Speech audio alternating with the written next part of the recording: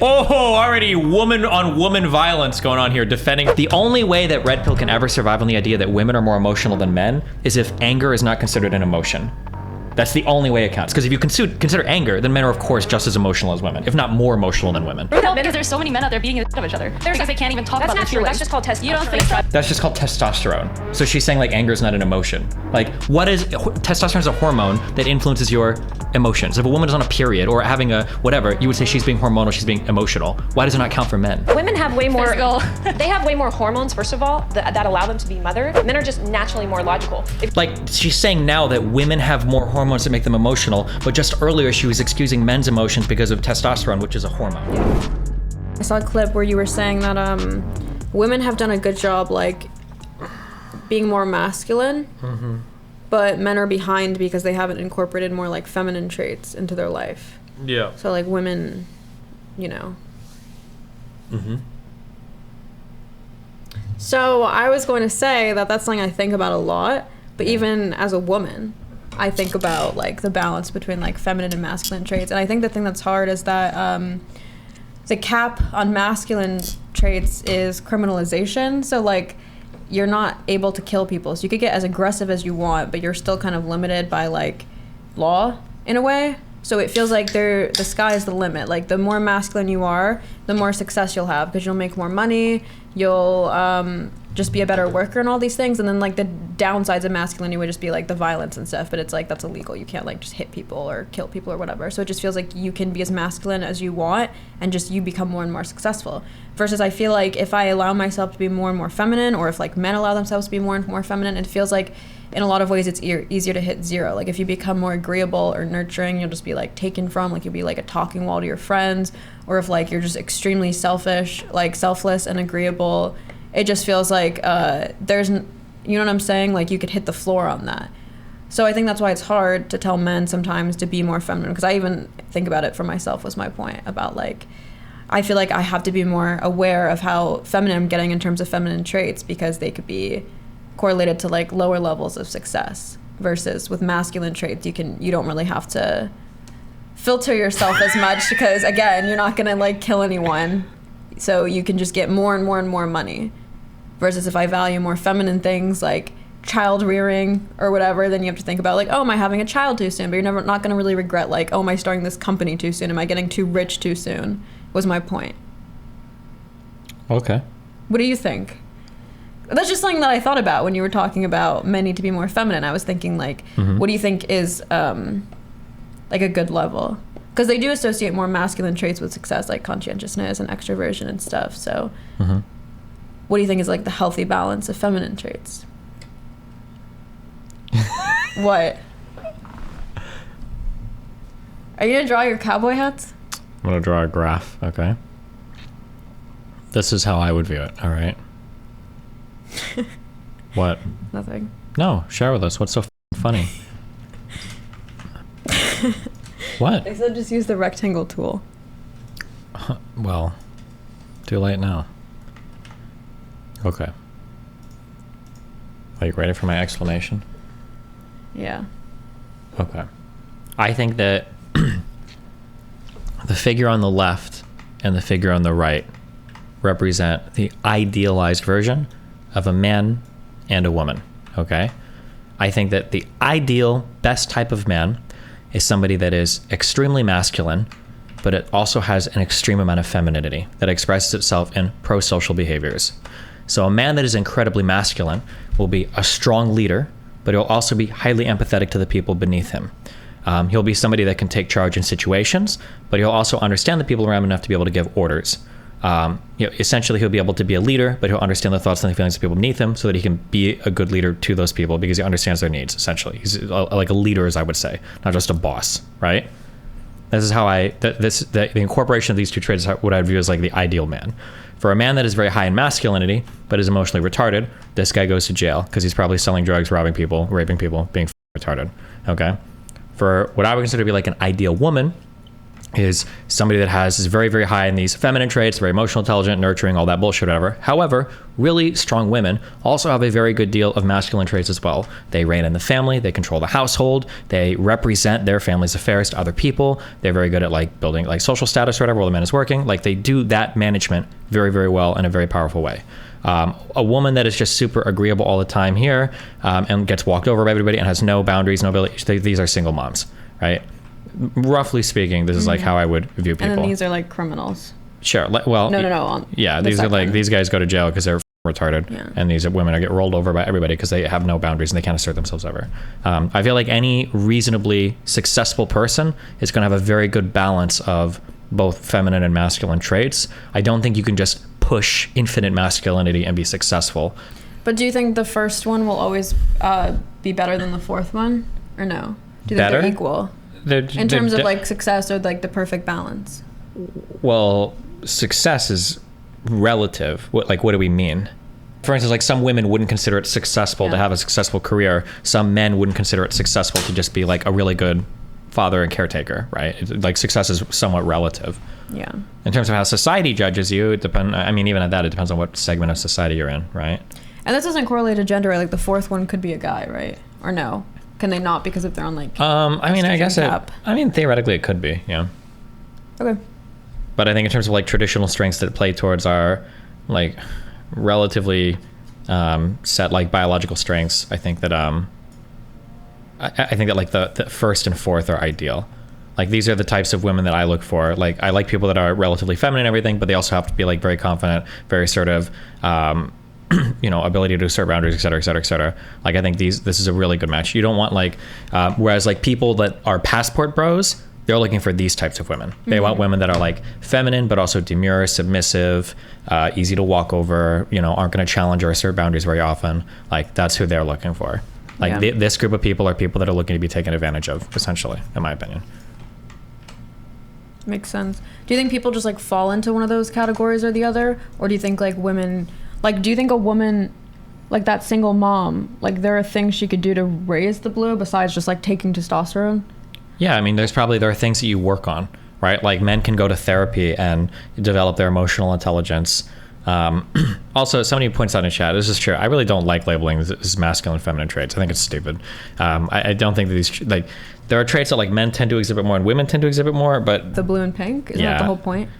Yeah, but like, because there's the problem I have with this is that there's a collection of traits that people will call masculine or feminine that I think shouldn't be gendered at all. Like for instance, like having honor and dignity and being a leader, like men and women can equally achieve this in different respects, right? Like a woman is a leader of a household, like technically, even a conservative household, like women exhibit leadership skills. Women are also far more likely to be active in local politics than men are. They're the ones that lead like the canvassing groups. They're the ones that lead like a lot of the charitable work. Like they manage all of that. That's why a lot of wives of like wealthy billionaires like manage their philanthropy and like shit like that. Yeah. And then same thing here, like women that are, strong women or whatever, like, that was the strength part. For feminine traits, things like nurturing and emotional intelligence and empathy and all of that, these can be exhibited by men as well as women. Like they shouldn't just be a feminine trait. Like every good male role model that's ever existed in history has also exhibited a very high amount of like empathy and emotional intelligence too. But I don't think when people say like a feminine trait, they mean only women can exhibit it. No, when they say feminine trait, they usually mean like weak and stupid and loser. Okay. Almost always. Unironically, because usually for men, the insult is to like call them like women and say you're being feminine. Like notice how on Fresh and Fit or on any of these shows, anytime you get emotional, they go like, oh, that's a feminine trait. Like it's just such a weird, I feel like feminine traits, and they really are, if you look at the balance of them, like masculine versus feminine traits are always cooler than feminine traits. Masculine traits are like conquer the world, lead armies, lead country, and feminine traits are like takes care of your kids really well, breastfeeds. Yeah, that's what I was kind of arguing with Sneeko about on his stream, was like he talks about the Matrix and this idea of like transcending the rat race and just like rising above and like finding glory. And I'll be like, okay, what do you think the ideal life is for a woman? And he'll be like on a farm raising like 10 kids. And I was like, see, to me that feels like the most like Matrixy version of the Matrix ever. Like, you know what I mean? Yeah, the real red pill is realizing that the red pill is just another Matrix that you can participate in, I think. it's funny because in ways, if you go down that road far enough, you basically rediscover liberalism. The idea that like it's cool to have different paths in life, and we ought to be able to explore those and discover those on our own while still kind of like intersecting and working with each other in society. But people will say some shit like, oh, like you're stuck in the matrix, like come join mine. And it's like, oh cool, I've broken out of the matrix, like now what do we do over here? Well, men have this hardcore narrow set of roles prescribed to them, and don't ever raise your voice because that means you're emotional and you're a loser. And for a woman, if you've got more than 2 bodies, you might as well kill yourself. Like, oh cool, well I'm glad I got into this world, this is way better than the matrix, you know? Oh boy. So West, all we talk is money, honey, all we talk is money. Let's hear it, make some noise here, guys. Wow, what's up? Welcome to the first ever Fresh and Fit live podcast here at Valuetainment Studios. What's up? All right, can we make some noise for Fresh and Fit real quick? So, thank you. By the way, if I always forget this, before I even do this, can we give a round of applause for all the production team that's here? Make this happen. For Chris, for Mo. This is like every man's fantasy. It is, yeah. Like I've got 20 women laid out as I walk on stage, the fucking hero, to thunderous applause, my own theme song. They didn't even get an introduction. These ladies are fucking they're just like, you're just like there is like to make us look good, you know? Do you think they'll introduce them after? Right. Maybe, we'll see. Or well, they'll probably go around the table, you know? Let's introduce the ladies, if you would. Hello, Janelle. All right, so my name's Janelle Gordon. I'm a tantric intimacy sexpert. That means for people just like yourself, I help men and women have the most lasting, passionate, orgasmic relationships possible. Who doesn't want more of that, right? And I don't know my age, I'm 41. I am dating, but I'm very quiet about that. Yeah. 41? Yes. I was gonna say, where's our soundboard? Because they would push it here. I wonder if it's driving them crazy that they can't. I have a child, so I still look good. But I have a lot of respect for you. Thank you for having Thank you. me. And Wow. a lot of respect for both of you. Who's your daughter right here? Thank you for that one. I'll remember that one. What's your name? Okay. Their audio is guys. Myron is taking notes. My name is Patricia Lamanna. I'm from Toronto, Canada. I'm 25. I'm a professional footballer. Single, but complicated. Oh, one of those situations. Translation, currently seeing a guy that may or may not want to commit to her. Okay, exactly. Fantastic. All right. So my name is Maria. I'm 23 years old. I'm a personal trainer. Also, I work with different kind of agencies as a promoter. And my relation status is single. Okay. How do you feel about our glasses? There's a lot of glare, you know? Okay. Too much glare. She should probably pop the lenses Yeah. out. Sarah Baker, I'm 37. I'm a tech entrepreneur as well as a performer, singer, dancer. And I'm family's from Ohio, but I've lived all over the country, including California most recently. And your relationship status? Single. Single. Thank you. Melina! Good to see you Hi, guys. what's up? Hello, Destiny. I'm sure you're watching. We all know Why is he not Melina's here? I'm wife. asking again. Destiny's wife. Yes. Introduce yourself. Melina Doranson. I do social media, YouTube, Twitch, TikTok. Married from Sweden. Been here a few times. It's a lot of fun. Thank you so much for having me. My name is Caro del Rio.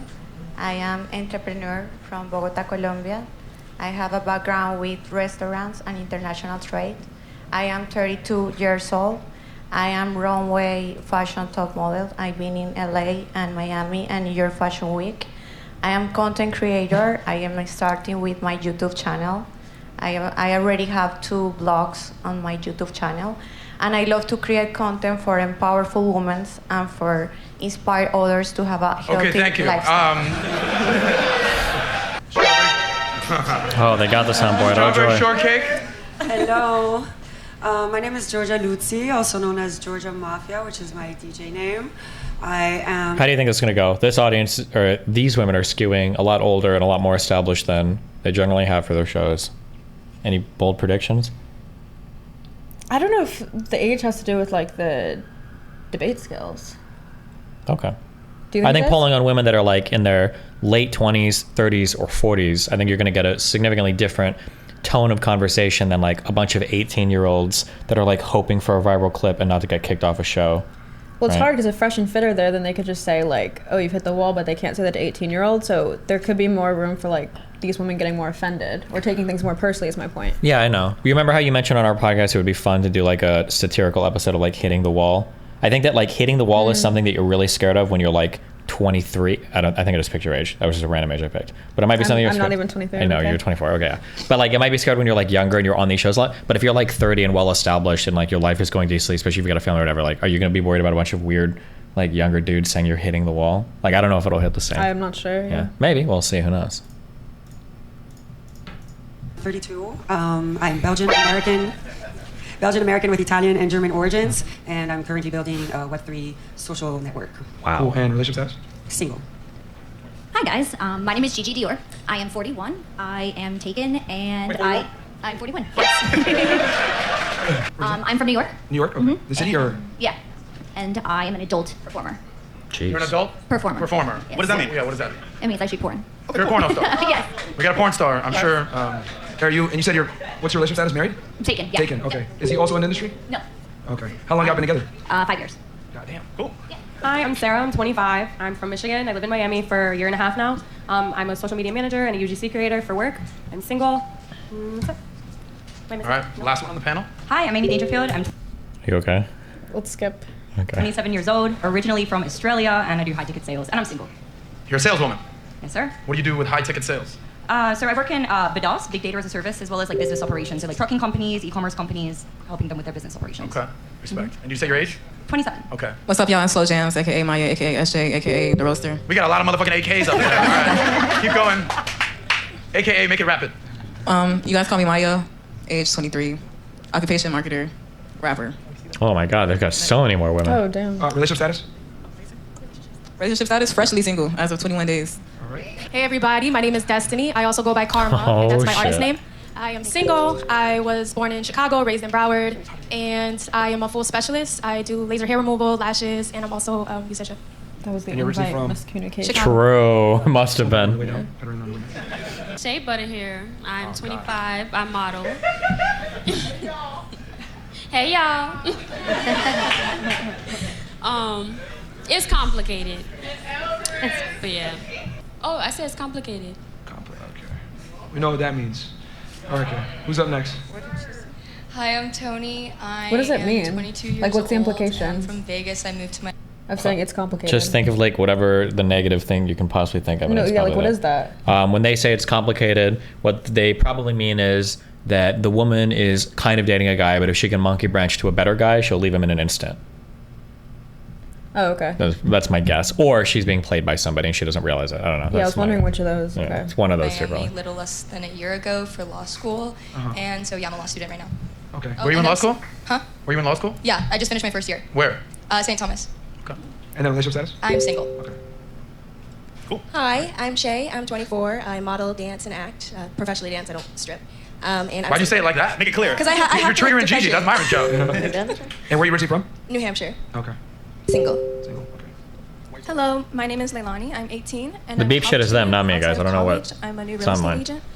I'm originally from Texas. I moved to Miami almost a year ago. And I'm currently single. Hi. My name is Natalie. I'm 24, originally from New York. I'm in pharmaceutical marketing, and I am single. Hi, my name is Abigail Joy. I'm a YouTuber, Bitcoiner. I just turned 29 like a week and a half ago. I am originally from South Florida, and I am in a relationship, and I've been in a relationship for 12 years.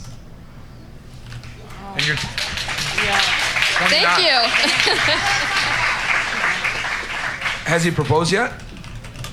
Oh yeah, he proposed less than a year into the relationship, but we agree with you on like getting the government involved in marriage is kind of annoying. So we're married in the eyes of the Lord.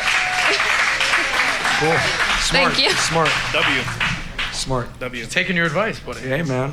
You help women too if they listen. It's true. Hello, my All right. name is Tati. I'm 22 years old. What I do for work is I'm a party promoter, and I have a candle business, and I do customs with clothing. Hi, I'm Jalissa. I'm 18. I'm a party promoter. Hi, my name is Chelly. I am 23, married. I operate my husband, help him operate his businesses. My name is Audrey. I'm 18. I'm unemployed, and my Someone keeping it real. Instead of saying I'm a real estate agent or a content creator. Typical Florida shit. You think I'm not making money? All right. None. She's 18. She'll figure it out. Yeah. And I'm from Cuba. I'm Okay. Cuban. Would he call himself All right. unemployed? Like, Okay, why well, is he the shitting on issue, content because the creators? joke is that in Miami, I don't know if you've noticed this yet, but every single fucking girl is like, I own my own clothing company, or I manage my own clothing line, or I manage my own business, and blah, blah, blah. And 99% of the time, what they mean is they have like an Amazon account and they've sold like 2 items in the past 6 months, is usually what I mean, right? Or just a lot of girls down here. Every single girl in Miami has like her own clothing company, whatever the that means. Oh, okay. A relationship status? Single. All right, cool. Oh shit, okay. Good evening, everyone. My name is Valentina. I'm from Cali, Colombia. I'm 24 years old. I work in finance and strategy, and I am in a relationship. Wait, you said 24, where are you originally from? I'm from Cali, Colombia. Okay. And you do what for work? I work in finance and strategy. Okay. And relationship status? In a relationship. Okay, how long? Less than 4 weeks. 4 weeks? So she's basically single till a better guy comes along. Pretty much, Fantastic. All right, who's up next up. Hi, I'm Ulan Monet. I'm 27 years old. I'm from Houston, Texas. I'm a teacher. And also I'm a dance choreographer. And I'm single. Hey, I'm Taylor. I'm 29. I'm married. I was in the Air Force for 6 years, but since transitioned to a stay-at-home wife position and an aspiring stay-at-home mom. Congratulations. Okay. We're gonna end it right there. Thank you. Everybody has an aha moment, right? Like when they're gonna get something started, okay? So like for me, I've been in the financial world forever. My aha moment when I wanted to start making content, I was in the back of the room, hungover at a Vegas financial conference. I still don't understand why they do conferences in Vegas. I'm hungover, and I'm in the back, and I hear like the speaker being like, wah, wah, wah, wah, and that's why millennials are gonna be broke. And I'm like, what? What'd you say? What's going on? And I basically asked the guy, I'm like, explain this to me. And it basically motivated me to be like, all right, let me try to do this. And that's why I started doing a money show, which turned into a finance. Oh shit. Times romance show, and that was kind of my aha moment. So what I want to understand from you guys is there must have been a moment. You were a former I was a former special agent with Homeland Security Investigations. Exactly. So I did criminal investigations against Mexican cartels, organized crime. You know, just light work, no big deal right there. You know, cartel, organized crime. You were a computer, software, tech guy. Customer service, yeah. Okay, so there must have been an aha moment where you're like, I'm sorry. something's going on out here with society, with culture, with these women. What was sort of the straw that broke the camel's back? They were like, all right, fresh, fit, let's put this thing together, let's start a podcast. What was that moment? I think we were both like at a point in our careers where we were doing pretty well, and we were dating in Miami, which is pretty tough. So we were looking at content online, looking at certain things, and then one of our friends, Solo TV84, had a podcast. He brought me on, then Myron on, and he was doing fitness videos, I was doing private videos. But he was saying, you guys are in a similar mindset, you should link up. So then Myron DM'd me, spoke like an hour on You guys chat. didn't know each other? No, not at all. Straight up? Not at all, yeah. You went through like, it was like matched out combo the homies. Yeah, pretty much, pretty Solo much. TV, yeah. Yeah. And then we had dinner with my roommate Casey, and we said, you know what, let's do a podcast, bro. Once a week, we'll try it out and see how it works, and then, I mean, rest is history. Yeah, pretty much people really enjoyed the content. We realized that like teaching guys how to be attractive. His voice is still dead from the Hitler stream yesterday. It's a multi-varied thing. It's you got to get your money on point. You got to get in the gym. It's not as simple as saying like, "Hey, you're attractive. Let's do something." It's like you got to build yourself up to a certain point to even be able to have the opportunity and get a chance. Yep. So when you started the podcast, that was how long ago? Almost 3 years ago? Our first episode, I think, was October 26, 2020. Gotcha. So you're not even 3 years. Yeah. Respect to you guys. Yeah. Blew up. We were still Shout out to working our these regular guys. Hello. jobs at the time. Thank you guys. When you started the show, you probably had sort of like an assessment of like, all right, I think this is what we're gonna do. This is kind of what I believe. You read The Rational Male. Shout out to Rolo. Of course. What did you learn throughout the process of interviewing literally thousands of women, having tons of guests? What did you learn where you're like, now looking back at it, you're like, oh, I had no idea about that. What was that to you? That's kind of tough, man. I mean, we knew a lot from the beginning, but I would say I had no idea that women did have no clue what men really want. It's kind of like, I knew they weren't really like asking questions to figure out what the man wanted, but to find out from like asking questions ourselves is like, they had no idea what men really want. So that was kind of like a revelation right there for me. Are you familiar with like the dichotomy that they have where they say that like men have to know men and women, but women don't even know themselves? Have you ever heard this before? I don't think I've heard it like laid out like that, but I think they say this to like, well, if you're a man, you've got to know what men want and you've got to know what women want. You got to know both sides. But for a woman, she doesn't have to know anything because men are the one doing all the courting. Basically. That's in his book. Like that's where that. I don't know if it's in his book, but I've heard him say it multiple times in his podcast. Yeah. I got a whole list here, but I'll just sum it up. Lack of awareness, delusional of where they really stand in the sexual marketplace as far as like how hot they really are versus how hot they think they are. They're all 10s, bro. They're all 10s. Myron, I'm gonna push you on this. They're all 10s. When you're drunk enough, yes. That's why I feel like this not really panel giving a will shit be about what- offended more because he's going to talk about their SMV and he's going to be like, nobody cares that you have your own company. Nobody's going to care that you do this shit. But yeah. We'll see. Men Maybe. want, right? It's kind of like, it's what I want, that's prioritized, and I'm not necessarily going to change or acclimate to what men want. Men should accept me however I come. Yeah. And I think I kind of knew these things, but we've interviewed now like well over 2,000 girls. It's like, it's very apparent that in the West there's a certain mantra, and then people say, oh, we'll just get educated girls on, or girls that are smarter. Well, typically women are educated. It allows them to be even more 10 toes down under delusion, because the more money she has, the more status she has, the more she thinks she qualifies for. But the reality is the things that make a woman attractive are not the same things that make a man attractive. And I think that disconnect is where so many girls are unaware. Gotcha. So the word that pops up time and time and time again is delusional. Yeah. Right? Like if you look at any show, delusional girl did this, delusional 304 did this, delusional girl gets Frank Castle, delusion. I feel like as a guy, you kind of know what's up. Yeah. Like you broke, you know you're not that attractive, you know that you ain't that cool, you know that you need to lose weight. Why do you think women, especially modern women today, are labeled delusional? Well, as a man, if you're a loser, there's an immediate feedback that you're a loser. The world lets you know. Your peers don't respect you, girls don't look at you, you're virtually invisible. So you get negative ramifications for your inadequacies. But as a woman, you don't experience that. It's not until a guy like me comes along and says, you're stupid, or that's not right, or whatever, or challenges you on your viewpoints, which, let's be honest here, most guys are going to do that because they're trying to get laid. I hate that like all of this is built on like so many bad assumptions and so much selection bias. Like single moms feel like losers. Women that have to get divorced feel like losers. Like women that can't find decent husbands feel like losers. Like there's plenty of losers on both sides of the aisle. There's also delusional men. A lot of incels. Bro, how many people have I took on this stream where you'll find a guy who's like 5'11", like looks decent, and he's like, yeah, no girl's gonna fuck with me because I'm not rich or because I'm not like 2 inches taller. There are plenty of delusional men and plenty of delusional women. I hate that it's always set up like so one-sided in all of this, but the way I've heard him talk about it is, for example, if girls come on his panel and say like, oh, I believe in astrology, he's like, yeah, that's because you guys are allowed to be delusional. Yeah. I don't really understand how that correlates to... Yeah, because like these guys believe in crypto. Like yeah, or like a lot of guys believe in Christianity. Sure. Yeah, well, yeah. Damn. What? Let's chill on the religion attacks, okay? No, I'm not attacking. I'm just saying like he's not religious, I don't think. Oh no, he is. He's Muslim, right? I don't know. But I'm saying some people could look at Islam and say that's, you know... Potentially, maybe, yeah. I need to stop talking about Islam. It's not until that happens they kind of yeah, that's why I'm saying be careful for the religion. You just write you off and walk away. So women don't necessarily get negative consequences for poor behavior or poor decisions until later on in life. At least as a man, you get that punishment up front. If you're a bum, you get reminded every single day that you're a bum until you change. As a woman, if you're a bum, it doesn't matter. You could be waking up at 3 o'clock in the morning, be at a party with Future the next day, or later on that night when you have no future, and it is what it is. There's no negative consequences for inadequacies until you get older. That's when women wake up. I've always said women typically don't wake up until they're buying their own drinks at the bar. Oh, damn. So, yeah, it's true. And if you want to know if you're a bum as a guy, just Myron will let you know. Like, what do you think about Chris? I mean, I think the audience already knows what time it is with that one. It starts with an L and ends with a Chris, baby. I don't know. All right, so I want to incorporate the women. You took diligent notes. Respect to you guys. If you ladies could go around and use one word to describe Fresh and Fit. How many girls, show of hands, have been on Fresh and Fit's podcast before? 1, 2, 3. I see a lot of hands. I see some hands that are... Misogyny. It looks like it's 50-50. Okay, so 50-50. If you could go around and give one word to describe your experience on the show or your thoughts on these two gentlemen, go ahead. We'll start with you. I don't like it. You don't like them? That's not one word. How about this? One sentence, okay? 2 sentences, not acceptable. Melina? Harmful. Harmful? Yes, I do. Oh. Sometimes taken out of context, but the core I agree with. Okay. Maria? Cold. Cold. Let's turn Maria's mic up. She's feeling a little cold out here. Hello. Okay. Pretty in pink? Hold on. I'm going to rage against this, okay? As somebody that legitimately has gotten taken out of context before, I was more so saying like, why can't them follow the one word direction? But you were getting mad because what? Continue.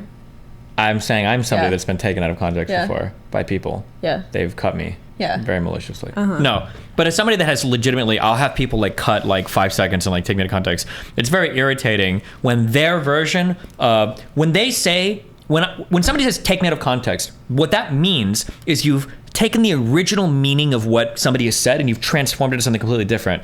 But what they mean when they say taken out of context is you disagree with what they're saying. So for instance, if you clip like a 1-minute thing and you're like, oh, here's this, they're misogynistic. They'll be like, no, we're not misogynistic. You took us out of context. It's like, what is the context? It's like, well, we're saying that like women are just worth less in their 30s. It's like, okay, we think that's misogynistic. Okay, they're mad because the out of context to them is just like, you disagree, you think they're like harmful or misogynistic. But like, most people disagree with them, so why would they find that out of context? I don't know, but that's like the best example of this is you saw the clip that Melina did that blew up about the endure shit, right? Yeah, I think Chase was saying he felt like it was out of context because it implied that his answer was in agreement with the other people. Sure. Did you see the full 5-minute clip that he posted?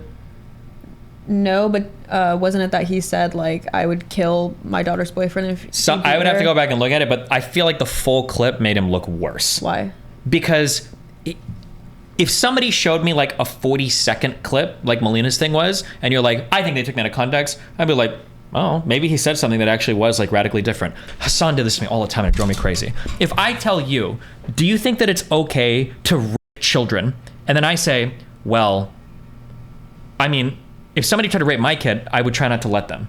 Would you ever give that as an answer? You'd say, no, it's not okay. You don't rape children. If somebody says, do you think it's okay to, or should you stay in an abusive relationship? And then your answer is, well, if my daughter was in an abusive relationship, I'd attack the guy or I'd beat the guy up. That's not an answer. That's an implied, they shouldn't stay in it, no? You're dead. You're totally wrong. I didn't see the whole clip, but isn't him saying, was there something else he said in the clip? That's a dead wrong answer. You're saying that because you're trying to avoid answering the question. That's a dodge. That is 100% a dodge. Is it?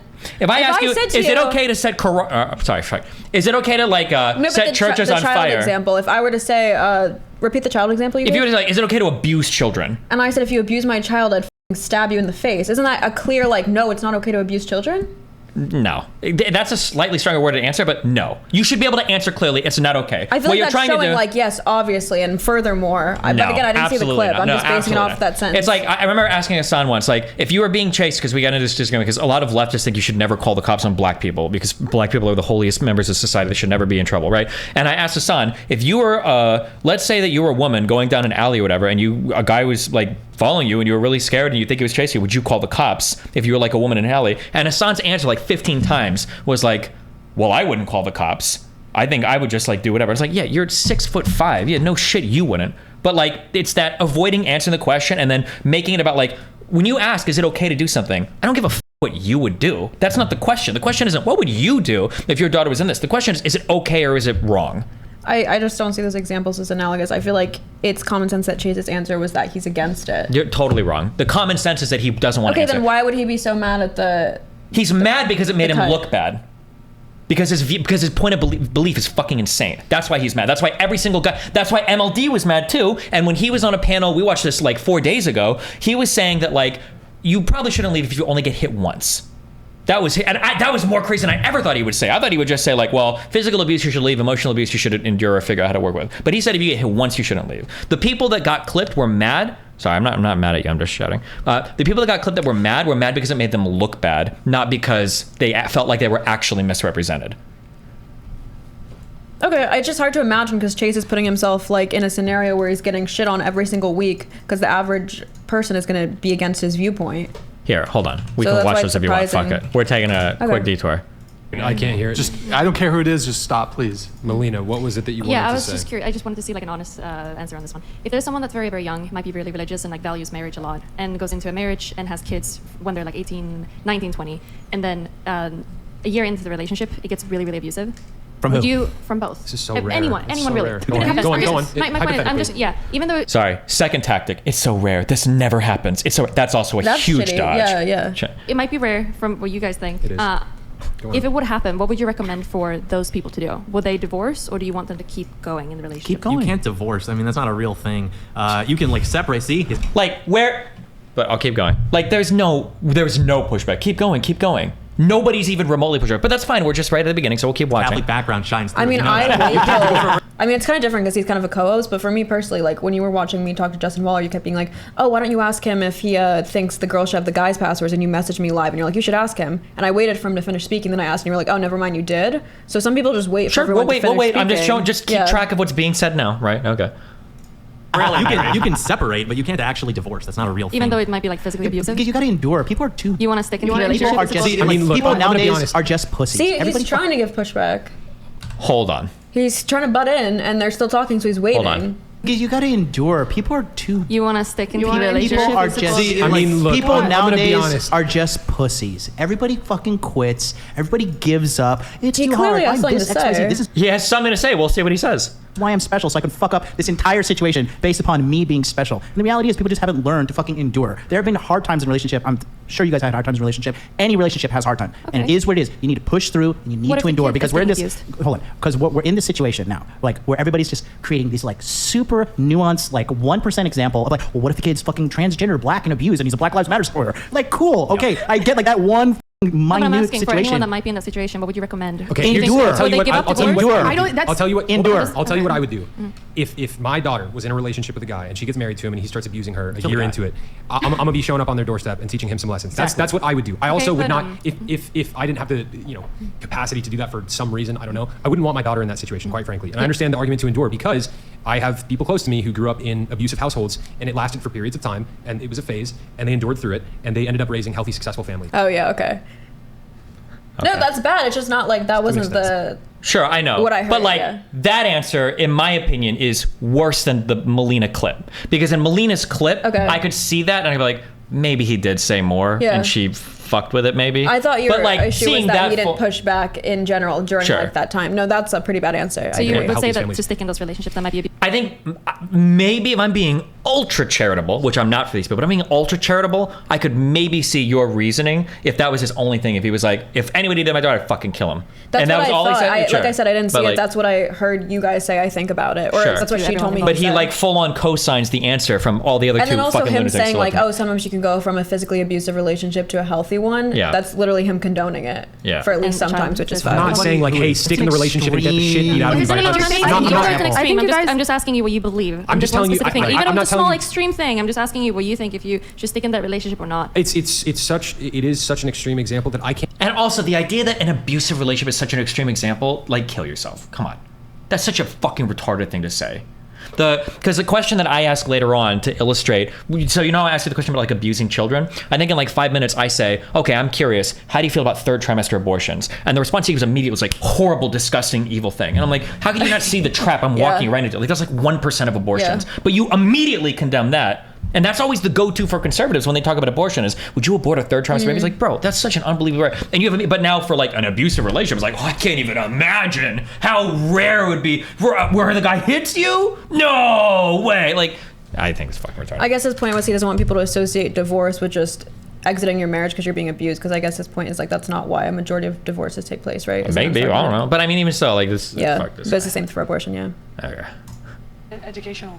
Okay, interesting. We got a lot to catch up on, guys. Sexy, delightfully refreshing, harsh truth, but reality, and Oh, always God. orgasmic because that's my brand. Shout out to this gorgeous girl in the white dress. Somebody wipe her up tonight.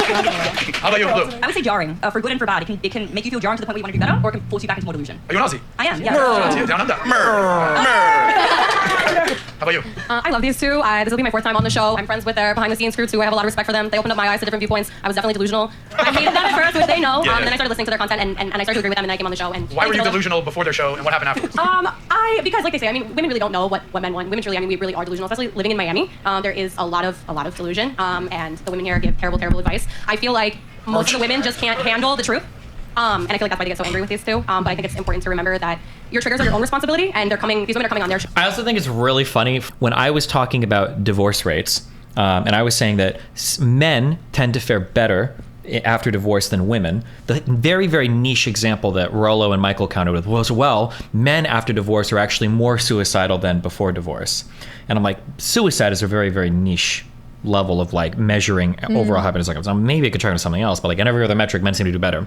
So there they'll use divorce. But when we look at broader society, well, who's doing better, men or women? Their argument is that all these women are older, miserable, they've hit the wall, they hate their lives, and that's why women are delusional. But they would never for a moment entertain the fact that maybe men are the delusional ones, right? Because if I would use their same argument, I would say, well, you're saying that these women are also delusional. Don't men kill themselves at like 3 times the rate, though? Who's actually being miserable here? If men are the ones killing themselves more than women. If you wanted to use the suicide one as a proxy for happiness. Can you explain how does that have to do with male delusion if men are more suicidal? Because their argument is women need to lower their standards so that they can come back to reality to be happy but the with women men. aren't being delusional. Yeah, they but can maybe fare women are better delusional. Yeah, even maybe after they're doing divorce. better than men are. Yeah, whereas the men are the delusional ones and they need to figure their shit out better. Maybe, right? But I don't think I would make that answer. I'd come somewhere in the middle because I'm a loser centrist. But they're so one-sided on all of it. Yeah. Show, so these two don't need to walk on eggshells to take account of their feelings. Respect to you for the mindset. Clap it up for that answer, by the way. So far, I feel that you're super honest and like you speak the truth, and sometimes it's not easy to hear, but it's Just wait for how honest he's gonna get with you. Wait for the honesty. Okay, Georgia Mafia. Well, I normally don't make an opinion so fast, but if I have to say first thoughts, confident, challenging, self-righteous. Okay. Do you like a man like that, who's confident and challenging? Yes. Would you ladies agree or disagree that you want a confident, challenging man? Agree. Sure. Okay. I see a lot of agrees and nodding of the head. Ladies on the couch, one word or one sentence to describe Fresh and Fit. Yeah, they're mind-opening. Okay. Who's next? It's very straightforward, very honest and truthful. I love Fresh and Fit. My husband's here. We watch it together. There they are. Shout out to that. Okay. Who's up next? Who's up next? Heck me. Yeah. 2 young guys telling the truth, warning guys, and being honest, straightforward, and having fun with it. Cool. Thank you. All right. Okay, ladies, you can tell us how you really feel. Don't suck up just because we're live on air. I'm like, go ahead. Occasionally accurate information. Occasionally? Okay. Occasionally accurate. No facts, no facts. I'm fake news out. Occasionally accurate, okay. the intent and the core is there, but some other guests need to get their facts more accurate. Oh, she means Zerka. She means Zerka. You're right. That was my first time on the podcast, and it wasn't the best experience. Yeah. Is Zerka here? Yeah. You guys might need him today. Who knows? We'll see. Zerka Might here? surprise me all. Yeah. He might pull up. Yeah. Okay. Yeah, that's what I said. Ballsy. Okay. All right. I think that you can learn a lot from this podcast, and you get different perspectives and different opinions. Okay. Uncomfortable truths If and you want to say anything, you can always send me a pause. Okay. W Riz. Oh shit. W I don't understand how none of them are doing the one word thing. Maybe I'm so well, they said like one autistic word that- or yeah. sentence, I guess. Oh, okay. Outspoken. From what I can tell thus far, you guys definitely don't hold back, so it's very refreshing. Okay. BBC. All right. Who else? Very direct. Direct. Okay. Next. Honest. All right. I'm gonna say socially, economically, politically correct, but also incorrect. How could those two exist? Wait, is that Tony? The Tony? It must be, I think. I think you guys are correct in a lot of different ways, but I also think that you guys. Did she get way tanner or am I crazy? Did she like, is she like Oh. transracial? Wait, she said her name's Tony? Like the girl from your episode? But yeah, but she also said she was in law school. Oh, it's probably her then. Holy shit. We're missing one whole side of the chapter. She's like the four benders, the four kingdoms come. I'm just kidding. Okay, what are we missing specifically? the women's perspective. Okay, from what lens do you mean? Like, Well, I mean, this can turn into a whole hour debate itself. I mean, it's. Well, just their defense, the women's perspective, there's 30 of you guys, there's 3 of us, so we want your perspective. That's kind of the whole point. Yeah, so on your show, you have dozens of women on the show. Absolutely, that's why I said you guys are No, politically, you're socially, and disrespectful. economically correct, right? So then I said you guys are also incorrect because the way you badger women on the show, I don't agree with, and I think there's a whole other side that women have that they can have opportunity to plan like you guys plan. So that's why you guys are correct, but also there's. How do they badger women? I've been on the show 4 times. This will be my 5th. I'm not gonna say that. Oh, already woman on woman violence going on here, defending Fresh and Fit. Thank you. I think the fact that they can plan out their argument. Can I finish my thought? One moment. Finish it, please. They don't badger women. They sometimes have to put women in their place when they're disrespectful to them or to the rules or to other women on the I hate women like this. Actually, with fiery passion. panel. So They just put them in their place. I totally agree. That's why let's they're call a correct. spade a spade, right? Correct. Okay. Absolutely, that's why they're correct. But also, there could be an opportunity where women can do the same to them, right? Where there But could be it's not 10 the men. women's show. It's the Fresh and Fit show, and they can have whatever guest on that they want to have. And that's why I think they're correct, but also incorrect. Also, if you can have limitations on who I'm allowed to have for red pill discussions, if you ever get lip fillers, I'm never doing content with you. Okay, just giving you a warning. Well, let's be I think it looks disgusting. I have dysphoria issues when I see it on other people. So as a woman. When you book the show, I know days in advance before I'm going on a show. So I mean, it's your own problem if you go on and make yourself look like an idiot. And I've watched a lot of women. look at that lady's face. Do you see that? I don't know. What? You don't know what lip fillers look like? I do. I guess I just haven't been looking at people's mouths. When I see it, I can't see been looking anything in their else. eyes. It's like a horror movie to me. Fresh and Fit, in every single show, they literally instruct you how to not make yourself look like an idiot. They literally go through this deep thing of like, don't do this, don't do that, you're gonna look dumb, and girls go do it. But because women have So true, Queen. Wow. I don't think anyone looks like an idiot. Then they go on the show and act a fool. Facts. And someone was saying something about truth. Women don't speak the truth, so why do you think they would believe the truth? What I'm saying. We haven't even officially got started yet. All right. Last few girls give their opinions, and we're gonna open back up to Myron and Walt. Yeah, let's kind of let them like finish what they I got to think say. there's balance. I think there's balance. When I say they're correct and incorrect, I Sweetheart, pass the mic, please. It's fine. We're gonna give you a chance. We just want to move on. Don't worry. Okay, I'm gonna just say 2 words: informational and delusional. So, are we the delusional ones? Technically 3, actually. But Do you think we're the delusional ones? We all are. Okay, everyone. Well, let me ask you this: how are we delusional? Specifically. Just like women have their delusional Notice how they're only supposed to give 1 or 2 words, but now that she said delusional, now Myron is like, hold up. Yeah. moments, so do you guys. Okay, can you tell us how we're delusional? I thought we were trying to like get on with the show. Nah, okay. We're gonna pause the show for 1 second. Okay, you to answer this question. Hey, don't worry. She said, I thought we were trying to get on with the show. Yeah, they were. I'm gonna go back as well, but this is just interesting. Just real quick, how are Fresh and Fit delusional, if you would?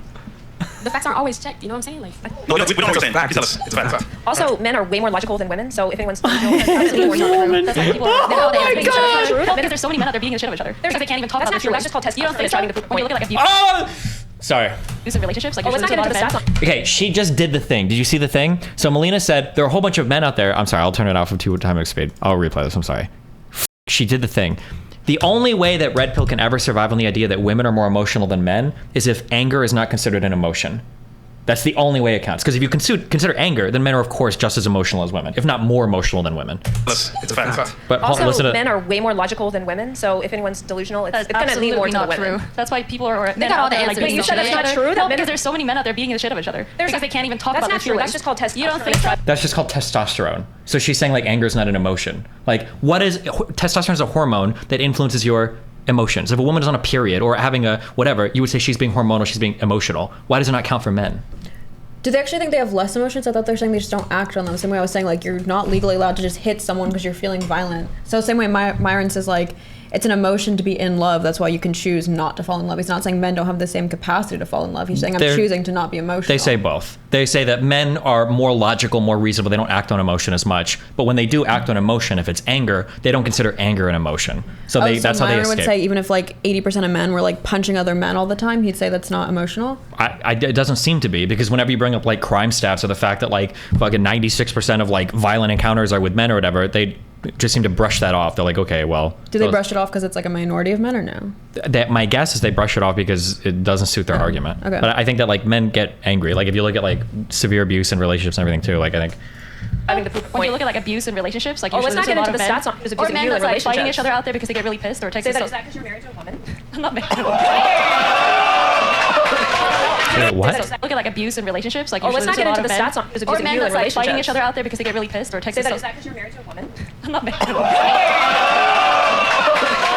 I'm just saying, a lot of times women go with women because they go with women because they sort of hate men secretly. So that's what they do. We hate men secretly. Well, you were kind of just throwing them under the bus. These very nice gentlemen. No, you were saying that men are not as emotional as women, which They're I not. completely. So why the we have so many men out there beating the shit out of each other? Like that's facts. That is true. Rational thinking is like. Is there so many men? Maybe I don't know the stats. Is that like? Like 97% of violent crime is done by men. No, I get that, but what percent of men are committing violent crime? It's probably a relatively low percent, but what percent of women are too emotional that they're like on that level of? I guess Myron would say most of them. How do you measure that? What is a woman that's being too emotional? For men, it's very easy. If you're attacking other people, you're probably too emotional. Okay. But how do you measure it for women? Because, like, for instance, the MLD guy, when he was on the show like a week ago, was like, oh, 4 women have trauma dumped on me. And by the time he got to the end of that show, when that Angela woman had destroyed him, he was like, oh, there's another woman that trauma dumped on me. So he would probably go away from that show saying these women were being emotional. So what does that mean, right?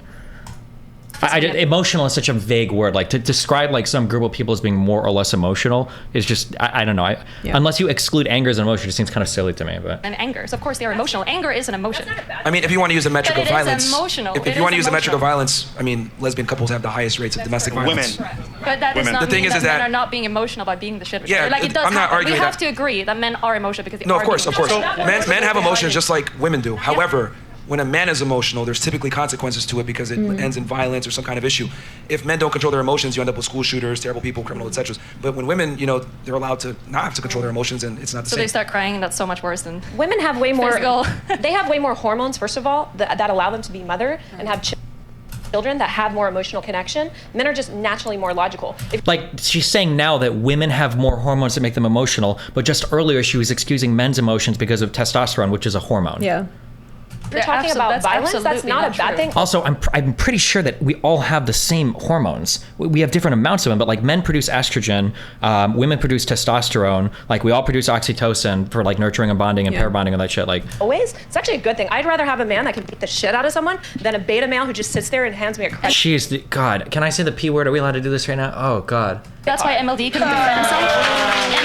And that's hard too. Oh, that's why MLD couldn't defend himself. True. Word?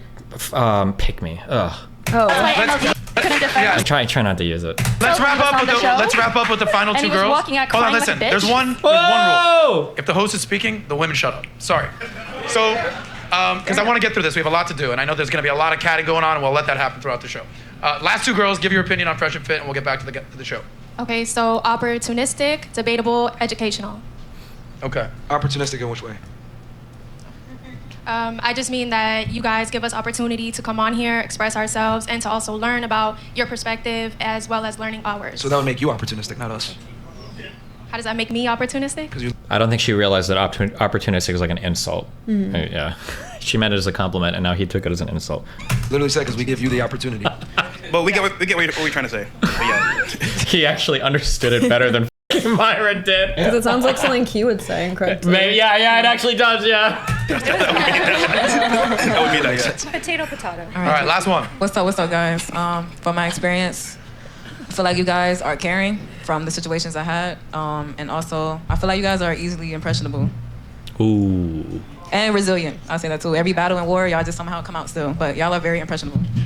She gave the most bipolar answer ever. She's like, I love you, but I hate you too. I know. Yeah. I hate you, Myron, but I love you. I want to. Well, I was going to go back. Yeah. So you said you don't like us. Why specifically? Because I think in a podcast, everybody can share their opinions. And if you don't like it, you can respect. But That's it. Isn't it fair that an opinion can still be incorrect? Depends. Who is the owner of the truth? You are the owner of the truth? No, but the thing Nobody is is the owner of the truth. It's his podcast. So. Here's the thing. If I say something that's true or someone else says something that's true, it doesn't mean that I own the truth. It's just that I'm reporting the truth. The truth always stands. But opinions don't necessarily always stand unless it is the truth. Opinions are opinions. But opinions can be incorrect. Yes. And I think that's the problem, is that so many women think that their opinions are valid regardless of how ludicrous they might sound. But we don't tell women that you're wrong because we want to. That's the truth. Right. You know what I mean? Like, women don't get negative feedback for being wrong or for poor actions, poor decisions. Rarely, if ever, you know? Because we have an entire industry that's predicated on selling to women. So advertisers understand this. It's better to give women comforting lies versus harsh truths. That's how they sell. That's why women control 3/4 of the debt and 80% of the consumer base. Or that's why there's plus-size women on Sports Illustrated. I just said it. Yes, I did. For example, look at the ratio. For example, when I was in your podcast, I say that for me it's really important in a man that be spiritual, and you funny about me in your podcast, you know. If for you, if this is not important, for me it's important, and you don't respect. Being what, spiritual? That's why spiritual. I say you have to respect other opinions, because if for you a high value man don't need to be a spiritual, for me a high value man. Can you explain what you mean by spiritual? What? Oh, I didn't say anything. In the podcast you say you're funny about me because my answer. That's why I say I don't like it, because you doesn't respect another opinion. Was that me or John? I think you're talking about John. Yeah, but it's context, because, for example, you say spiritual, but the end of the is ultimately you have to have some money. Yeah, what do you mean by spiritual? We're talking like every signs and stuff? So, good habits, meditation, healthy lifestyle, you know? And when I were talking about that, for you, this is not a high value man. I told you, for you, a high value man is only to have a good position, a good job, or a good money, or a company, you know? But for me, two things are very important. But for you, this is incorrect, you know? That's why I say I don't like it. Only women get the privilege of, you know, prioritizing spirituality in the hierarchy of being successful, because you guys aren't judged on what you create. You can say some bullshit like I'm an Aries or I'm a Gemini and use that to excuse poor behavior. If I'm a bum and I say I'm an Aquarius, they're gonna laugh at me and I'm not gonna be taken seriously. That's the truth. Men don't have. I've predicted everything he said in this episode so far. I mean, it's the same shit they always say. Yeah. Okay, whatever. Yeah. No, I mean, yeah, it's just fucking retarded though. Have the same ability to be. Like, how many men do you meet that are like broke losers that are like, I'm gonna, on this next multi-level marketing scheme, like I'm gonna make it. On this next crypto investment, I'm gonna make it. On this next drop shipping thing, I'm gonna, like, we trigger, like, everybody has bullshit that they fall into in different ways. Like delusional that women can. Women have the so privilege by of saying, opinions, she means values, right? That's what she means by like. Yeah, that's what she meant originally. Yeah. If you're trying to understand what she's saying, and these guys are like combating everything, but she means like people can have different opinions about like what they desire in life. Whereas I think Myron is trying to report like just factual statistics or whatever. Yeah. But he's like, as a man, if you say you're spiritual, that's cool, assuming you're somebody first. So you got to live in reality, then choose to go into that realm. He's cool because he makes money and he's spiritual.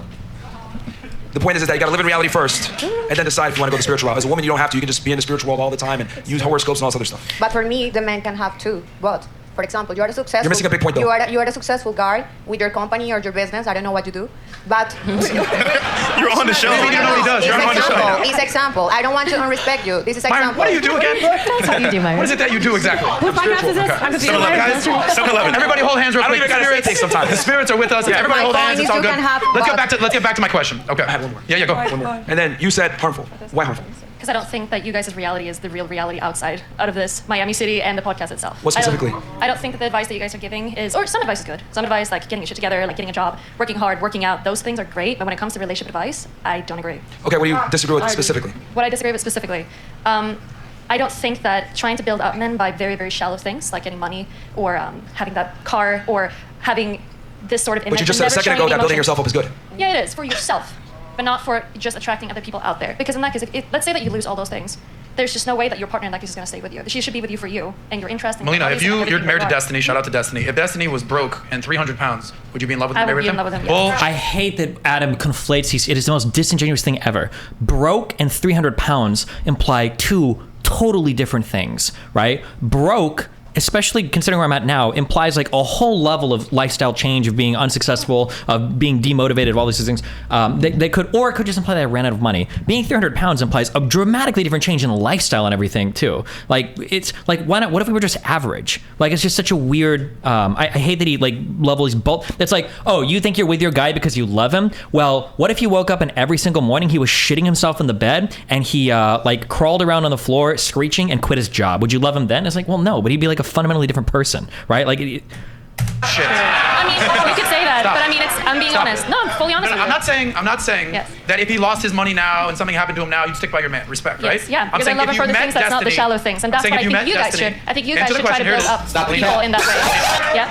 if you met Destiny and he was 300 pounds and he had 0 subscribers on YouTube, he's like, I'm gonna be a gamer, you would have not given him a second chance. Of course I would. Because there are things. I like him for his opinions. I like him for the way he is, his humor. I like him for his intelligence. That's the things that I love him for. So does intelligence pay the bills? Intelligence and his heart? Because it's you, it's the personality. But that's what pays the bills. It's not your money. So if you're homeless and you have no car and no house, nothing to feed the kids, I don't know if you have any. Why do you want to go to? What Melina is not identifying here is that, and this is a huge problem that a lot of these fucking retards don't understand, is success is more often than not correlated with a whole bunch of other positive personality traits. And success can become a proxy for these things. So it's hard to imagine. If you take a person that's really successful and you say, well, what if they lost all of that success? It's hard to imagine that they would be the exact same type of person who wouldn't have that success, if that makes sense. Because a lot of these traits are so heavily correlated with each other. So Melina's trying to say oh, well, I'd probably love him even if he didn't have all these things. But the reality is what her answer should be is, well, he'd probably be like a fundamentally different type of person otherwise. Because Adam's example is like, well, what if he was just like a 300-pound loser that wanted to stay home and play games all day and he wasn't successful on the internet? The problem there isn't that I'm not successful. It's that you've morphed me into a fundamentally different type of person than I would assume who Melina was originally attracted to. You don't think you could have been the same type of person but with different luck and then your income would be way different? It could be. Like you could still be spending your hours the same way? It could be, but it's highly correlated. Successful people tend to be better people than less successful people. It's harsh, but that tends to be the truth, right? This is super niche, but like what if it wasn't correlated? Do you think a woman would pick a man who like won the lottery and became a millionaire versus a guy who's super intelligent and ambitious but he's only making like $20K a year? Because he didn't earn that. It's not tied to ambition or anything. Let's just say one day he won the lottery. I don't know what the answer is. That's why I'm asking. The problem is that like it's like asking. The problem is that like this world would break so many different parts of our reality that it's hard to fathom it. Like in terms of like, would a woman be with a guy that's like a lottery winner and that's it? If I take your question in the best faith possible, you're talking about winning an unimaginable amount of money, because like in reality, anything under 10 million you can lose in 2 years. So you could be with that guy that like just happened to luck into the lottery, but if you win less than 10 million, that could be gone in 2 years easily, as crazy as that is, after taxes and then after buying a whole bunch of So you're saying just the fact that he didn't spend all the money within 2 years shows some positive traits because he didn't like No, I'm just saying that like the type of person that has all the loser personality traits but lucks into money is going to lose that money very quickly. That's why, not to say these people are not to say that like not to pick out a group of people, but that's why like I think the average NBA player goes broke in like 5 years. Like after like I think like bankrupt. Hold on. Average NBA player loses money in 60 to 65% of NBA players go broke within the first 5 years of retirement.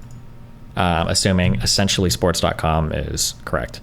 Yeah. So, I mean, like in terms of choosing that versus choosing somebody that's like really driven, a really hard worker, it's hard to imagine that somebody that has a lot of passion, a lot of intelligence, a lot of drive would be capped out at like $25,000 a year. It might be somebody that just ends up being like the manager of a Target. No, not even that. Like, what if you're really intelligent, but your passion lies in like history or the humanities? Those are just industries that don't pay as much. That's why I don't like correlating the intelligence and ambition with the money, because certain industries just happen to pay more. Well, sure. Hold on. Correlating doesn't mean all the time. No, I know. Yeah. So it is correlated, but there are probably going to be exceptions. Like somebody might be exceptionally intelligent when it comes to, like, if you happen to be smarter in econ versus history, I think econ professors, tend to get paid more than history professors, right? So that's just, but you could both be equally intelligent, just make more. But I'm saying in general, success is correlated with a lot of really positive personality traits. Right. Mm-hmm. Yeah, I think even wealth is even correlated with appearance. Like people that are wealthier tend to be more attractive because they can afford a lot of things that make them more attractive. Better diets, braces, et cetera, et cetera. Yeah. It's also just like a stupid question to ask, like, for him to say like, oh, well, you wouldn't love him if he was like this. Because even if, let's say, she didn't, there's no way to gauge it because the girl will always say yeah. Well, that's the annoying thing too about the question is they're asking you a question to get one answer, but if you give a different answer, what are you going to do? Like, all you can just go, oh, come on. Like, but like you're stuck, right? Because you're hoping that they're going to give you the answer that you want to hear. And if they don't, then you're just going to play this game where you go back and forth. Yeah. Mm-hmm. Extreme examples. Because I'm telling you it's that. not extreme. Wait, are you going to argue for like what I'm attracted to? I'm not attracted to people that have cars and money. That's not what I'm attracted to.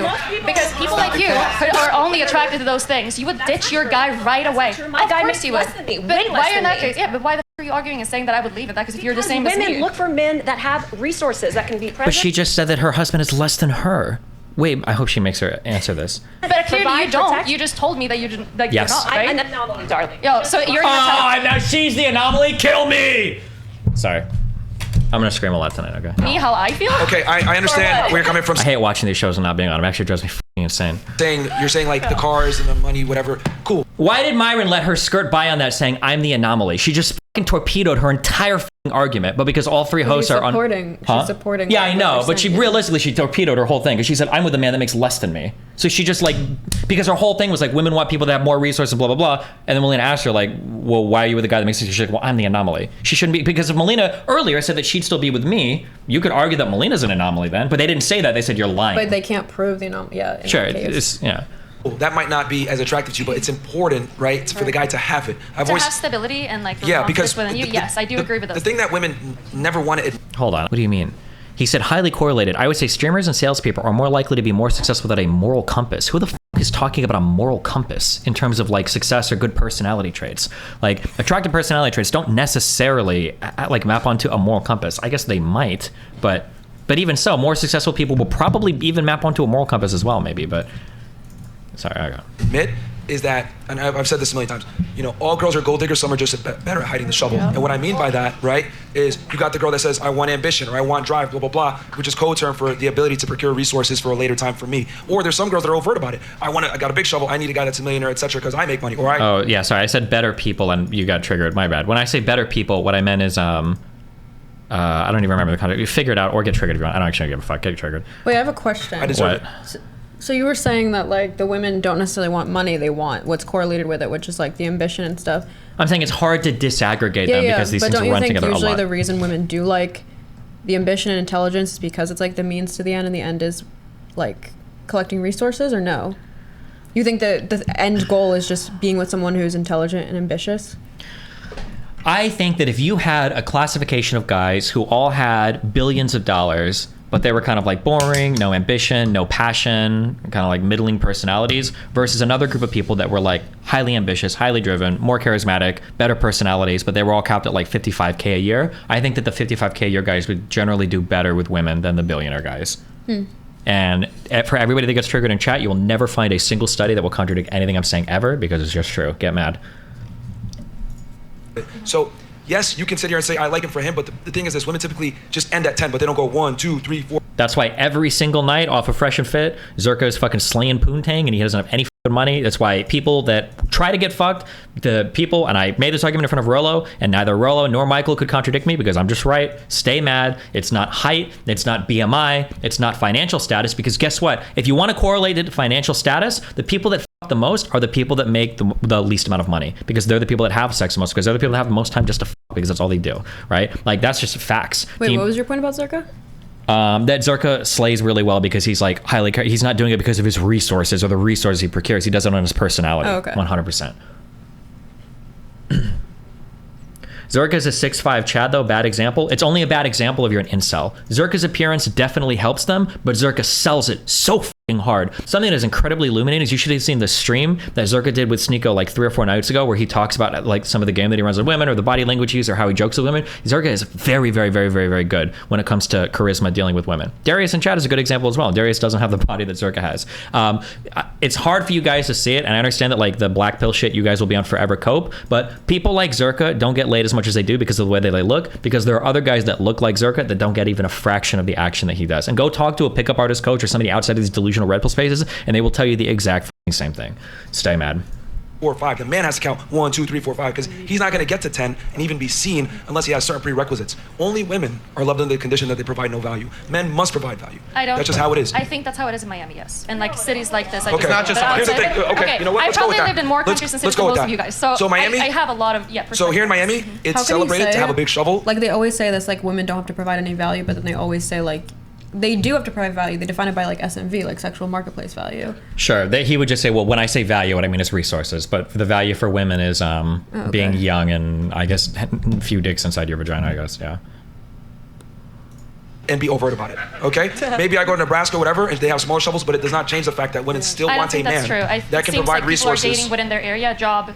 Okay, how about this? School. I've lived all over the world. Ladies, real quick. Shit everywhere. How important is it for your man to actually not only just be financially stable, to be successful and have money? Go ahead. For me, it's important. Do not go on a for sure. diatribe. Just give the answer, please. It's important, but how you say is not the only thing that attracts me. Okay. You know? So, but the key here is that they're not even going to give him a chance. There's plenty of smart cool homeless guys out there. No but they're homeless. invisible. Right. So it's No like homeless, but no have to be rich. That's not true. I'm sorry, it sounds mean, but like homeless people are usually homeless for a reason. Usually it's because they're massively overrepresented in mental illness. There are not like a whole bunch of like smart, suave, cool homeless dudes out there. That's just fucking insane. Like you can be a normal guy. Okay. You'll date a normal guy? Yeah. Miss Entrepreneur? Yeah. 5'8"? Yeah, he's a normal guy. 37 to 50 He's kids. not rich like you. How and about I can this? date him. Would any of you ladies... Wait, so you'll date a guy that makes less money than you? I also hate that like whenever a girl gives an answer that contradicts their worldview, they'll roast the fuck out of them and grill them until they can bully them into giving the answer. But if a girl says like, oh no, I definitely want a guy that makes more than me and is 6 foot tall, they just accept it and move on immediately. Like it's always critical pushback. Yeah, because you could bully them the other way and be like, oh, what if he's 5'8", but like makes... Yeah, but they'll does this? never do Yeah. that. If it coincides with their point of view, then they move on. If it contrary to their point of view, they're gonna fucking cross-examine the fuck out of them until they get them to agree. Say it again? You'll date a guy that makes less money than you and has lower status than you. We are the same. No. Okay. Would any of you ladies date a guy who makes significantly less than you? No. Yeah, no. You would? No. I mean, I have. You would like, not? Really tall Would and you? had a huge... Would you? No. Would you? Significantly less? As long as he can protect and provide and so I can support him, then the money doesn't matter as much. However, with that, typically to protect and provide, you need to make a certain amount. Okay. Correct. Janelle, would you? I mean, I have, like I said, but he was 6'8" with a huge dick, and so there's an exception. All right. I mean, but NBA player, I guess. That's really tall. They're in the wild. Yeah, they're out there, like those smart, charming, successful homeless guys. But I'm gonna tell you honestly, if he was not 6'8" and didn't have the biggest ever, I would say no, thank you, sir. You need to have some money and be successful. And you also got to remember, no Homeless is disrespect. such a bad example too, because it's like, or maybe that was their point, is like you'd have to take care of them. But I think that's totally different than whether you'd be okay with not being taken care of yourself by your partner. Sure. Like, I'd be okay with that, but I don't know if I necessarily want to bankroll another person. Yeah, of course. Sure, yeah. What? Nothing. Oh, you're making fun of my history of bankrolling? No! What? Chill. Well, you're like leaking information about yourself. Stop! I was trying to deduce what your laugh meant. Yes, that was correct. But I've known a lot of girls that do stuff like that too, which I think is funny. But okay, sorry. I wonder if her current husband is 6'8" with a huge because she said, again, her current husband makes less than her. So she's like simultaneously trying to be the pick-me and the exemption at the same time. Yeah. Like, He's a little bit older. So when you're older as a woman, you have to make concessions on what you're demanding. You can't demand as much as you get older. Yeah. Unfortunately for women. So I get what you're saying. You're saying not all women are like that, blah, blah, blah. But the reality is all women are attracted I think there's better to things more to talk. status, There's more better money, advice. I think more there's better strength. advice. So you're saying, for example, Destiny, not the fame, not the cars, it's the identity of who he is Yes, as a man. his passions, his personality. But would you his admit as intelligence, well we that can talk to about get it. to that level, Chemistry, you need to work on yourself as a man? So What you his said? identity that you love, right? You have to work on it as a man. Or like the chemistry you have, That's the kinda what you were intelligence that he has, saying, the right? passions that he Yeah. shares, all of those things. Not Right. like how much money he's making. I don't care about that. But those Yeah, things yeah, are really but it does play a part, though. and hard work. That's what I was gonna say. There's a difference between a guy who was like became a millionaire from inheriting it, or maybe he was just like a rich boy, versus someone who worked for it. Because those character traits they needed to exemplify in order to get that is someone who's a real man. Like that's why that is attractive. Not so much the money, but what they need to build themselves into in order to achieve that. That's what's attractive. 100%. No So ultimately, entitlement. he became the man that you love because he had to go through hardships and became successful over time. So those character traits that you It's saying not about earlier. the success. It's like I would say the success of his passions. You're like missing the the things point. that he. Yeah, but things at that some he point, loves if to he do, lived in his the things that parents' he's basement, interested I in. don't care how smart he is, you're not going to Yeah, accept but in that. that case, you clearly have like a problem that you're not like you're in that case depressed or something. You don't have a drive in your life. Like you're not Correct. doing So anything. that would be unattractive But it to doesn't you. mean that someone. It doesn't mean that you need to make millions. Like it doesn't mean that at all. Okay. Just like if I you have mean, a the passion reality is you and left have the some guy sort that of you were with stability in your before life, then I for think it's great. Destiny This is because what I Destiny had more status, he had more clout. If we're going to be all the way 1,000. I have a question. yeah, what's up? Based off what you were saying before, that the woman likes the ambition, not necessarily the money, but I feel like most women would pick a guy who has generational wealth, like old money, versus a guy who rose out of poverty. I don't know, maybe I'm just generalizing, but That's I feel like that would probably debunk true. your point of Well- like they like the ambition, because it would take more ambition for the guy to climb out of poverty than it would for the guy to just inherit his father's business. Potentially, but it's really, really hard because especially when you talk about generational wealth, like these families don't tend to produce losers. Like it's going to be really Yeah, hard. they still have to go to like private school. They still Yeah, have to, and like, these go to people are going to be Yale. like even the worst of them are going to be like a cut above like a normal citizen. They will, but I just don't know if that's dictated by ambition. Because when I think ambition, I think like you're surmounting a higher gap. Sure, I don't think it's just like Like, I think ambition. being It's there's born like into there's a private collection school- of personality traits that allows you to be a successful person. You have to have some level of pro-socialness, right? I need to interface with a lot of different people. For entertainment, you've got to be relatively funny. I'm hilarious. Okay. Usually, you have to look okay. You have to be able to take care of yourself a decent amount, at least like shower and get a fucking haircut. Okay. You have to have some level of intelligence because you're competing with other people. You have to have some level of tenacity. You've got to be able to deal with adversity. You've got to be able to like all of these personality traits can be correlated with being successful. And all these personality traits are also generally really good for relationships as well, like generally. So it's really hard to say like, well, what about a person who is successful but has none of those traits? And it's hard to imagine a person that would be, it would be like saying like, would you date an NBA player? And you're like, yeah. And you're like, well, what about an NBA player that's like 4'9", never goes to the gym and is super weak? And it's like, it's hard, but you're like intuition pumping what an NBA player is and then taking everything away from what they are into somebody that's not that and then trying to see if that part matters. So it's really hard. Yeah. It's kind of like when people talk about like attraction and wealth, when those two things, like how people look, are oftentimes highly correlated. Like people will look at like... you that article. You might have actually, yeah. Because people will say like, look at these really pretty women with these like ordinary guys. And usually both people are wealthy. Usually the guys actually aren't ordinary. The guys are actually They're pretty attractive. Yeah. No, that's true actually, because I like when you think about Silicon Valley, like they're super rich, but I feel like they probably don't pull as much because they don't also have the, at least stereotypically speaking, they might not have the charisma as well to go with it. So it's like if women were just gold diggers, then those guys would pull more, right? Potentially, yeah. Yeah.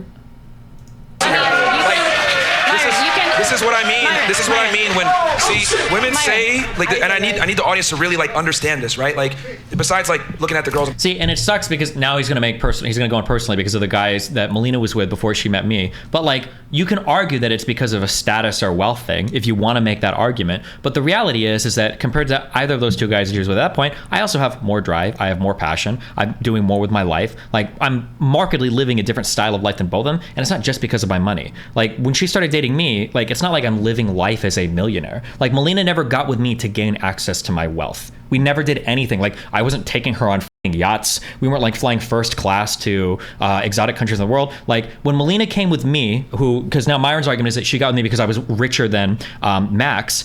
Melina's life with Max was driving in a van around New Zealand, exploring different parts of a beautiful country every single day of her life. When she came with me, it was being stuffed upstairs in my one bedroom not studio apartment, a loft apartment in fucking Glendale, where Melina almost got a job working at H&M because she was so fucking bored every day, right? So the idea that she got with me for the wealth and status, that is not, I wasn't living in a fucking penthouse going on a yacht every day. That's absolutely not true.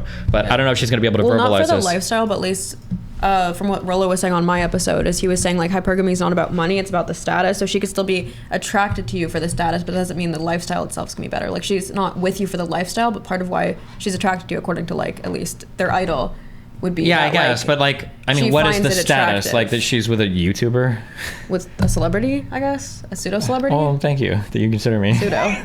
Oh, okay. Yeah. Well, if it's pseudo-celebrity, it's not a status, right? But I mean, like, for somebody like Melina, she's from Sweden, she's traveling New Zealand because she likes nature and shit. I don't think that like the status of like, oh my God, he's a YouTuber with 300,000 subs is like, that's not like an up, like it was a massive downgrade in her lifestyle. Like, she took a huge downgrade. Like, we almost didn't make it the first year because her lifestyle was so unbelievably downgraded when she came to fucking Glendale to live with me. Like, oh my God, blah, blah, blah. I think men need to really, really understand and drill this in their head. Even if you tell them all that actually helps their argument, because Myron would be like, but she didn't leave. Even though everything was bad, she didn't leave because hypergamy. Like, they would say because it's harder but then to I would find fight and someone I would at say, your tier. sure, but then I would fight and I would say, how do you make the argument that she stayed with me despite all of these things she wasn't getting for status and not because she loved me as a person? Because if she did care about all those things as status, once she's in Glendale, bro, she was a 20-year-old. Because then they would compare the no. She's a 20-year-old Swedish beautiful fucking woman. She could have upgraded in a day. She could have hopped on Tinder and found a fucking sugar daddy in less than 12 hours after landing. But she didn't. She's stuck with me for like a year, 2, 3, 4, 5 years now, right? But like, she could have upgraded. No, why wouldn't she have done the hypergamy thing? Well, they would say because like you guys are open, her body count's higher, so like the value she provides isn't there from their point of view. I mean, it wouldn't make sense because if we're open, the only reason that we're open is for her to monkey branch, right? That's where you jump from one guy to the next to the next. That's the point of staying open on the woman's side, is to upgrade, right? Which would be the point of her wanting to demand the open relationship so that she could upgrade. But she never did upgrade for me, right? So like, it doesn't. I don't think it fits at all. But women are going to say things that are politically correct to kind of Myron, massage and or You're just conceal. Not. Is there anything I could say to change your mind? Well, I was talking too. Yeah, like my point is this: like, women are going to say certain things, but they're going to do opposite things, because if women were honest about the way that they actually make select, it's because you were at the top of the chain. I love you, Demon Time. If you thought that I was the most successful person living in LA 4 years ago, thank you for that, Demon Time. You're my #1 fan. I hope you're a tier 5 sub soon. Thank you for thinking that, though. it would be very bad and make them look very poor and like terrible people, because women typically do monkey branch to better guys, and your own mating practices have proven what I'm saying, that you. But that's not true, because she would have monkey branched in Glendale. She had 4.5 years to find a better guy than me in LA. I'm flattered if people think I'm the coolest dude in all of Los Angeles, but like, again, not to knock myself, but Melina could have upgraded hardcore off of me to even to a more successful YouTuber if she wanted to. She could have, but I think his point is that you're already like top 1%, probably higher maybe. So yeah, but Melina, in terms of, not to jerk off Melina, but like 20-year-old Swedish, like super attractive woman, she could have done better than top 1% in LA. I think absolutely. Like she could have found a YouTuber like me with twice the subs. Absolutely. Like, again, I only had 350,000 subs. Like, I'm only making 250K a year, fucking loser. Okay, she could have easily found some fucking millionaire LA dude, 1,000,000%. Went to a better guy that you had, and you did it overtly on a camera. Let's be honest here. If we're gonna be 1,000. So there's absolutely nothing that I could say to change your mind to believe what I actually feel. But what I'm saying is that Destiny was able to take you from that male because he was better in some regard. Not because of his money and not because of his success. He had more potential. Remember I said the whole shovel thing? Maybe he had a smaller shovel at that point, or you had a smaller shovel at that point, but you saw the potential and you're like, you know what? I can invest with this guy. That's not how I felt at all, though. Okay. We'll agree to disagree. All right, so Myron. That's fine. Well, we're just getting this Say started. one thing, but they do another. I mean, you can tell me over and over again how I feel. I'm telling you the truth. Do you want to believe it or not? No, I'm going off your actions of how you feel, because feelings change, but the actions. And the killer question is, well, why didn't I upgrade once I got to LA? I don't think they can answer that question. There's no way within their paradigm that they can answer that question, because we're in an open relationship. She has the ability to monkey branch to anybody else, but she didn't, and she's got more successful people around her in LA. Bro, Melina's fucking. Dude, we can DM like so many better people than me. Are there? So Hold on. Melina, Yeah? question for you. Yeah. Does Destiny fulfill you? Yeah, of course. So then, hold on. So then, why is it open? What does that have to do with anything? Because now it's going to prove that, like, the reason why open relationships are bad, well, it's okay if it's open on the man's part, because a man wants to fuck as many women as possible always. That doesn't mean that he's not being fulfilled by his wife. But if the woman wants to fuck more people, it means that the husband doesn't fulfill her. No. I don't mean like what does open have to do with fulfillment. I'm saying, why did he just pivot to this? Because now they want to shut on me, because I'm not here to defend myself. Yeah. So he doesn't then? I like women. He doesn't have a pussy. Sadly, he's not a woman. It's very psychological. See, notice not how a she woman didn't and I start laundry listing minority races. Do what? Notice how she didn't start laundry listing minority races. Yeah, she in should her have. answer. She said she wanted didn't some say 'cause she BBC. wants That's to- what she should have said. Open relationship. Yep. Your husband and yourself, it's 100% You open. can try to put on your insecurities out there. That's fine, but You're JSTL. Okay, hold on. I know that you like to be super contrarian to show chat how nice and conservative you are. You don't circle jerk me all the time, so you have to disagree with every single take Yeah, I that's say. what I was gonna say. But what you're saying is not. They'll just argue that Melina has no reason to branch swing away from you because you're not exclusive with her. That doesn't make any sense. Women aren't just looking for sex. Women are looking for resources. A woman who is with a lower status guy fucking wealthier guys is not gaining access to the resources. That doesn't fit with the red pill mentality. If you're hypergamous as a woman, your goal is not to just sleep around with a bunch of guys. Your goal is to secure the most resources possible. The reality is, and you're delusional everything otherwise, the reality is that Melina could have dated wealthier people than me in LA. 1,000,000%. That is the case. Just being able to fuck a lot of guys doesn't satisfy the red pill idea of a woman being hypergamous. It just satisfies them being slutty, which doesn't make sense because they only do it to be hypergamous. Well, I in their guess world. Rolo would say the whole like alpha fucks beta bucks thing. Like she could probably, like you're saying, fuck richer guys than you, but then in that case you'd be the beta because you're the one actually providing like the housing and the resources. True, but they're for not it. using the alpha fucks beta bucks argument. But that's a whole other argument that I destroyed in front of Rolo that he let completely be disassembled in front of him that he never wanted to back up again. So, I mean, you don't have to start talking about him. It's crazy because he doesn't say the same about you though. But you attack him like that. Why? I mean, open relationships are your women not enough for you, or because was you your have question? a one-sided open relationship, right? It's usually when women get defensive, they Because you attack you said, right away, but you never do the same. that you left him for him. Yeah. And that's it. Yeah. But if you did, why go somewhere else? Get a fresh. Well, why do you fuck other women? No, because I want to, but you. That you one said, because I want to. No, you said earlier. what? I said that one clap in the background. Oh, yeah. Does that mean that you don't He love your women? fulfills you, Does that mean so you then don't love your you're partner? satisfied, right? Does that mean that you don't love your partner because you go out fucking other people?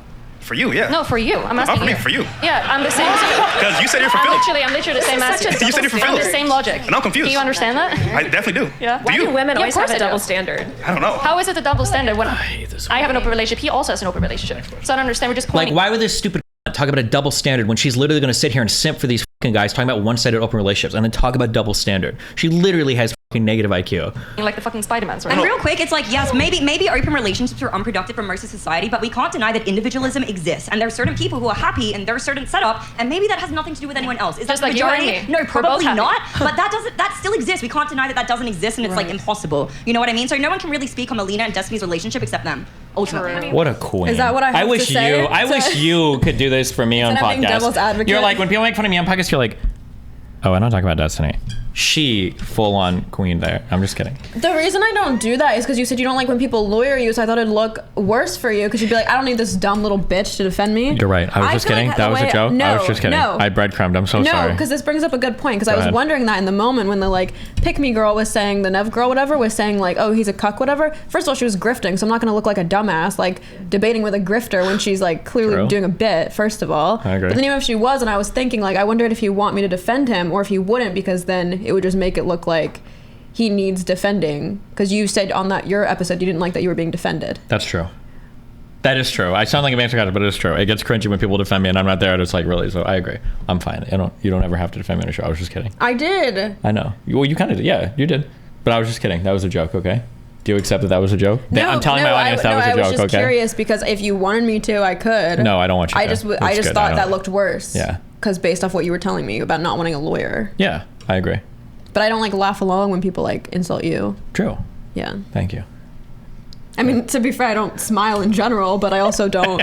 I frown That's a little fair. bit more when Okay. they talk about you. Would you like it if I defended you? No. Because I can. I just don't want you to find it cringe. No. Yeah, you're good. Okay. Are we good? Did we figure out this one completely, or is this going to come up at a future date? Because we can spend more time discussing I'm this. just. if we need I to. only brought it up because it was something I was thinking about in the moment. And I was Oh. like, for some reason, I feel like you wouldn't like it. But yeah. Okay. All right. Ready? Can because she came. I mean, you can make your assertions, but you can never actually say whether they're truly happy or not. We can make general assertions about whether or not a open relationship is going to be Melina should just say here too. Also, like Fresh and Fit have had max 1 year relationships. Like, why are they even speaking on this? better or not for a relationship. Do you guys fight? No, we do not at all. Why would she ask that? God. Oh, you ever just see women that like make you understand like why? Wait, sorry, you know, what'd she say? She just asked, oh, do you two f-? Oh. Or maybe she's asking if I fuck Amy. I'm actually not sure. Hold on. Can because she came. I mean, you can make your assertions, but you can never actually say whether they're truly happy or not. We can make general assertions about whether or not a open relationship is going to be better or not for a relationship. Do you guys fight? No, we do not at all. I would You trying to never set wanna that be- up? Is that what you're trying to do? Trying to set that up? All right. Amy disagrees with most things that I have. never want okay? to be in an open relationship. That would f me up mentally. And I would never tell anyone to be in an open relationship either. I mean- Everyone's a different experience. I mean, if we're gonna keep it 1,000, and I'm not talking about Destiny and her relationship, but in general, We can talk about it all night. I'm not. Is he about to say in general women are okay sharing a high value man? Do you think he's about to say that? Probably. Yeah. I'm not talking about that, but I'm saying in general, most women, if they truly love their man, other men are invisible to them. Oh, okay. He's doing the thing. This is why women can't cheat, but men can cheat. We'll see if he gets to the men can cheat part. That's Same just thing how for it you is. in that case too. That's true. They wouldn't even like they're closed on their end at all times if they truly love, at admire, and this. respect their Yep. man. But He's just trolling you. Don't let him troll you. He's being an asshole in chat, okay? that's why I asked you. Does Yeah, it but do you actually not love fulfill your you? partners You in said that yes. case? Do you not love your partners? Huh? You don't love your partners, like your girlfriends. You have several girlfriends, right? Or do you have one? Yeah, do you love it? Why won't they answer any fucking questions when they get to dictate the whole panel? They can't answer one question. I feel like I'm gonna look like a Melina simp in here, but like, why won't you answer the question? Do you love your girlfriends? Ooh, I can hear them right now crying out there, okay? Here's the thing. This Here's is the not a thing. good thing. Here's the thing. I have love for women, but I'm, I'm not not in gonna fall love. Why is I'm that? so good. Because- Do you fall in love with your bros? I No, could because when you ghost right for him. True. fall in love. That's when you start to become more emotional, more erratic. True. That's why you gotta live with the bros. We gotta go to our bro house. Yeah. You're not gonna be allowed here anymore. You're gonna get in Discord. I'm gonna buy you a computer because I'm nice, so we can do a show. But you only have to be in your apartment, and maybe Melina will go live with you. And I'm gonna be here in the bro zone. I'd love that. I'm gonna invite Rolo to live with me. We're gonna make high-powered content. Nobody to slow us down. You want to have love for women, but never fall in love. What is the Because point once of you fall in relationship love- if you're not? Once you fall in love, you lose your ability to be a deductive problem solver. Love and monogamy is a new concept. As a guy, by you the have way. to constantly be in a I have a leadership question role. for you about that. So, like, obviously, the way Sneeko phrased it was super. What? Nothing. We can just play it. No, we can just I'm play triggered it. by No, these it's people, fine. not you. Sorry, go ahead. Well, you sighed after I started talking. No, I just his everything these guys say is so. And that woman started Okay, well, talking the again. delay period made me insecure, so Okay, we can just play keep it. going. You're fine. Like if I hit you tonight, it's because that woman has made me hate women so much that I just like transferred it onto you. I'm just giving you a warning. Oh, But go ahead. I was But just I'm on gonna say, kick, so I like, won't get obviously banned. the way like Sneeko talks about the high value man house is very like cringe when he says like iron sharpens iron and stuff. But like I hear some people say that like not sleeping in the same bedroom as your like wife or girlfriend is better for like overall marital income, like outcome and stuff like that. Do you think that's true? Here's what I think. There's probably a healthy push and pull or distance that you can have in a relationship. If you're spending every single fucking moment around somebody, it's probably not good for you. But also, like, if you're like, I need to live in a different house with my wife, that's also not good for you. You should be able to live together with somebody and enjoy life with somebody, but still have like a healthy amount of distance, I think. So like for me, I spend a lot of time working, spend a lot of time doing shit. Melina goes out or whatever. I like to sleep with Melina because I like it because I'm not with her at any point of the day sometimes, right? But like if Melina was like sitting behind me every day, and every time I went to the kitchen, she was there, and then when I go to bed, she's like, there might be times like I need like some space, like I need to sleep in my own bed or some shit. Like I could see somebody saying that, but yeah. Also, I don't know. I feel like I read this at one point. I don't want to repeat this, but I've read that one of the reasons why spousal happiness gets really happy when they sleep separately is because as people get older, things like sleep apnea and snoring actually have a significant impact on relationships. There's been one girl that I slept with before that had really bad snoring, and I actually did not know what to do. It was like Chinese torture. I could not fucking sleep, and I didn't know what to say. So I would kind of like move her a little bit, and then she would kind of like and then immediately start again, and I thought I was gonna fucking kill myself. And if this happens more frequently with older people, holy shit. I guess my point is like, can't that things like that also happen within just like living, like cohabitating with your wife? Like maybe the way like they cook in the kitchen can piss you off, and like all these things. So I wonder if just like if that's their point. Yeah, my theory on this is I think that when you have some big problems, I think other smaller things start to drive people crazy. Like I'll notice that there are times where I'm pissed off at my relationship partner, and like everything they're starting to do is like driving me fucking crazy. But sometimes I'll take a step back and I'll be like, if there was another girl doing this right now, would I have the same response? And I'll be like, no, I wouldn't. There's definitely another problem going on. Yeah, and then and sometimes I even try to understand like my own, like if I like has this particular thing like always bothered me, or am I just like being in a, like am I in a mood right now? Like it happens. But yeah, I think sometimes people will look at individual problems and think that's the problem, but it's usually a symptom of like other things, I think. When you're in a leadership role, you can't afford to let emotions come in, which is a temporary feeling, to make permanent solutions. It sounds like you're scared of this type of relationship advice is fucking psychopathic. You do acknowledge that, right? Or I don't know how you view relationships, but the idea that like women make you weaker, you need to spend as much time away from them as possible, they hurt or inhibit your success. I feel like that's a wild position to have for. I don't think it's about women. I understand where he's coming from. If you spend too much time with your partner, kind of like. Yeah, but that's boring. If you spend too much time with anybody, sure. But I'm saying just like too lovey-dovey. I don't think that's specific to women. Yeah, but he's not talking about being too. He's saying you shouldn't live with them. You shouldn't sleep with them. You should like taking that to the extreme. Yeah. But showing a woman who you truly are in that case.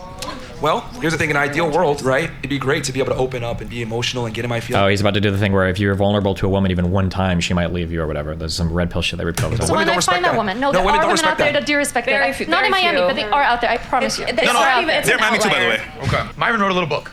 The book is called what? Why Women Deserve Less. Oh, yeah. Yes, sir. What a great book. Hopefully these guys can all get their copies signed. Absolutely. But the book is called Why Women Deserve Less, okay? The book title almost writes the question. So why do women deserve less? Well, we live in a world nowadays where chivalry is punished, and I've always said, Dave Chappelle famously said chivalry is dead and women killed it. And the thing is that women have to earn chivalry nowadays versus just expecting it, because women are not equal to men, and chivalry in itself practices inequality. So, chivalry is not dead. The problem is that if you offer somebody a favor and that favor comes with dick attached, people aren't going to look at it as being chivalrous. If you're doing something nice for somebody just because you're genuinely doing something nice for them, every single person, unless you get insanely unlucky, will appreciate it. But if you're doing something nice for somebody in exchange for something different, then of course people are going to look at you like some type of way. I was going to look up the exact definition of chivalry. I thought it was gendered, but you're making it sound like a guy opening the door for like chivalry is generally guys doing nice things for women because they're women, essentially. But these guys think that like you can't treat women nicely because they take advantage of you or they call you a rapist or whatever, basically. Oh, I don't think it doesn't seem like it has to do necessarily with dating. Yeah, just courage, honor, courtesy, justice, whatever. Readiness to help the weak. So I guess that's why it's gender. You treat women poorly or treat them like subhuman or something like that. What I am saying is that in the romantic pursuit of women, it needs to be reciprocal. The problem is that a lot of guys go into a relationship, deal with a woman, and there's not reciprocated value.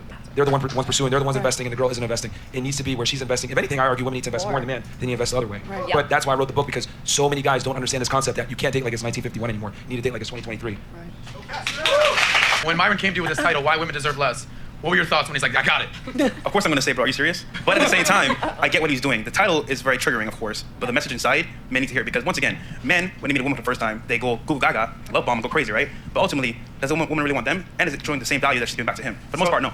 So I'm going to make a bold statement here, guys, and correct me if I'm wrong, but I think that women in general, we like how they look. Yeah. Pretty women, like, guys like pretty women. This is no secret. You've actually said that a woman's primary value is 100% tied to their looks. I believe we have a clip here. If you're ugly and rich as a woman, no one cares. The women want to accept it or not. They know deep down their value is 1,000% derived from the way they look. I'm gonna say that one more time for you guys, all right? Because I know I might have some feminists or some other career women. That's not true, baby. That's not true. Okay. Women's value is 100% determined by the way that they look, okay? That is their primary agency. Everything else comes after, okay? So women know deep down that their looks define their value. There's a reason why they take care of what, they wear makeup, they wear their hair down, whatever it is, they wear sexy dresses when they go out, whatever it is, and why the makeup industry, regardless of how bad the economy is doing, never goes down. Just checking. Myron got a hair transplant, right? He made a joke once they got a hair BBL, so I think so, yeah. Okay, just checking. Also, hair salons, nail salons, clothing stores, etc. There's a reason why women are 8% of the consumer base and they spend a lot of their expendable income on making themselves look better. Why? Because they know that their value is determined by the way they look. Whether women want to accept it or not. Cool, thank you. So I feel like this didn't fully need agree. to be on screen. Like, he says the same 3 things. He could have just yeah. recited it verbatim. Right, yeah. I would say that my favorite 2 things about a woman are their outer beauty and inner beauty. Yeah. Right? Because we all know we live in Miami, where there's a lot of pretty girls, models out here, beautiful on the outside, disgusting on the inside. Yeah. I can't deal with that. Maybe when I was 16, 18, 21, that was acceptable to me. Now at this phase of my life, Frank Castle that ass. So, got him, man. Like, women only respect you when you're willing to kick them out. Yes. After looks, what would you say are the most important qualities a woman must have? She must be coachable. And what I mean by that is she's got to be willing to shut up and take orders, right? She's got to be like by your side at all times. And I always say like the best girlfriend is damn near your assistant. You know, she makes your life easier. If you're operating at 98%, she gives you that extra 2 to 3% to get that extra percentile to go to 100, 101. Like that's what a girl does. She stands behind you and helps you out and makes you better. Because as you grow as a man and you become. How do you think that how does he not synergize, not rectify, how does he couple this with his don't ever live near women because they make you weaker or softer? I guess you wouldn't live with an assistant. Okay, so she's just assisting you, supporting you, reconcile, yeah. So she's assisting, supporting you from afar, or is it just the little bit of time you spend with her, she's spending with you building your business?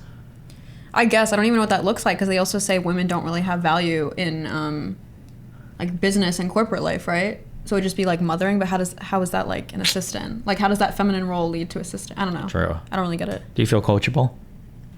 Coachable? Yeah.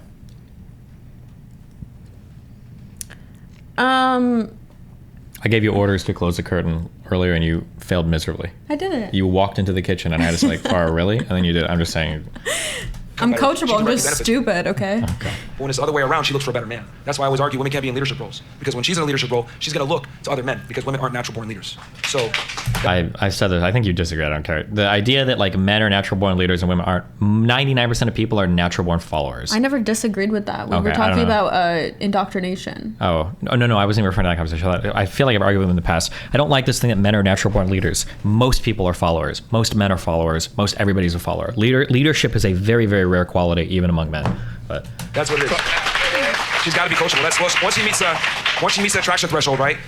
Then from that point forward, she's got to be coachable because from there you mold her and make her a better woman. I know, oh my God, misogyny. But the reality is, women want a guy that's dominant, that's going to make her the best woman she could be for him. So I think that it's not coachable. I think that the woman is willing to do it without being coached. I'm okay with coachable. I'm an athlete. No, it's like a man doesn't need to tell me. A man doesn't need to tell me, hey, help me to do this. It's like I'm willing to do it because we're a team. I think you're just. So I feel like it's not just coachable. Well, it's just willing to help. That's what coachable means. Are you a mind reader though? Huh? Are you a mind reader? A Miami girl? No, I'm no, a mind. Are you a mind reader? Can you read someone's mind? No. So wouldn't it be fair to say that the man has to tell you what he needs so that you understand? No, but it's willing to help. And whatever you're doing, like you have a business, hey, do you need help with something? Okay. Yeah. I think the word's just stressing you out. You said a team, and a team, there's always a coach that like coaches. yeah, they cut her mic. Thank God. I hope it fucking malfunctioned. Right. There has to be one leader. Women and men are not equal in a relationship. Just bring up the definition of coachable. It will be solved. We're fine. Ladies. It's just helping each other, though. Yeah, the point is that he has to tell you what to do so you know because obviously you're not a mind reader. And I argue this: if the woman doesn't know or she doesn't have the proper guidance, that's the man's fault. Right. It's not the woman's fault. As a leader, you take. How do you feel about that? If you make mistakes in life, it's not your fault. It's because your guy didn't train you well enough. Do you think that's true? No, obviously I don't think that's true. Okay, just checking. I'm trying to think whether it's inconsistent with everything else he's saying. But that's fine. I'm just trying to see how red pilled you are. I'm not sure sometimes, you know. And you bear the brunt of it, but you need someone coachable if you're going to go ahead and take the responsibility for your authority. Okay, I understand your perspective now. Go ahead. Maybe we can say that she takes initiative. Yes. That's cool. Yeah, she can take initiative, but at the end of the Because way, orders is kind of a lot. You know, you can maybe inspire. there's going to be certain times though where I'm going to need to tell you something and I don't have to explain myself. And I think women need to be able to take orders from a man. Hey, I need you to do this. Hey. I hope somebody asks for an example. I'm so curious what an example that would be. When is a time in your life where it's so fucking dire that the woman is like, you got to do this, and she's like, what? And he's like, I don't have time to explain myself. Like, just do it. Have you seen that? Was it Vice or Vox, the documentary on Andrew Tate that came out right after he was arrested? I think it was Vice with the guy, right? Yeah, it was like 20 minutes long. Yeah. Yeah, I feel like that's what all these men envision when they envision assistants. Like they imagine like that type of lifestyle. like Wait, that's what lifestyle? like the footage he had of him walking into like Andrew Tate's estate in Romania, and then he has these like female assistants who I think he's also banging. He says He has to f every woman, yeah. because he's like doing this like I guess really intricate business and stuff. True. I'm just curious, like what what is like so time sensitive? No, that's what I mean. I feel yeah. like even that it's not super necessary, but I don't know what these men think. I don't know. You do this, blah, blah, blah. And the thing with women is that a lot of times they're more concerned with how information is conveyed versus information being conveyed. If we're to... I wish that these guys would look at like more traditional literature in this field. 7 highly effective leaders, or whatever. How to win friends and influence people. Like this idea of like women are concerned with how a message is conveyed. Men are more concerned with the facts. That is absolutely not true. No matter who you're communicating with in life, the way that you convey a message is almost more important than the actual information that you convey. The idea that like men don't care and you can tell a guy to do anything in any way whatsoever is so retarded. It's such a stupid point, and it shows like that's like the only way you could say that is if you've never worked with other people before. Like it's just such a disconnected from reality, business sense, like anything you could ever possibly believe. But location, right? And I see something popping off that might put us in danger. I'm not going to sit there and be like, let me inspire you to be safe. Something popping off that might put us in danger. Like what? These people act like they live lives like Rambo, right? Like somebody's breaking in, grab the gun. Like I need you to get me the 9, and she's like, what would she say? Like, well, are you sure you don't want the assault? I don't have time to answer. Just give me that gun. Like, what situations are they coming up in a daily basis that like this is like fucking? Well, didn't red pill originate from like lower socioeconomic backgrounds where like people do live in like more criminal areas and stuff? So I feel Yeah, like but it even makes in sense those that he's cases, talking it's points usually to that. men that are the ones that are doing the gangbanging and shit. It's not like they've got their girls out on the street like slinging crack for them or like hiding their fucking guns and shit. Like, I'm gonna say, get the f out of here right now. Some shit's going down. Get out of here, right? But that's important because when in times of danger, whatever, you need to be able to communicate directly. I'm not gonna sit here and coddle your feelings and be like, hey, I think something's going on here. Let me inspire you to like, duck because I think they're gonna start shooting or whatever. Like, just get the f out of here. You leave. Like, and I'm not. I wish people would push for more realistic examples. Oh, you can just tell that she's about to fucking say something stupid. Do you know how? Because her fucking mouth is open. And explain myself, that's a waste of time. So women need to be able to take direct and concise orders sometimes. Oh, she made a decision and decided not to. Thank God. From their man. But again, I'm going to put a burnout performance on the men. He needs to be in a position where she respects him and she's able to do things without asking questions. When your girl's asking you questions, that's a very telltale sign that she's not sure of your leadership qualities. Let me ask you a follow-up I question like on how this. when you disagree with a woman, like the way your verbiage is the exact same as like a red pill dude. Like you're just like making fun of her appearance and her mouth and like. How am I making fun of her appearance? I said, she's going to say something stupid because her mouth is open. No, just in general. Weren't you the one be like, never look like this? Like, never get your lips done or I'm cutting you off. It wasn't even in terms of her. It was in terms of another girl talking. Actually, it was in terms of I think it was the girl talking that I agreed with that said that. I just hate the way that plastic surgery looks. But I would say the same if guys did plastic surgery too, but they don't. Oh, I feel the same way about veneers. I say that constantly. I always roast our girls veneers. I think they're disgusting. But women tend to get more cosmetic surgery than guys, so I can't make fun of them as much for it. This has to do with dealing with men versus dealing with women. So we run valuetainment around here. Anytime that I want to go tell some of the guys, hey, need you to do this. Hey, listen, it's raining out. We're gonna need some towels. We're gonna need some umbrellas. Hey, for the most part, the guy's like, all right, on it. Now, sometimes when I talk to women, this is whether it's at valuetainment, whether it's any place else, I'm like, hey, I need you to do this. They will say things like, can you talk nicer to me when you do this? Yes. Can you say that a little bit nicer? I didn't like the way you made me feel. So me, as a leader, as someone that's trying to steer the ship, I have to be cognizant. So hypocritical because Myron is the one who, if women misuse their tone on the show, he'll like Frank Castle them, and it's like they have to tone police themselves so much. Yeah. So he cares more about like the way things are phrased. True. Of like, oh fuck, time for me to talk to the girl. Let me be nicer. Yes. And then approach it a different way, which comes foreign to me. Like it's not like I wish I could be like, hey baby girl, clean that up, boom, boom, boom, boom. I'm like, all right, keep it moving. I wish I could do that way, but I've realized that the way that I can speak to men is different than how I speak to women. And that's just, the ladies on the panel are sort of nodding. So how do you distinguish that? Meaning like we're 100% on the same page. It's raining outside. Go get some umbrellas. It's so fun. This is just a personal example, and I'm not even trying to make a rule here, but I feel like the dynamic of the situation plays more than just if it's men or women or whatever. This is just like, I don't even know if I'm going to craft a general, but this is just something that I think of back in my casino days. If I was supervising a shift, front of house staff is usually women because women tend to be servers, and in the back of house usually you have cooks, right? Whenever there's a guy that worked in front of house, I'll just call him Jay, okay? Guy that worked front of house, very rarely was on my shift, so sometimes he was, usually it was all women. I never, ever, ever had problems like, hey, Stacy, can you go do tables? Hey, can you do this? Blah, blah, blah. But when there was one guy there, I knew that he fucking hated me because he was a guy and he wanted to flirt with all the fucking waitresses and shit. And anytime I gave him orders, like as a supervisor, he would always feel a type of way about it because I was like bossing him around in front of the women, and I always got more attitude and shit, and heard him shit talking me more than any of the other girls there, just because of the dynamic, the fact that I was a supervisor and it was like 4 girls and 1 guy front of house. Not to say there's like a general rule yes or no, but like that's just funny because I could think of that because that guy was always more of a little fucking catty bitch to me than any of the fucking girls will. But yeah, I guess they would say guys I don't need to be like, always so it'd be be really like the higher tier positions, then only your underling should be female. Maybe, I don't know. Of you, if you could get an umbrella, like, I don't want to have to do that, but I find myself having to do it. So how do you deal with that when you're, whether it's business, personal relationships, like how do you understand that? Obviously, the workplace is going to be different. Wait, what are you doing? I have to pee. Okay, that's fine. Be careful with the caffeine. I don't know if you're getting another Red Bull. Oh, no. I feel like you're like shaking, okay? You need to rein it in, okay?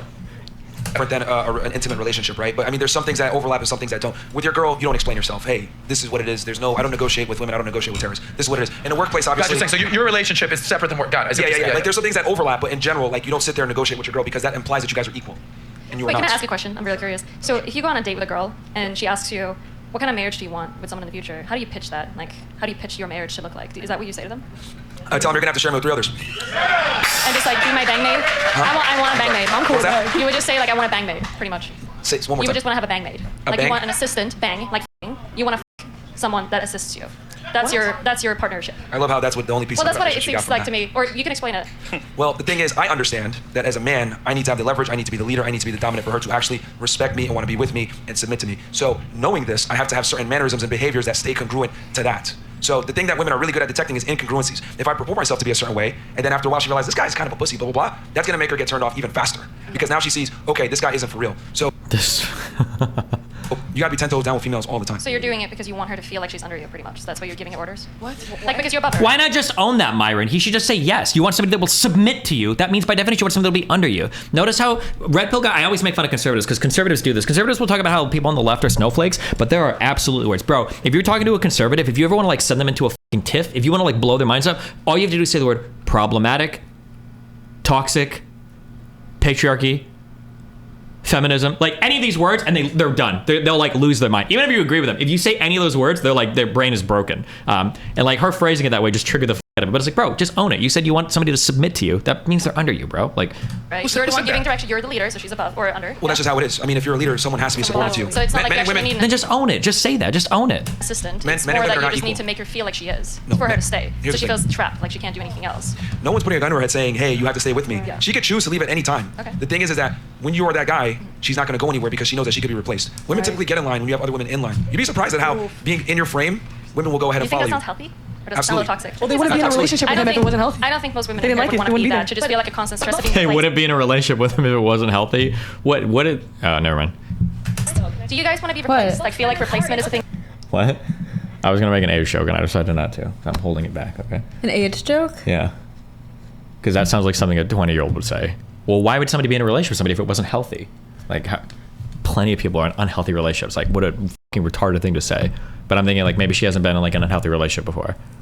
But there are also probably a lot of 20-year-olds that would know that those types of relationships are unhealthy. And by 24, you absolutely would know. So that comment was exclusively for 21 and unders, okay?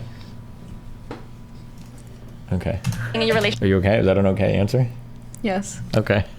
Women They didn't like it. would want They to wouldn't be be that. there. To just feel like a constant stress of being replaced. Do you guys want to be replaced? Like feel like replacement is a thing in your relationships? Yeah, I get replaced. Most women are not in an open relationship. That is absolutely not true. There's no stats that shows that most people are in an open relationship. Melina needs to stop interrupting. She's cutting people off way too much. She needs to chill.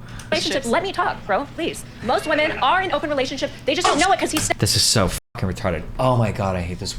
Can I say I hate this woman too much? Or are you going to be like, I think it's funny that you say you hate this woman instead of using her name? Or is there going to... Or instead of saying I hate this person. I don't know what their name is. Stepping out, at least Myron is honestly. I'm sorry that you don't see the obvious difference between being like, oh my god, I hate this woman, being like, oh my god, this like fucking like her lip fillers or so. Yeah, I know you say that She's because such a you see it in a fucking particular pick-me way. bitch. But like if you read like the comments on my subreddit or the comments in my chat, sometimes people are like, wow, like Destiny's just turned into a horrible man hater. Like he hates men. Like that's all. Like the whole. Like I think I just had a conversation with the lead attorney about like divorce rates, and like half my YouTube comment section was like, wow, Destiny just hates men now. He has absolutely no respect for men. He blames everything on men. Like, so just it depends on what you hear. But because you hear the woman part, you assume that like, wow, you treat women a different way. But the reality The is woman part, because I heard cunt versus when you're talking about whatever you were talking about there, you probably weren't using like gendered slurs. I think I was saying like deadbeat dad, like abusive fucking losers, like whatever gendered slur, like guy that wants to, what did I say? Pump and dump, hit it and quit it, abandon his children. Like I use just as many like negative, but you're only hearing the ones against the women now because it's a pick me on the panel, but like even earlier you mentioned something about like oh, it was interesting that you talked about her lips or whatever, when I'm pretty sure before that I think I'd made fun of the fact that Myron had like the hair transplant or something. Did you? I heard you asked me, has he had a hair transplant? Well, because I was making fun of him for having the hair transplant. Because he was saying that like women are only valued for their looks and men are valued for their achievements. If that's true, then why did you get a hair transplant? Sounds like you care about your looks as well. Pointing out like a logical inconsistency or like him being a hypocrite. Like what does her lips have to do with anything? Unless she's saying like women shouldn't get cosmetic surgery or like women should value their natural beauty, then I don't understand. No, you could do it. I was just saying like I've just noticed when you disagree with women, you get more like, you know what I mean? True. Whereas with men, I'm more respectful and. Honest enough to say, I don't know, so she's cheating. Can you let me talk? Can I freaking say a word? Shiva. Like, is honest enough to say, hey, you're going to be one of three, yes or no? And they're going to say yes, because they know what type of She just needs to ask her right now, if your husband was dating 2 other women, would you be okay with it? That's all she needs to do, is ask that question. He is, what type of man he comes to the table with. He's being present, providing, protecting. Here's the thing, most women are going to leave. She just needs to. Answer the question. Absolutely not going to be in Melina, Adam. I might Frank Castle you at this point. Like, I might do it. Really? You can talk when you're talking, but when I'm going to talk and ask the question to our awesome audience here is when you go on mute. Ladies and gentlemen, round of applause for yourself real quick. Show of hands if you're married in the audience. Show of hands. Okay, very few. Yeah, no shit, it's the Fresh and Fit audience. Is that this guy's hair? Or do you think that's like an artifact? Oh my god, it is. we got cameras on the audience? Show of hands if you're currently in a relationship. Okay. Stupid. So half the audience. Show of hands if you're single. Did he say half the audience? Currently in a relationship. Okay. Does that look like half the audience to you? I see 5 hands up, I think. Okay. So half the audience. Okay, hold on. Front lady had her hands up. 6 hands up here. Show of hands if you're single. Oh. The other half. That's the other half. Now, for all the single dudes out there, raise your hand if you want a girlfriend or a wife or a girl in your life. Show of hands. Okay, so the most of you want a girl in your life. Show of hands if you want to do the Myron approach and have multiple wives. Okay. Like, how sad, this should be the most sad and most delusional moment of the show, is you've got a bunch of guys that don't even have 1 girlfriend that are aspiring to 3. Yeah. Now, Most men can't do that. Okay, But they want how that. realistic is it for these guys to actually have multiple wives? I mean, to have multiple girls is very difficult. But again, if you're on your purpose and you got your shit together and you're that guy, women will share you. And they won't feel like they're being entrapped or they're being held or whatever, because they know, okay, if I'm not, and here's the other reason too why having multiple women is so important. People only behave, right? Okay, so respect. Pay really close attention here, because this is why I bring people like Amy on. Okay? What? Oh, Just no, pay I attention. know, because they're more likely to stay in line if there's competition. Exactly, and that's what I'm keeping you here for, right? When you left earlier. But it just made me bitchier. I ended up leaving. But you were, I came as back. soon as you were in the elevator, you were like, I was like, F Amy. Amy wouldn't leave. She's gonna fill my seat. And you called your brother and you're like, I'm back in. Yeah. You haven't seen the movie Whiplash. Fuck! There's such a good analogy right here. Oh, fuck. I'm gonna make you watch that movie at some point. Another horrible movie. Don't worry, the one guy's not in Michael it. Cera. Yeah. The ingredient for respect is fear. So for respect to exist, fear must come first. And women have to fear, not you physically, but fear you leaving her. And that fear is stimulated by other women being around that could take her place at any time. If you look at someone like a Dan Bilzerian, you look at a Playboy like Hugh Hefner, you look at the Tate brothers, right? This is like, it's just the most toxic approach to fucking. Do you agree with this? Do you think fear is the good bedrock for all relationships? No, I was thinking like, I don't think this is true, because if women always have sexual leverage, then they could always trade up. So wouldn't that keep their man in line? Yeah, but he's saying you need to have more leverage. That's why you need to have 3 girlfriends. No, I know, but I'm saying that's not even the case with monogamous people. Like, I don't think the man fears the woman or has a higher level of respect for her just because she can, like, whoever she wants at a moment's notice. Like, I don't think he feels like he's in line, right? Well, true, but his response to that would be like, of course, a man's not going to respect a woman that can fuck a lot of people, because women don't need respect to fuck a lot of people, but men do need respect to fuck a lot of people. So a man having the ability to fuck a lot of people is a signal to women that he's worth something. So he should be fucking a lot of people to show that he can. But a woman doesn't get more respect for being But he able was talking about the fear component, like you just brought up Amy, because like it's the idea. Yeah, but he's talking about. replaced. But remember, everything they're talking about relationships is very gendered. The fear component is only the woman fearing the man, never the man fearing the woman. That's why they have one-sided relationships. Have a bunch of women around. And unfortunately for women, and this is one of the unflattering things about female nature, women operate the best when they know that they can be replaced, and women are super attracted to pre-selection. This isn't even my opinion, this is a biological fact. They've done this with chimpanzees, which are the closest to human beings. When they had one male chimp and no bitches, he got no bitches. When he had 2 female chimps with him, the other female chimps came to him. So women would prefer to share a higher... Aww. Oh, you can't even spell your name right. Wait, can you put that on screen? Wait, what's the original? I'm calling it now. Mel's gonna try and get a gotcha clip. Right from the jump, she's only there as a proxy for Destiny, just like Angela, just like Farha. Does he know I control that, like, all these girls. Oh, I thought he meant that Angela was like a proxy for you, but he means all of you are my proxies. I am the true alpha male. I'm like juggling all of you simultaneously. You're my debate How clowns. would you know that he was going on my whatever podcast? You didn't even know. I know But everything. he makes it sound like I'm the somehow puppet master. That's why I trained you from birth, okay? To give you all the so arguments. obsessed with me. Also, why is Melina taking photos with this woman who wants to kill me? To keep you on your toes. You probably feel really like, True. holy shit. She might be walking in we're 37 minutes behind. They could be on their way home right now. Nice. Higher status, man, primate, whatever you want to call it, than have a loser all to herself. Most girls will say, I'd rather be single than settle down with a regular guy. And I would argue that social media, dating apps, etc., has heightened this to another degree. But go ahead. Oh, I wasn't saying anything. No, because I know you're trying to say have something multiple before. wives. Sounds great. No, but there's a purpose for it, like being able to have multiple women. I Because mean, I don't think there's any stats out there that's saying that the open relationship one-sided and the marriages are the ones that last the longest. I don't think that's. That's true. But there's a multitude of data that demonstrates that women are hardwired to be attracted to men that are pre-selected. I think women are attracted to people that are passionate. No, you are, sweetie. That's where you are. And I think it's important. Let's go with that. Yeah, they're attracted to men that are passionate, but you're missing. You agree with that? Yeah, but see, again, women end at 10. They don't go 1, 2, 3, 4, 5. That guy can be passionate, fantastic, if he's tall. If he's charming, if he has the money together, he's in shape, he's good looking, he has a nice smile, he's funny, her mom likes him. Like, all these things need to be checked, and women always forget like how many check boxes they really have. You don't give a shit about his passion or his personality or his charm unless he meets certain prerequisites first. That's correct. Go ahead. I was gonna say, I mean, do you agree with the way that you're It's just completely not true. This was the argument that I had with Rolo, where I was like, the men that fuck the most are the men that want to fuck the most. Average number of partners doesn't correlate with height, it doesn't correlate with BMI, and it negatively correlates with income, where the less money you make, the more number of sexual partners you have. Success in marriage positively correlates with income. The more money you make, the longer you tend to be married. It's also positively correlated with education. The more educated you are, the longer you tend to be in a monogamous, stable relationship. So there's literally no data whatsoever to back this up. It's just an emotional point that they bring up that nobody can challenge them on, because they won't produce a single study to back up any of this. As I said before, if you're in an area, you're going to the people in the area you're in. That's just how it works. It works in school, works in work environments, it works in everything. What about the part about women needing someone who's already pre-selected? Because I know you were saying, again, like, think about ambition, whatever, it has nothing to do with money. But then she said passion. But, like, he's saying that's not true. Do women have more check boxes than men? It wouldn't surprise me if women did, just because of how the sexual dimorphism, I guess, or whatever, of our species, that women tend to gatekeep a little bit more and men tend to pursue a little bit more. It wouldn't surprise me if women did have more check boxes that need to be filled than men. That's probably a fair statement, I think. I guess I'm wondering, like, when you're saying those, like, plethora of traits, like ambition, all these things, like, why is it that those happen to be correlated with money? Like, how come passion probably doesn't matter as much? Because you could be a really passionate artist, but, again, not be successful. So it just feels like you're picking traits that, you know what I mean? Why do they tend to be correlated with money? Probably because in like, the why broadest not of pick sense, positive traits that, like, why aren't women attracted to then just the positive traits that aren't correlated to money? Like, why is it that money tends to be the umbrella for it?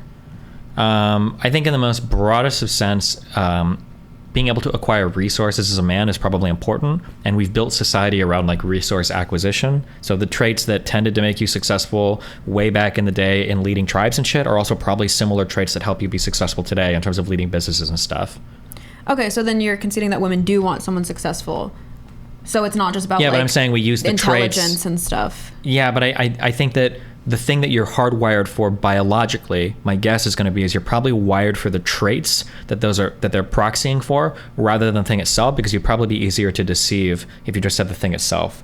That'd be my guess. Like, if a guy flashes $1 million in front of you, but he's a fucking loser in every other sense of the word, you'd probably be more turned off than a guy who seems like he has the capability to achieve everything, but he just hasn't gotten it yet. That'd be my guess. But you're painting this picture about him, of that he's holding a gun to these girls' head and forcing them to do this, that they don't want to do it. I mean, I think you really have to understand the reality is, if they didn't want to be there, they wouldn't. That's not really how it works. Like, you can manipulate and say things. Melina is so argumentative. She's fighting way too much on every single point. People feel like She's going full Pixie, boys. I love you, Pixie. you want to stay. Have you ever heard of cycle of abuse? Have you ever heard of cycle of abuse? I mean, Let her finish her point. Go ahead. Listening to you talk thus far, I think you're delusional. But I mean, tell me why. I think she's probably been in the longest relationship of almost anybody here. I think anybody on this panel, and even her prior relationship is probably longer than most of the people on this panel. Why? She's going to. You're telling him how his girlfriends think. When, if you don't know them and you don't know the relationship, I mean, weren't you just annoyed that they were trying to tell you about your relationship? Weren't you arguing with him? not telling to you. I'm counter on asking him questions so I can understand what he's saying. That's what right, it is. and he's telling you, I'm not arguing telling you, against it. and then you keep countering back. Well, There's no, I don't like, because I don't think that the and things that he's because- saying applies to everyone. I don't think it does. And then I don't think you can say that. Maybe it doesn't apply to you, but it works for him, and it works for his Yeah, he does what It's not just that it works for him, though. It's that he's giving advice for everybody in society. That's what she doesn't understand. everyone. He's saying I'm not most saying of the that. women's. Yeah, I'm he's not talking about like generalizing. generalizing everyone this way is not. It's not reality. But it is for a lot of people. That cop out. But it's not like the best advice that you can give out there. There are other advice. Like if he says like You gotta humor, understand charming, what those sort of things, I do agree with. Melina, you gotta understand that the world operates. Go ahead, Myron. So let me just because a lot of women have a point of contention with the way that I do things, and you gotta understand like my dating practices and how I move with women. There's typically like some type of logical or statistical reason why I do what I do, and the reason why I have multiple women is because it's a fact that women are attracted to pre-selection, and it just works that way. You know what I mean? And there's a bunch of other benefits as well, but it keeps the women aroused, which I think is a very important component. I think it can work for some people, but I don't think it works for normal people. I mean, you have to be able to support all those women. I mean, I you can have 4 wives don't because think you that can many support people are. How many of those women do you think he supports? How many of those women is he like paying for full room and board, paying for every single fucking meal? Do you really think he does that for every girl that he's quote unquote dating? I have no idea. I'd be surprised. Is that what they're arguing for? To fully financially Well, that's support? what she just said. Like, oh, he has to be able to support all those women. Like, I doubt he does. But No, but what does Myron say? Does he I don't say know. We're about to find out, I guess. I'm curious what he'll answer to that. Yeah. Are getting wet by the idea of their man cheating on them. I don't think so. I think most But of them it doesn't refute the fact that women. But your still man cheats prefer- on you. What are you talking prefer men that are. I don't think most women. Oh my god. Yeah, but I'm a special one. I get turned on. I am actually a cuck, so I do get turned on by this. Okay. But I know that most people Gotcha. don't. So I'm speaking for those By people. the way, speaking of, the famous phrase, men lead, women follow, right? Is that rational male? Yeah. Okay, shout out to ladies, real quickly, Do you believe in the red pill concept of pre-selection, the idea that if you're around girls, it makes you more attractive to other women? It works, but it's a lot more nuanced. So here's a couple of realities that are reality, okay? For men, it is harder to get women than it is for women to get men. So if you see a woman with a guy, you're not usually giving the woman props for being with the guy, generally speaking. You're not usually. But if you see a guy with really attractive women, usually the guy is getting some props for being with the attractive woman. So that's one social signaling. Another social signal is that generally, if a guy is able to hold down a really attractive woman, it communicates a couple of things, especially in regards to safety and stability from that guy as well. So like if a person sees that I've been with, say like Melina for a long time, say, okay, well he must not be fucking psycho, he must not be super fucking abusive, he must be like relatively stable, and if she's a hot girl, he's probably able to hold it down to some extent. So guys do benefit from that a little bit. However, you cannot be aggressive with it. Like, even if it's a one night stand that I'm with a girl or whatever, if I am sleeping with a girl and I start saying some shit like, oh yeah, like this is fun, like I just hooked up with like 3 girls last week, like I'm gonna see another girl, like that girl's gonna feel like shit. The idea that women like to hear that, or they like there is a selection, there is a pre-selection, and that like people enjoy seeing that you have the status and they like that, but they don't want to hear about it. Like a woman doesn't want to think about like, oh yeah, like this guy just fucked 50 guys before me, he's so cool. Like that's fucking delusional. The only type of girl that might want to hear that is some crazy fuck Miami chick that these guys are selecting for in their shows, but most women in like even a casual hookup scenario do not want to hear shit like that. He's not saying they like it. He's saying it puts them in a competitive position in which otherwise they'd feel like they're special and they're the prize. But he's saying, like, he's not saying they're gonna enjoy it or like to hear and be like, tell me more. He's saying that it'll keep them like wanting to offer more value. I mean, maybe if they phrase it like that, maybe. But like, I think they have said in the past that, well, no, I guess they do say that. Like, if you cheat on your woman, it makes her try harder to be right. But I think they said it makes her more attracted to you as well.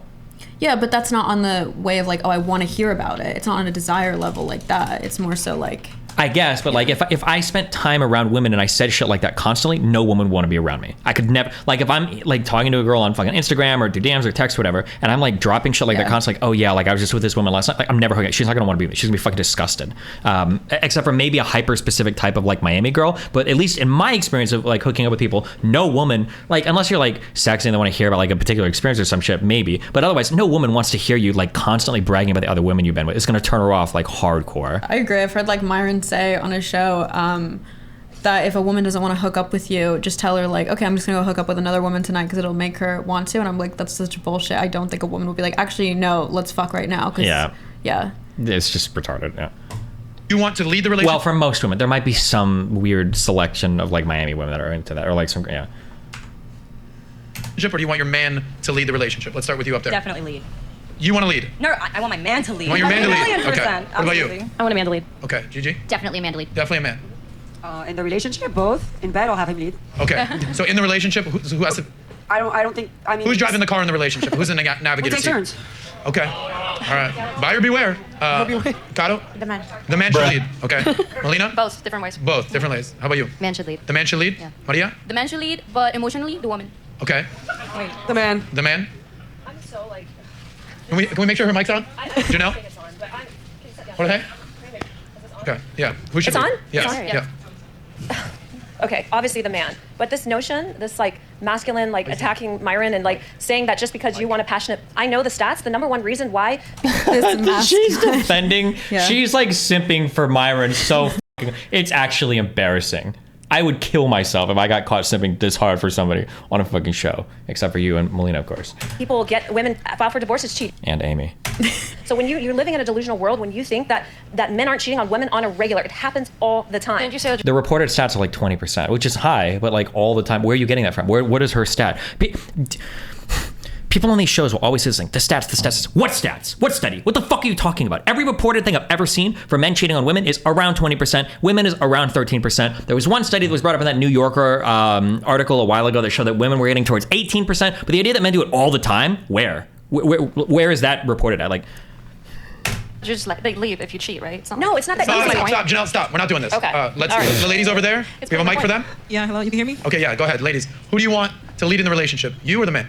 Of course the man, but we all gonna say a man, he just cannot be weak. I hate this setup. Why do they have 50 fucking women here? They could literally trim this down to like the girls here and like have like decent back and forth. And they even still, that's like too many, but like, yeah. Well, did you see my recent episode of whatever? Like none of the girls talked. Yeah, I know. So I understand why they do this. True, but like they're pre-selecting here for like women that they've had on the shows before, so they should True. know. Like they know like Amy and Melina are probably going to talk. This girl, I think, did she say she'd been on a show before? They know she's probably going to talk. Like they were getting women that have been on these shows before, so. Certain things. You know, if he's not Guys, can we get the camera on the ladies?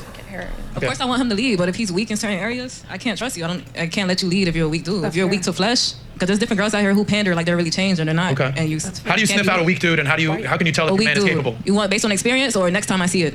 No, based on experience. I want a Experience. hypothetical. I was dating this guy. All his crew members talk to him really bad. His assistant talked to him really bad. He doesn't have any friends his age. All the women around him simp him out of pussy, and I think it's very weak as a man. You can't hold Social proof. Myron, what'd you tell that dude? Pre-selection and social proof is so important, man. pre-selection. Yeah, and be careful because there's certain women who fake like they're really together and they're not. They just hear you guys talk and use that as a recipe to finesse you. So just putting that out there. Thank you for that. Okay. Next lady. I would appreciate my man to lead.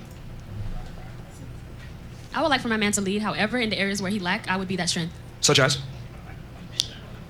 I mean, if his leg is He broken and loves we on the road, countering I would her. drive. What? I said he loves countering her. Yeah. I would like for my man to lead. However, in the areas where he lacked, I would be that strength. Such as? I mean, if his leg is broken and we on the road, I would drive. Respect. If my man's got no legs, I'm gonna wheel his ass around. That's that girl right there. Respect to you, baby. You know, we can make it easy. Raise your hands. How many of you want? I like how she actually gave like a plausible example. Like, I don't know, maybe his leg is broken. That's more realistic than Myron's like fucking Rambo. Like, somebody's breaking into the house. I gotta tell the woman, run into the other fucking room like I'm at AK-47. Yeah. Like, she actually gave a reasonable example. Even if her example's a little silly. It was way more realistic than fucking, Department of Homeland Security over here. Like, federal agent Myron Gaines. Like, to lead a relationship with a man. How many of you want to? Lead with him? No, you lead him. How many of you want to lead a man in a relationship? Let's see if anyone raised their hand. No thanks. Anybody? It's too much emotional. No? For me. On the couch? Anybody raise their hand? See? There you go. I mean, that indirectly tells me that you want a man who's going to be a leader. For him to be a leader, he has to be better than Or you. you both lead, right? How does that work? Like you support each other whenever you go through a hard time. You're supporting each other, pushing each other. But can we agree men are human and they lack sometimes? Can we agree on that? And they what? You can support They each lack other. sometimes. Yeah. You can support each other while one needs and one takes those. I like the mean- partnership that way. So You're like working a- together. Let's continue down the couch because I want to get everyone every girl's response. But that's one Go of the ahead. biggest lies ever. Yeah, man's gonna generally lead, but again, it is a relationship, so there are things that women can see that a man can't, and a woman pushes a man to do things. Such as maybe a woman can see someone's instincts that the man can't see. Yeah. There's a lot of emotional things that women can do, and that's why relationships, like if you were to ask a man that's been married for 50 years old, he's gonna say my partner has done a lot than what you guys are saying. I actually agree with that. Yeah, she can help out, but she's not in a leadership role. I mean, yeah, she's assisting, which I was saying before. Fair. Okay, next. I definitely want my man to lead, and I want alpha, for sure. Yeah, I would want my man to lead. Retweet.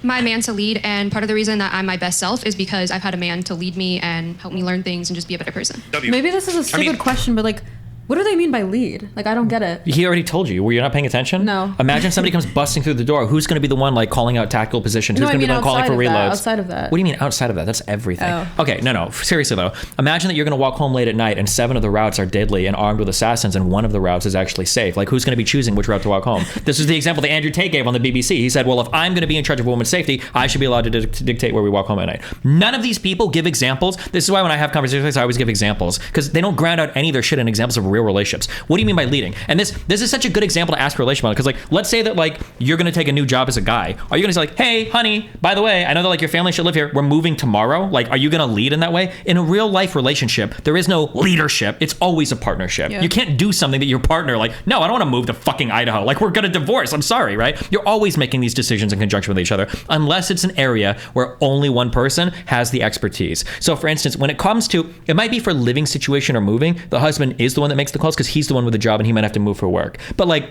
if the woman is like a stay-at-home mom for like household stuff, she might be the one that ultimately decides, are the kids going to play football or soccer? Are we going to go shopping for clothes? What kind of cleaner are we using for the whatever window? When are we going to schedule the fucking lawn, dude? Like, it might be the woman making those decisions there, and then that roles can reverse depending on who's doing what. Is that the case in like tradcon households? Like the stay-at-home mom makes those decisions? Absolutely. Yeah, the mothers are in real tradcon households, not in the weird shitty version that some of these guys half sell, where women are retarded like literal children that can't do anything. In an actual conservative household, the mom is the bedrock of the house and she runs the household, right? And even in like wealthier social circles, what sports and like.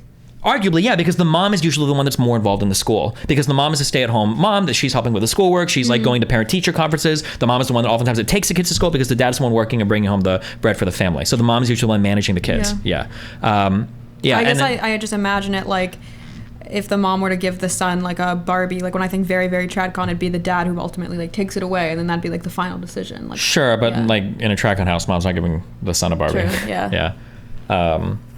Yeah. And then also as they get older, I don't know if this is true or not. I have had people email me this, but I don't know because I was never part of these circles. But supposedly in wealthier households and higher social circles, the woman is also the one in charge of the social standing of the household as well. So the woman is the one that's like managing memberships to prestigious clubs. The woman is the one socializing with other wealthy people or neighbors. The woman is the one making these connections, saying like, hey, on Saturday night, we're going to go out to dinner with the Humphreys and blah, blah, blah, blah, blah, because I talked to her wife or whatever, that women also do a lot in managing social standing for wealthier households. I don't know if that's true or not, but I had 2 people email me and tell me that. So, yeah. I would want my man to lead. Oh, go ahead.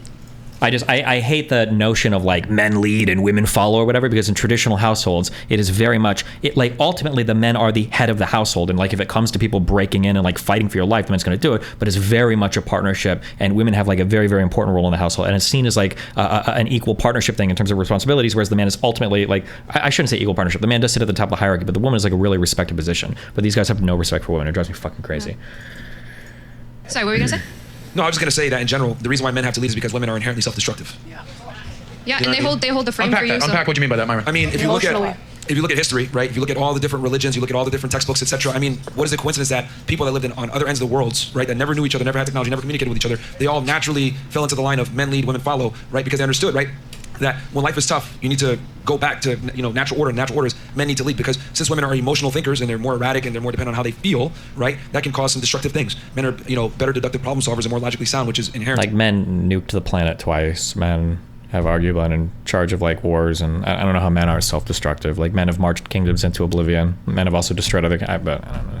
But I guess men have also led like the greatest kingdoms that like the United States that have risen and shit. I don't know. This is to survival in the wilderness where things are crazy. So I think if a man isn't in a leadership role with a woman, it disrupts. I also like the idea that women are more self-destructive when men are literally more self-destructive because they kill themselves more too. It's funny. That would be a good zinger. But well, I guess the rebuttal would be like women try more, right? Yeah, but they not really. I don't want to trigger that one though. You don't want to what? I don't want to trigger you with that one. What do you mean? I don't. Well, this is gonna sound really mean. Wait, how are you feeling right now? What's your emotional status? What the fuck? What? I don't buy the attempted suicide shit. I think if you're trying to kill yourself, I think you can kill yourself. A woman that eats a bunch of Benadryl and is like, oh, suicide attempt, I think that's bullshit. Why'd you ask me how I'm feeling? Well, because I don't know if you're gonna be like, because the last time I brought up like women put things in their Tinder profiles and they're not really into politics. I don't know if that's like a trigger topic for you. How is you saying women saying they're political is them lying and being service level the same as saying like, oh, I don't buy women saying that they're suicidal? Well, because arguably the latter is even worse than the former. I'm saying, the former is, I'm saying women don't really have these political beliefs to get mad. I'm saying women don't even really want to kill themselves. I feel like that's so more you're saying they're the ones self-reporting that they're more suicidal, and you're saying they're just lying for attention? Well, when we measure suicide, I think one of the ways to do it is suicidal attempts. So women attempt suicide a lot more than men, but I don't think a lot of those attempts by women are genuine suicide attempts. You think they're more like cries for attention? Yeah, which isn't, by the way, like necessarily a bad thing. Like people need attention or whatever, but I don't think they're genuine suicide attempts. I think, yeah.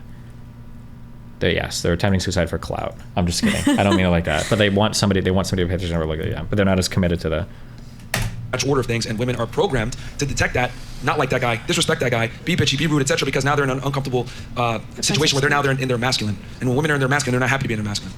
So that's what it is. There it is. Dropping bars. Next up, who's on the couch? I would like for my man to lead, because if you let me lead, I'm either gonna leave you or disrespect you and walk all over you. There you go. Oh. You can't make this up, gentlemen. Go ahead, next. I definitely let my man lead all the way. I'm incapable of doing anything. I also like how, like, if all of these women were 35 and single, every single answer that they give, the guys would be roasting them. These women are all, like, young and single, but because they're agreeing with them, they're, like, fine. But, like, if these women... Actually, I'm sorry, the H doesn't matter. If it was, like, a panel full of feminists, they would be roasting them for the answers if they disagreed. But because they agree, it's okay. Even though, like, I feel like, didn't half the women say that they were single on this thing? I think they were, like, single or in a situation or whatever. Like, by myself, so... What did she say? I'm incapable of doing anything by myself, so... man. That is the girl who's unemployed. I'm not saying that men are better than women and we are more valuable. Shout out to Zerka in the house, by the way. I'm not saying that men are better than women or we hold more value than them. What I am saying is that men are better at certain things than women, and it just so happens that leadership happens to be one of them. Women have their place as well. I'm not saying we have more value than them. We're just better than them at certain traits. Okay, so with that being said, you're talking about something known as traditional gender roles, right? That's something that you co-sign on. Yeah. Only into the last, 30, 40 years with modern feminism and fourth wave feminism has the traditional gender role sort of changed, right? By the way, do we have any Andrew Tate fans in the house? Anyone? Anyone? Any Tate fans whatsoever? Have you ever done any content with Tate before, you guys? I think maybe once or twice. Once or twice? He doesn't watch the show. He doesn't watch the show. Or 12, I don't know. Okay, 15. just a couple times. So we definitely... Do you think Adam's going to ask, how do you guys feel about the fact that Andrew and Tristan Tate said red pill people are goofy and he doesn't want to be associated with you guys? Do you think he's going to ask that question? I didn't even know they said that. They did, yeah. Oh, they said it's a nerd movement or something? They've disavowed it multiple times. Tristan has disavowed it. You're thinking of men and women as men and women have completely different roles in society. We have completely different attributes, completely different advantages. We go through life in completely different ways. You can't compare us as an equal. You wouldn't consider men and women equal in 99% of situations where men are expected to perform. You would not consider yourself an equal if you're rolling with your boy and a guy rolled up and you're trying to hurt you. You expect a man to fight, right? That's a man's job. You can't say we're equal when it suits you and we're not equal when it doesn't suit you. We are not the same. We are not the same. It's the reality of the world. We're not. Like, it's such a weird brokey mentality. Like, their whole lives in gender roles revolve around, like, fighting on the street. Like, do you notice that every single example they give is always I'm telling like... you, that's because I really think it's because of how red pill originated. Like, Myron is literally a Fed, right? Maybe Myron might have had a bad hard background. I don't know. I shouldn't say that, but... Women, even though they have unlimited options, they're not running out here sleeping with a new dude every single day because they won't sleep with a man they don't have at least some degree of feeling for. That's the difference. You will have some feelings for somebody you would sleep with. I promise you, a dude can sleep with a chick and she can get That's the true. car. I feel like it's because he's not because of a tough upbringing necessarily. I don't know how he grew up, but like, cause I feel like because he's an MMA fighter, he probably laughed. Yeah, but even MMA fighter, are you MMA fighting people in the street? Are other MMA fighters trying to attack your girlfriend? No, like, I'm saying I understand why he has such like a hostile reaction if women are like, oh, we're the same, because in his mind, like. Yeah, I know, but like if it was any other thing, Yeah. like imagine a woman being like, oh, like I think we're the same. And I'm like, you could never manage a factory like me. I had 400 different inputs on my factories while I was manufacturing them. Or like my APM in StarCraft is 350. You could never micro, like I would look like a retard. But like I feel like it's the same when he was like, oh, you can't fight off like 52 assailants. Like, are you fucking Jason Bourne? Like how many people are trying to like assassinate you, dude? That like you've got to fight off these assailants at all points. Has this ever happened a single time in his entire life? I'm just saying he was part of an industry in which you see like the differences between men and women in the most extreme ways versus like if you're working in like tech or going to school, like you don't really see it because in those industries like the differences aren't really there. Maybe. I don't know. I just think it's silly. Yeah. Their entire differences between... It's silly, too, because you actually probably could...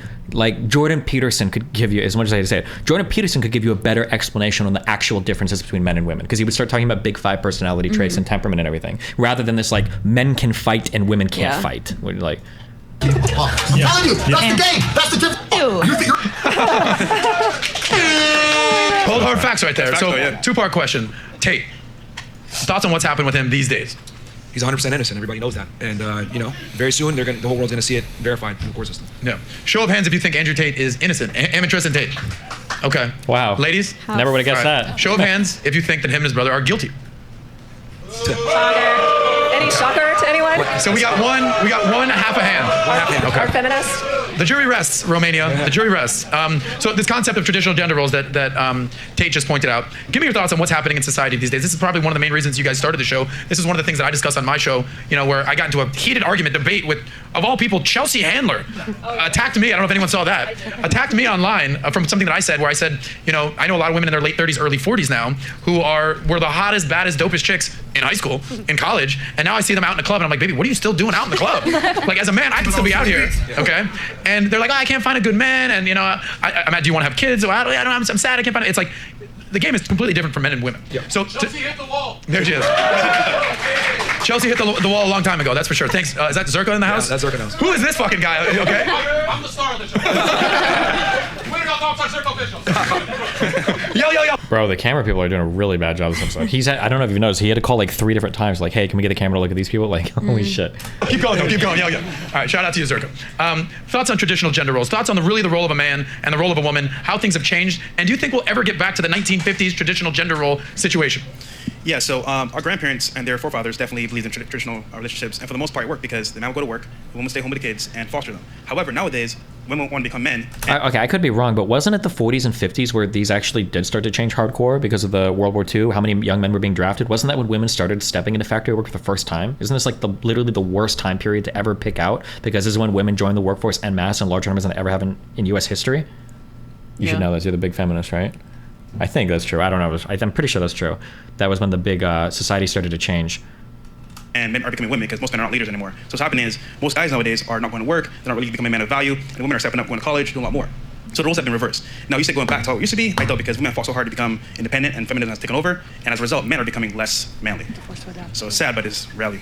Yeah, I mean, I think for a man, his duty is to provide and protect for his woman, and there's nothing wrong with treating the right girl well, and giving her a certain lifestyle if she's your woman. The thing is that you just have to be very selective on which girl gets these benefits, and once she stops doing what she's supposed to do, you need to be able to cut that off immediately. I think the biggest difference between a simp and a guy that has his shit together is, or a guy that understands how the world really works is, as soon as a woman doesn't behave anymore, she does no longer derive the benefit from him. When you're not able to put your foot down, that's what makes you a simp. That's what differentiates it. So I think men should provide and protect, and I think for a woman, if she wants to work, it should be elective, not mandatory. But for a man, it's mandatory that you work. But since you have the authority, you also need to have that responsibility as well for her. But now, do I think things are going to change? No. That's true.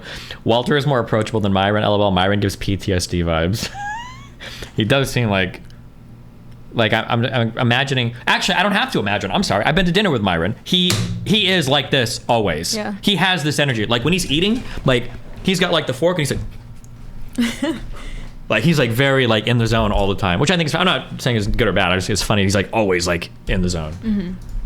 And the reason why is because women fought really hard to get to this position. We pretty much overcorrected. And let's be honest, if we were in the female's position, we wouldn't change either. They can basically double. Okay, after hearing him say that, the thing about like if women want to work, it's elective. I feel like I understand what he's saying now a bit more. Like men can never, like feminists can say, oh, I think it's your choice whether you want to be a traditional housewife or you want to work. Like feminism could be so bifurcated in these ways, but men never get to say that. Like they never get to be like, oh, I think some men should be that. You know what I mean?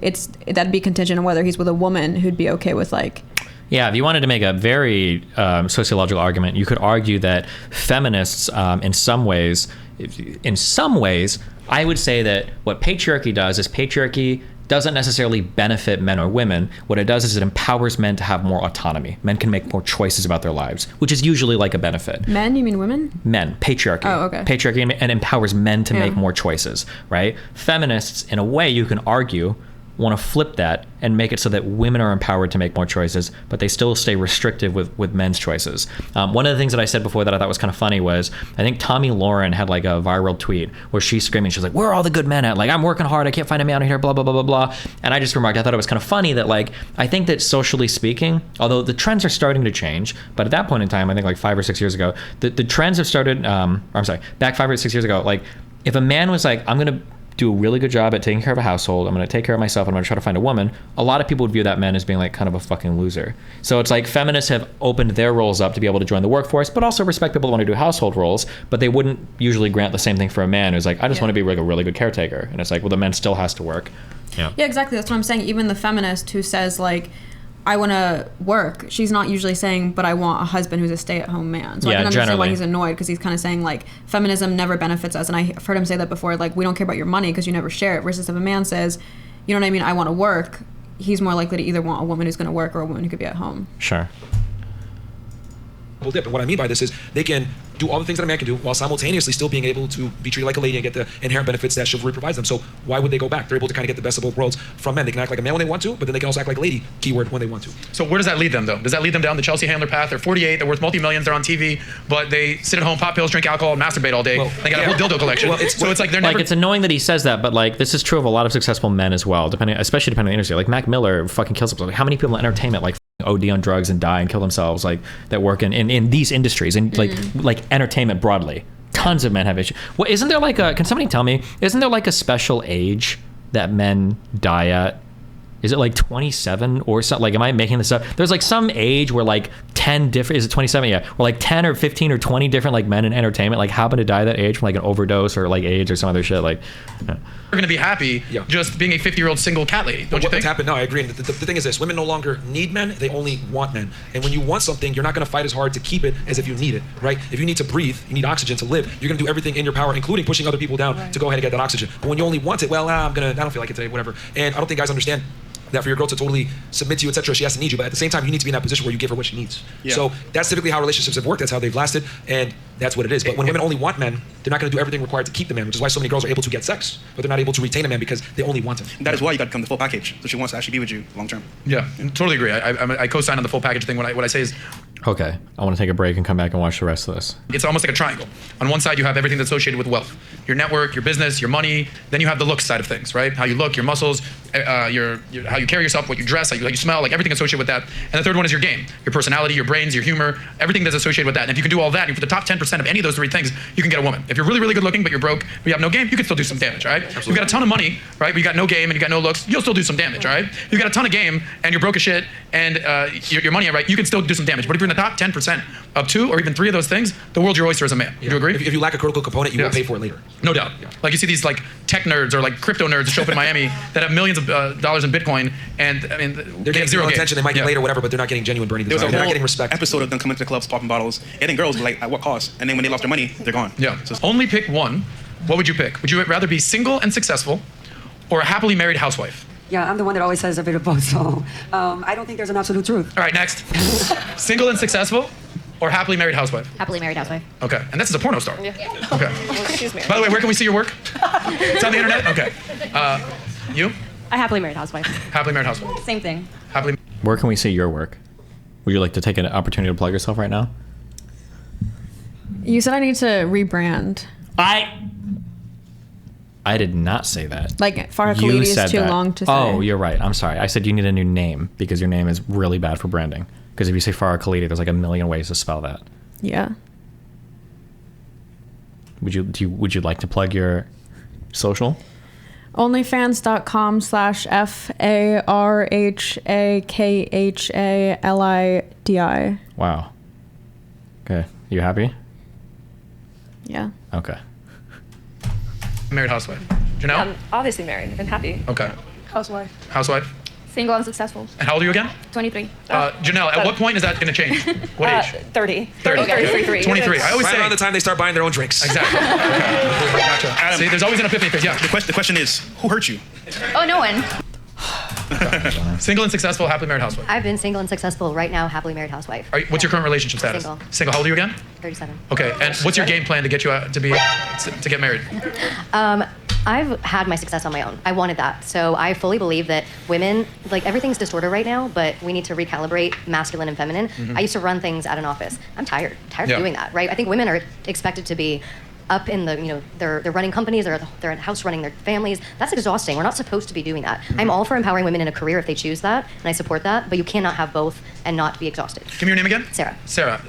Here's why I fully agree with you. Because we're kind of around the same age. I know a lot of girls your age, late 30s, early 40s, who've made their money, and they're wondering, what the fuck happened to me? Yeah. Okay? So walk me through the mindset, and like, what would you tell this girl right here next to you? Say hi to Maria. By the way, something I know about Maria is one time I asked her, we were at model volleyball, Yes. and I was like, rate yourself 1 through 10 on the crazy scale. She goes, oh, 11. Okay, I was like, okay, got it. I know Maria now. What's your advice to this girl so she doesn't end up, no offense, like you, 37, single, successful, but wants to be married? Look, if I wanted to be married 10 years ago, I could have been. No doubt. It's not that I didn't want that. Saying I chose the path I chose for my own specific reason. I think everyone chooses their path. But for you, I think you should pursue what makes you happy until you feel fulfilled enough to be a partner to someone. Because if you don't and you become someone's partner too soon, you're gonna regret not ever doing something. Yeah. Some people hit that point at 22. Some people hit it at 35. And that's not for anyone to determine what's right or wrong. It's like you with 3 girlfriends. Good for you and them. They chose that. I have a question for you real quick. Yeah. If you could turn back the hands of time, and go back and give up your success, knowing the knowledge that you have now, the wisdom that you have now, right? You've experienced a career, you have the money, so you have that 20/20 hindsight. If you could go back in time and be in a state where, let's be honest here, you're more marketable to get the man that you truly want, would you do it? I think that's complicated because right now, I was very, very much more of a tomboy and more of a masculine energy when I was in my 20s. No, but with the mindset that you have now, Yeah. let's be honest, let's be brutally honest here. Once a woman hits 30 plus, your ability to command, force the marketplace and get the man that you truly want and keep him is almost diminished. So knowing the knowledge that you have now, right? You've experienced the success, you got 20/20 hindsight, you have the wisdom you have now, 20 years prior. Would you move differently? Would you not have chased that same career? So I would move differently in that I would shorten what I did. I didn't want kids from a young age. I still do not want kids. So that didn't determine my trajectory. You don't want kids? No, I don't. I do not. I love children. I don't need any of my own. At what age did you determine you don't want kids? I've never wanted them. Okay. What percentage of women do you think agree with you? I don't. Now, they would never point out, but that's a huge killer to anything, because if one woman would have said like, 21 you don't want kids, that'll change by the time you're 30, honey. But like her saying it's been her whole life, like they're not going to challenge her or push on it, but like that's like a huge contradiction to a lot of shit that they say. But I don't think it's a choice that I've made personally. how many kids do you want? That'll change when you're 30. So what percentage of women do you think agree I with think you? it's probably pretty low of What people percentage? that don't want kids. Percentage of women that do not want kids. I don't know, girls. Like probably. Raise your hand on the panel if you want to have kids at some point in your life. I'm gonna have more. I have more than Ladies. I would get. You don't want kids? I don't know. You don't know? Okay. I didn't You better until figure that thing out. How old are you again? 32. Yeah, you better start thinking about that. You guys are going to. Okay, eventually. ladies on the panel back there, show of hands who don't want kids. When it's don't too want late. kids. So here's 90% of women want kids. By the way, men, raise your hand if you guys want kids. Okay. Yeah, that's like almost the whole audience. Raise your hand if you don't want kids as a man. So every man wants. Wow, there's like okay, 3 raise your hands if you think you'd be a good father. Okay, look at all these men out here. But raise your hands if you think you'd be an absentee father. Ladies, avoid these 2 motherfuckers in the front row. Avoid these 2. Can I say one? This guy's like, I already am an absentee father. I'm here today. Hanging out. I got Myron, something very interesting. So kids? so for her, right? And I don't mean to pick on you here with this. No, like I she would do things differently and still, have went ahead and got in a relationship. I guarantee you, it would be even more strong in her mind that I would want that relationship early on if she wanted children. But So, I like, also would have done it earlier, even with my current life. That's my point. I did that for too long to where I'm I saying you burned don't even out. have the children Yeah. stimuli and you still want it. But I'm arguing like if you wanted the children, it would have been even stronger in your mind that, wow, I should have settled in like younger. Here's my thing about kids. I love them. I've dated mostly men with kids. I just never had the biological urge to have my own. I didn't close the door. I just thought someday it would come. It never did. I appreciate what you're saying. Thank you. I'm doing some basic math. You're of the minority in this discussion. I agree. I have a question for you. Yeah. I have a question for you. Do you think FOMO is a real thing for women? Like FOMO? Yes, I do. But I also don't at the same time because I'm doing things now that I didn't get to do in my 30s. Like what?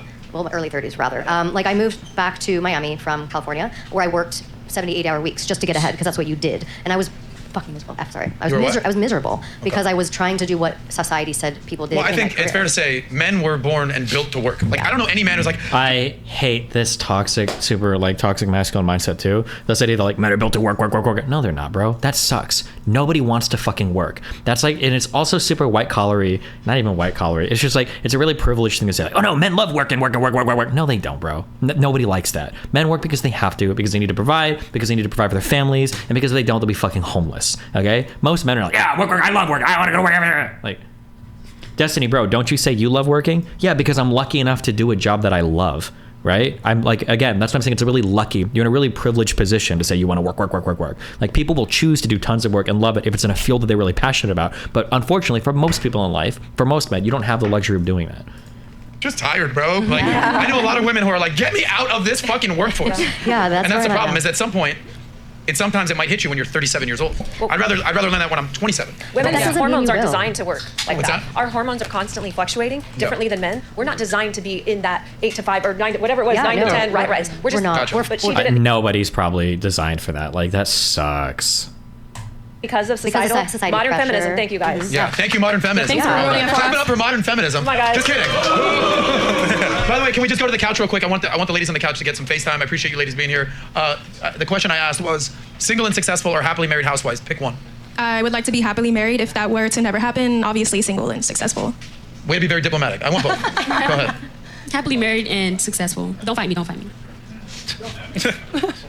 She just contradicts herself all the time. I was very clear. You have to pick one. Okay. Women's emotions change too much. They can't. That's true. Single and successful until I'm 30 because I study way too much right now to not become successful. How old are you now? 22. Okay. Question for you. Do you think you'll still be able to command the same level of man at 30 years old as you can command now at 22? I think I can command that man right now to wait for me when I'm 30. Oh, shoot. What So did she say? she said she could command that guy to wait for 8 years. 8 years. You do realize that the guy that you want isn't going to wait or be on your time, right? Well, I don't know who that guy is right now, but I know I'm going to meet a guy when I'm 30. Are you going to tell me I'm going to change dramatically at 30? Well, Like here's the 8 thing. years? Yes. If did you not say you want a man that's a leader earlier? Huh?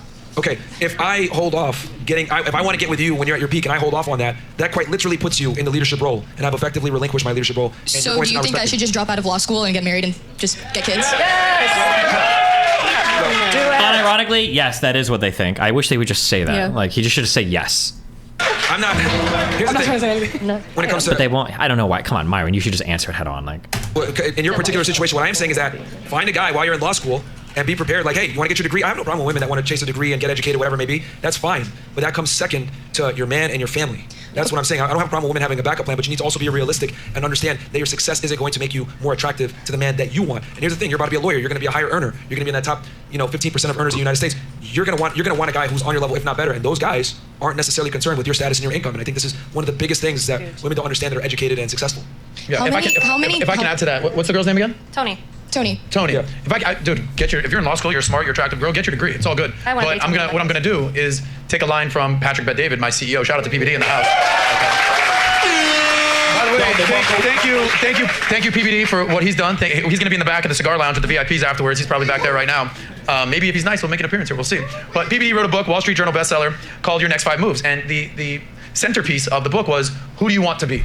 So fuck, I can't do it. I'm so sorry. Me. Okay, listen, let's just take a break, okay, and we'll come back. I have to. I can't sacrifice my gains. I told you to do it. I know. You're right. I do need to. But Okay. bring my brother. Yeah. Wait to the gym right now. I'll ask him. Okay.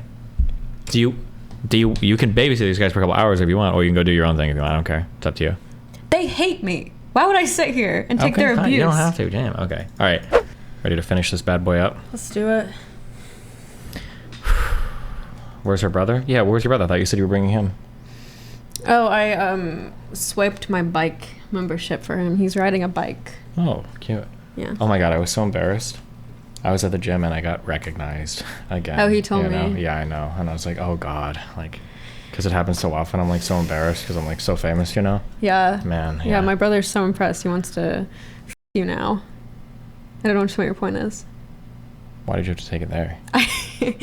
He told me that he asked you, like, how's the stream going? Mm-hmm. And you were, like, talking about the stream, I guess. Mm-hmm. He didn't know we were, like, watching something. And you were, like, pretty bad.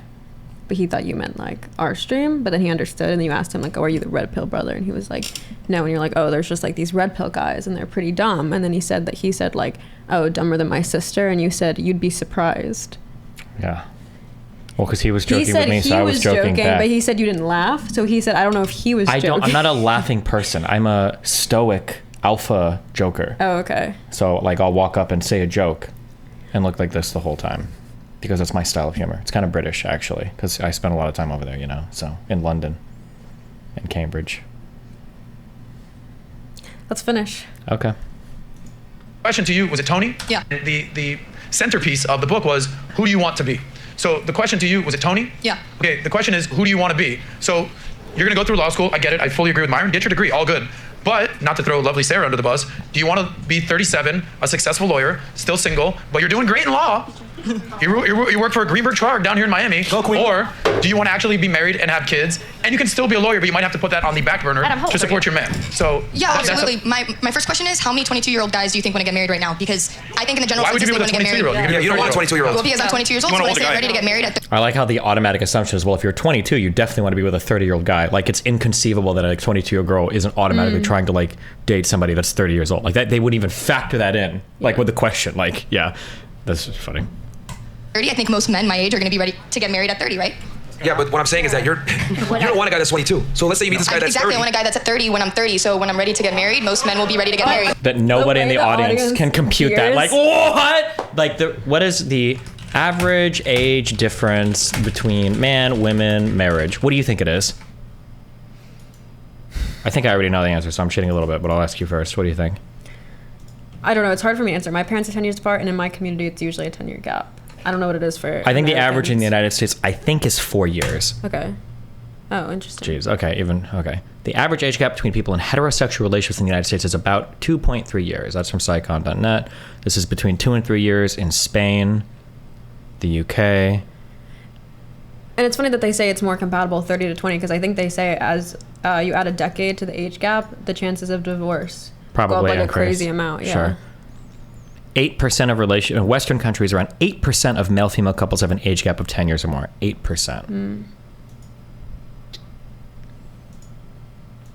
A guy that's 30 doesn't want a woman that's 30. They want younger women. Well, maybe And what I wanted at 20 and I will wanted tend at to 30 agree is when very I'm 30 years old. different than what I wanted at 40. Well, It's say it again, what let her I speak. wanted at 20 and what I wanted at 30 and now that I'm 40 are completely different. Walk us through your mindset. What's the difference? So when you're And listen, ladies, here's where you should listen and stop talking. Listen to the 40-year-old on the panel, okay?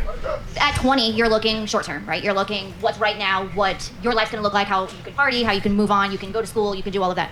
30s, you're starting to look at family. You're starting to look. I chose very wrong in my 30s, very wrong, and he started to take on the less masculine role, and that's when I filed for divorce. I wasn't happy being with somebody that was going to allow me to make all the decisions. But now at 40, I want somebody that's going to be a leader and that's going to show me like now that you're 40. Yeah. Now that I'm 40, I want somebody that's that's more commanding and more like. So you're 40. What's the likelihood?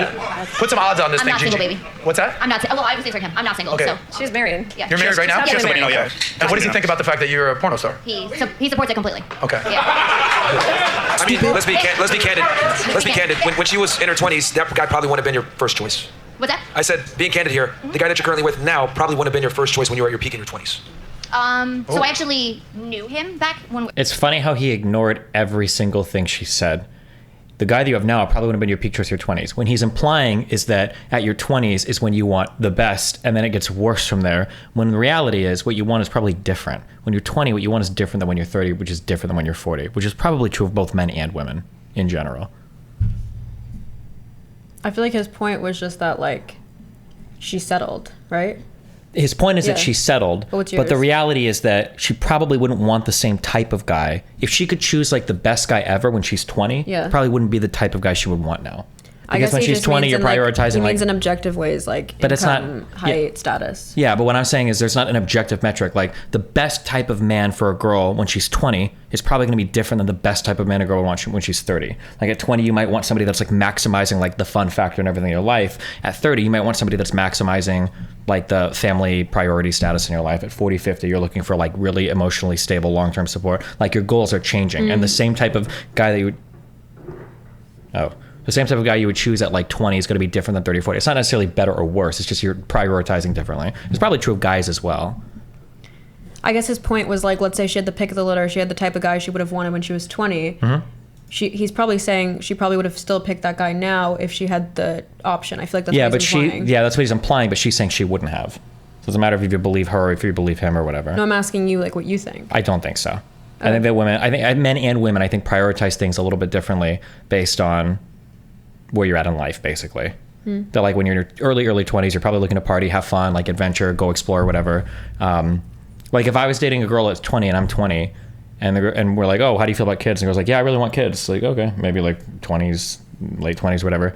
If I meet a girl who's 30 and she says I really want kids, our relationship is on a really accelerated timetable. Like we're not going to date for 5 years and then figure out if you want kids or not, because this is probably your last big relationship where you have a shot at making that happen in a reasonable time frame. Right. So like your priorities in life are way different. Also, being in college and dorming and having a car or not having a car, like all of these things are changing a lot versus when you're 25, 30, you're like establishing your career and you're probably looking for something a little bit different, you know? I think for like men and women, I'd say. I don't know. I feel like you're just saying it in a very nuanced way that's about compatibility. I just don't think that's what he's referring to. I agree. He's not talking about chemistry. He's literally just talking about like No, I'm the not same talking way about- the girls on his panel, if he asks what are you looking for, they'll talk about income and height. So he's just assuming that's what she'd talk about, not about like Yeah, fun I understand factor. what you're saying. Yeah. I'm not denying what you're saying. I agree that that's what he's saying. I'm not disagreeing that that's what he's saying. Yeah. But she's saying something different, and he's not computing that. He's just saying that women want high value men, max resources, max looks, max status at 20, 30, 40, 50. and that at 20 you can get the best of this. At 30 it's going to be worse. At 40 it's going to be worse. Yeah, exactly. That's what he's saying. Yeah. But what she's saying is that at 20 she wants a guy who's like fun, sexy, adventurous, enables excitement in life, basically, right? But at 30 she might want a guy who's more emotionally intelligent, stable career, stable relationship. Like she's looking for something like this. So 20 is, she's not downgrading at 30. She's looking for something that's fundamentally different. You don't think the stable career thing maps onto the HVM traits? Not necessarily, not the type of HVM you'd look for at 20. Okay. Right? Like, I don't think so. For instance, if you took like let's say this is possible. I know this isn't possible. Like at 20 years old, would like a woman want to date like a lawyer who works like a 9 to 5, or maybe even 9 to 5, like 6 or 7 days a week if he's going for a partner or something, right? But she's like, okay, well, it's good. It's his career. It's an investment. Or would she rather be like with a guy that's millionaire entrepreneur who has like a yacht and stuff, right? For Well, like the lifestyle, is that what you mean? I was going to say, do you want to be with an ultra stable career guy who's throwing a line at his career? Or do you want to just be with like a college guy who's like taking electives with you and is like having fun and like goes to drink on like Friday, Saturday, you know, parties and stuff and like has fun? You're probably looking more for somebody like that than like the ultra career man when you're 20 years old. Yeah. I haven't watched a ton of Fresh and Fit. Is that like what the girls say when they're on? I never listen to girls when they're on. The girls on the Fresh and Fit, it depends on how many of them are fucking the guys on the show. Because if they're fucking the guys on the show, they're always going to agree with every single thing they say. And then 2, a lot of the girls on these shows are literally in like sugar daddy, sugar baby arrangements and shit. I don't think I've ever heard them on these panels say that they're looking for like another college age guy. No, never. But this is also like an exceptional. Also, a lot of these girls aren't even going to school anymore, or there's just like it's a way, way, way different world. Yeah. Or like we had. Proves my point even further. Yep. I went from one marriage to like another one. Yeah, So, but yes. you kept him there because you knew what it was. You're basically, you did the same strategy that the lawyer girl was trying to exercise. Now, what I'm saying is that the man that you want is not going to wait because That's other right. women are knocking at his door. He's in Okay. demand. He can replace I you. agree. And I don't think women understand that once you go up the totem pole of success when it comes to the male hierarchy, you have less and less and less leverage. So you got to be on his program. He says, hey, I'm ready to do this right now. Fuck your law school. You need to go ahead and jump on that wagon right then and there because if you don't, somebody else will. And I don't think women understand there's plenty of beautiful women. There's plenty of girls that will fall in line. There's a new girl turning 18 every single day. And the thing that women don't get is that it's extremely easy to satisfy a man, but it's not extremely easy to satisfy a woman. So understand that you don't have leverage, but we live in this crazy world where women think that they have leverage. You guys really don't. The man picks you, you don't pick him. Well, they say that the man was easy. I don't even know what that means. I thought that the women's were the ones that chose because they were the gatekeepers. And is he just saying like the high value men are the ones that pick, or I don't understand what that felt like. I think he just means like at that age. Okay, I guess that felt like a whole reversal of Yeah. everything he believes, but. The what is it? A man can attain a woman, but a woman must retain the man. So guy game is being able to attain a girl. The more game you have, the more you can attain. It's the woman's job to keep you. So with Miss the lawyer here, 22, the future lawyer, 20, like 22, right? Yeah, 22. Yeah. So here's the thing: you're in a career field that's gonna have you arguing all the time, working long hours. You're gonna have to take on some masculine traits, especially if you want to make partner, etc., which is all great. But understand that your career is going to make you a less desirable woman to the very man that you want. The more argumentative, the more dominant, the more masculine a woman is, the more the man has to elevate his masculinity to overpower that. Or So, or you're gonna have to get with a pussy, which you're not gonna like. One of the things that these guys never factor in, I tried to have this conversation like 5 different ways, I think the last time I was on the show, is they always assume that as women increase their status and their dating pool decreases, that that's a bad thing. But it could just be that being more selective isn't necessarily a bad thing. Like every time you increase your status as a man or woman, they wouldn't agree with men, but realistically, when you increase your status as a man or woman, you're necessarily decreasing your dating pool, but that's not necessarily like a horrible thing. I don't think he's saying it's her choice. I think he's saying like she'll become less attractive to other men, right? Yeah, that's what he's saying. Because you're going to become hypergamy. Well, he's saying that like as you become a successful lawyer and shit, you're going to become like more masculine, more argumentative, and there are guys that aren't going to be willing to date you anymore. But my guess is going to be on the flip side is that a woman that has the drive to become a lawyer, be a litigator, and do all of that probably doesn't want to be with a guy that would be threatened by a woman that's a lawyer. That'd be my guess. Yeah, that. I feel like a lot of lawyers marry each other. A lot of doctors marry each other. So Sure. I feel like even her not being this and being just like someone who doesn't go to college, she's cutting off a big section of the dating pool because Potentially, she yeah. couldn't probably marry a lawyer, maybe depending Yeah. if he's like an old money lawyer and stuff like that. Yeah, although they'll always say for guys they'll marry anybody, although that's not true, but yeah.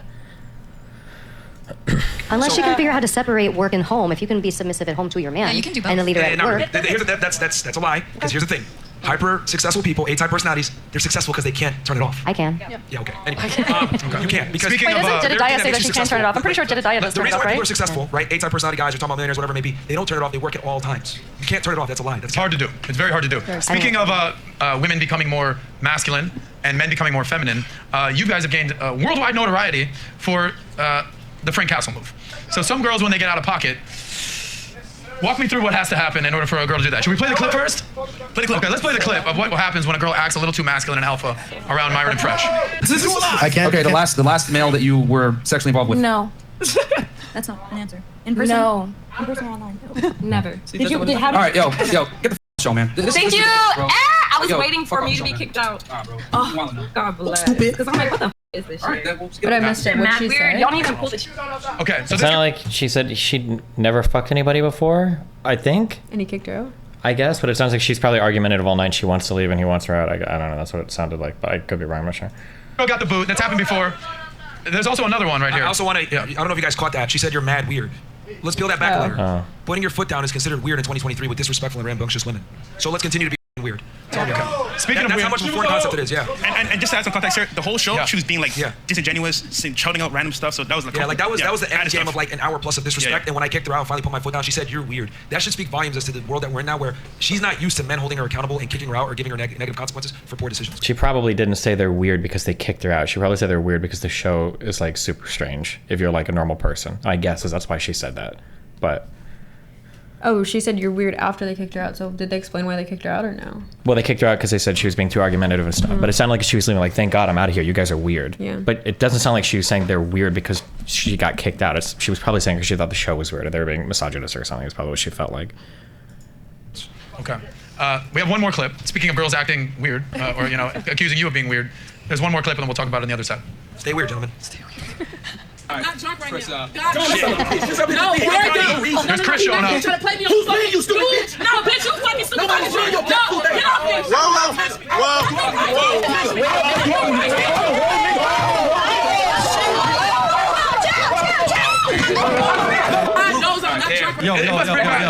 What kind of memories, nostalgia come back when you see clips like this? Shout out to Tommy. That bitch was strong as fuck. I won't lie. Shout out to Tommy Sotomayor. Yeah, I mean, she hit him first. And at the end of the day, I tell women this all the time, right? I told my sister this, etc. Understand that if you hit the wrong guy, he might hit you back. He might actually give you the equality that you wanted. Not every guy's gonna exercise temperance and not hit you back. Right? Me personally, if a girl hits me, I ain't hitting her back. But other guys are gonna give you the equality you asked for. So don't try it.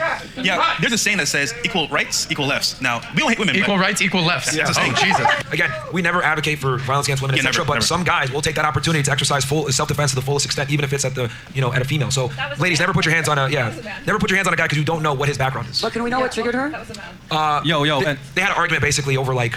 It's a long story, but basically her friend fucked Tommy, and there was some dispute about OnlyFans. And Myron Idol, man, that girl was strong as fuck. I won't lie to you. She was like, if I didn't play football, that bitch would have had me on the ground. It was a love triangle of jealousy, to summarize. And apparently she went to Dubai and did some porta partying, if you know what I mean. After fact. I don't know, Walt's got some wild stories. What? She went to Dubai, porta potty, after effect. I don't know what he just said. Dubai porta potty? Like what that means? No, what does that mean? It's like when Western girls go to Dubai to do like degrading acts for the sheikhs. Jesus. What the fuck? Why do you know that? My mom went to Dubai last year. I'm just kidding. Not for that. To visit her brother. No, it's just like a common thing people say. Okay. That's cool. Well, I think with that being said, you were kind of touching on a little bit. I think it's important for you to clear the air because I actually think you are respectful to women unless they disrespect you. So you've been called all the names in the book. Chauvinist, misogynist, women hater, racist now too. Racist, whatever. Why don't you clear the air? How do you really feel about women? Well, had to be Zerka, bro. My thing is that they're one of the most prized commodities in the world, but with that said, with women comes responsibility. And you have to understand that that responsibility is on you to be the leader and lead her the correct way. Because if you don't, she's gonna lead the relationship, and we know what happens when women lead. It's to the end of the relationship. So it's on the guy. I think at the end of the day, the ultimate responsibility comes on the guy. So if you get finessed by a girl, it's your fault. If a girl treats you poorly, it's your fault. A woman's behavior is typically a mere reflection of that man's masculinity and frame. And I think it's important just to add this as well, is that we learn women not to hate them, but to understand them. And ultimately, you want to be next to them because having kids and a family is important. And to know that you're the leader, which means if you're the leader, you bear the responsibility.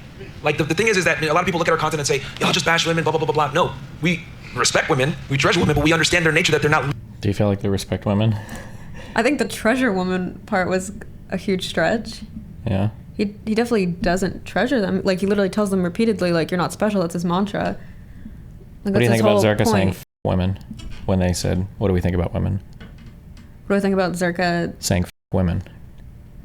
Saying whatever to get airtime on these shows. Okay, so you don't think they value women? Wow. Okay, you're on the record saying that. Leaders. The man has to be the leader. If there's an issue in the relationship a lot of the times, infidelity, blah, blah, blah, it's your fucking fault as a man. But they don't clip that part, do they? Some of the worst advice that modern day women give to men, because if I sit there and I cry to you, oh my God, my life is hard, blah, blah, blah, blah, blah, you might sit there and console me for a bit, but deep down you're gonna go and find someone. That's so not true. I know. No, vulnerability shows vulnerability is so powerful. Again, this is a common example of women saying one thing but doing another. They're saying this right now, but deep down, if your man came to you and was crying on your shoulder saying, I don't know what's going on, her vagina's gonna, can I finish? If her vagina's gonna dry up, she ain't gonna wanna fuck with him anymore. She's gonna look for a stronger, more capable man, because women are designed to look for security. Just because they cry once, bro? Hey man, I can't tell you how many times we brought girls on the show with their own, they tell us on air, one time my boyfriend cried in front of me and I never looked at him the same. Being vulnerable. Okay. So even my question on the show is like, so what is acceptable as a man? What do you think? You know, because you even said earlier, we all have emotions, but we're not emotional. This sounds like PTSD. You know, I'm a big advocate and believer in stoicism. Yep. That's something I've had to learn before I came to Valuetainment. Pat gave me a book, PBD, shout out to him. It's called Meditations, Marcus Aurelius. Yeah. And stoicism essentially is like whether great things happen to you or shitty things happen to you, you just kind of got to be the rock and deal with it, be a stoist. Yeah. How do you grapple with this? Like you, sometimes you might get triggered. Like, okay, so a man, emotions, dealing with their women, life's not easy. We all know life's tough. Yeah. How do you guys handle this? Well, let me ask the girls. How many of you want a vulnerable man? Raise your hands. 3. Okay, no, that's cool. And then on the couch, how many of you want a vulnerable man? Shout on the couch. Vulnerable man. 1. Okay. Anybody else want a vulnerable man? No, absolutely not. But here we do. Stupid to say to a certain extent. Is it considered stupid? What do you mean by that? Yeah.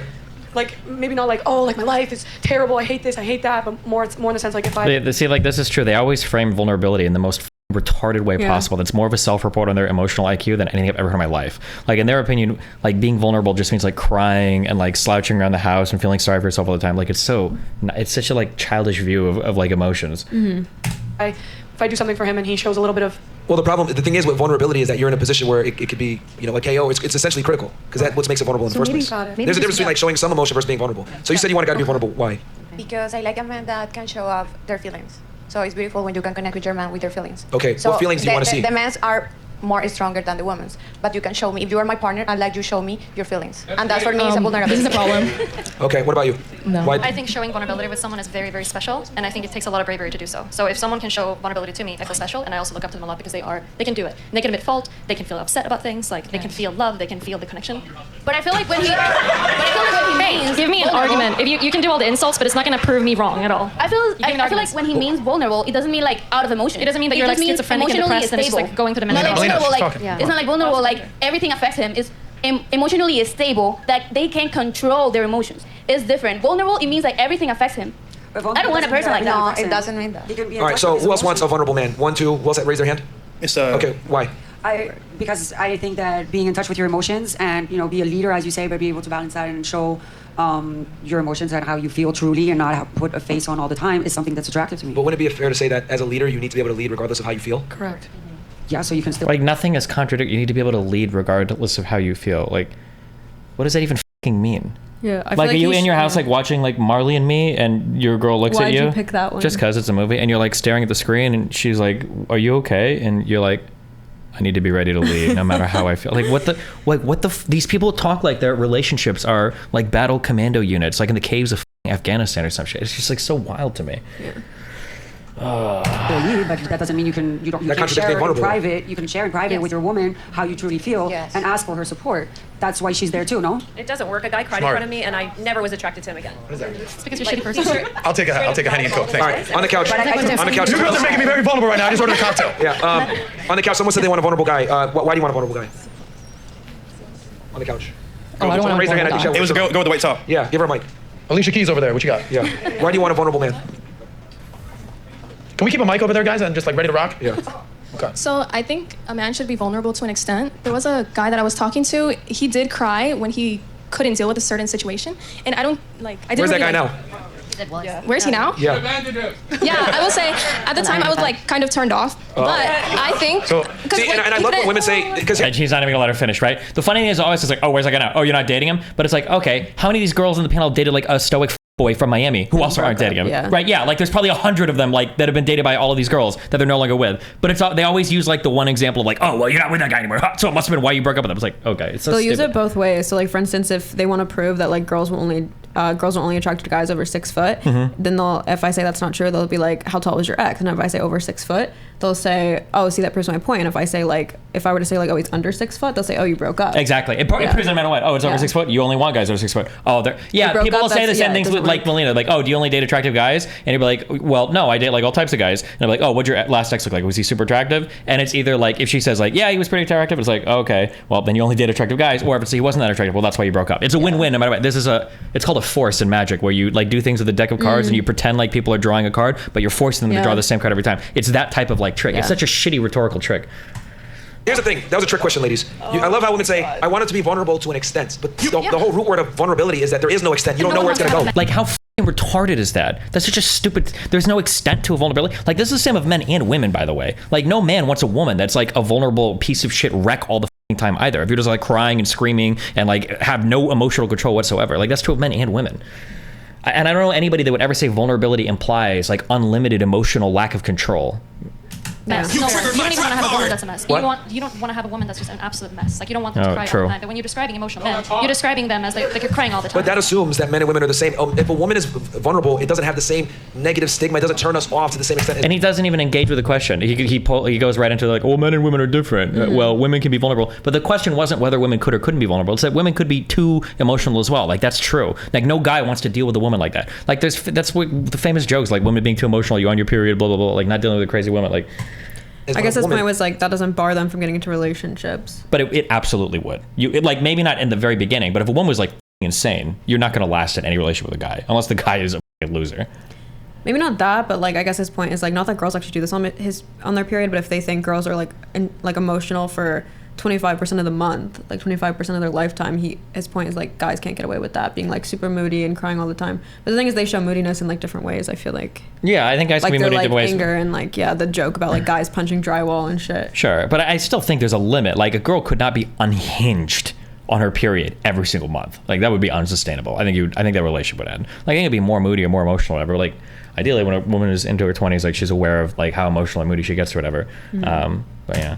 And when a man's vulnerable, because men don't date girls for security, women date men for security. If I'm supposed to be your bodyguard and protect you, and I'm constantly crying and constantly the comparisons to bodyguards and like fighting in war. Don't know what the fuck's going on. You're not gonna feel safe around me. That's just how it is. Can we even just limit, like, let's say you're like married to someone and his mom dies. Like, if he's like a little bit sad and you be there for him, like, you're not talking about that, right? You're talking about like day-to-day kind of stuff. Like a mess. But okay, so let me frame the question this way, because here I am. And I like how Myron doesn't get to answer it, and now Adam fucking bails him out from that question. Yeah. I've cried twice in the last 10 years. Once when my dad died. Okay, cried. Right. And I didn't even like my dad. We had a contentious relationship, but my dad died. Right. Second was when a long-term girlfriend of mine got cancer. It was 24, gorgeous, cancer, disastrous. So it was really freaking tough. Do you call cap? Not on the cancer part, but on him only crying twice in a decade? It's possible. Some people aren't. I'm not a crier. It's possible, depending on how you've been raised. I don't know. It just depends. Okay, so, but I've done business deals that have gone like awry, not crying. Right. I've lost employees, I've had major issues, I'm not crying. Right. So I think there's time and place for it. So I think what she's asking you is, like, when's the last time you cried? Like, if God forbid something happened to one of your parents, you would cry.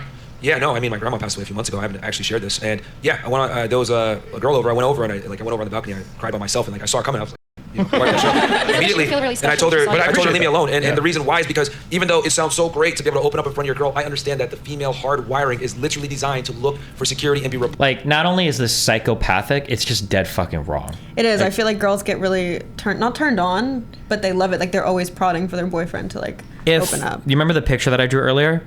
Yeah. Assuming the guy is like a respectable, honorable, like integrity-driven, masculine guy, like those moments of vulnerability are generally really special. And if you ever talk to somebody that's like manipulative of women, the easiest way to manipulate women is through vulnerability. Like, as soon as you start opening up to somebody, showing things to somebody that they think only they're seeing or that's really special, it's the easiest hook into a person's fucking... I guess his point is like, it doesn't feel like real vulnerability because, like you said, it has to be on that chart somewhat. Like, it still has to be controlled. So you still have to be like hyper aware then while you're crying that you're not overdoing it, because there's no like schema. Versus girls, they can like cry with their friends for like 4 hours and they're not going to look down on each other. But I don't think guys could really do that.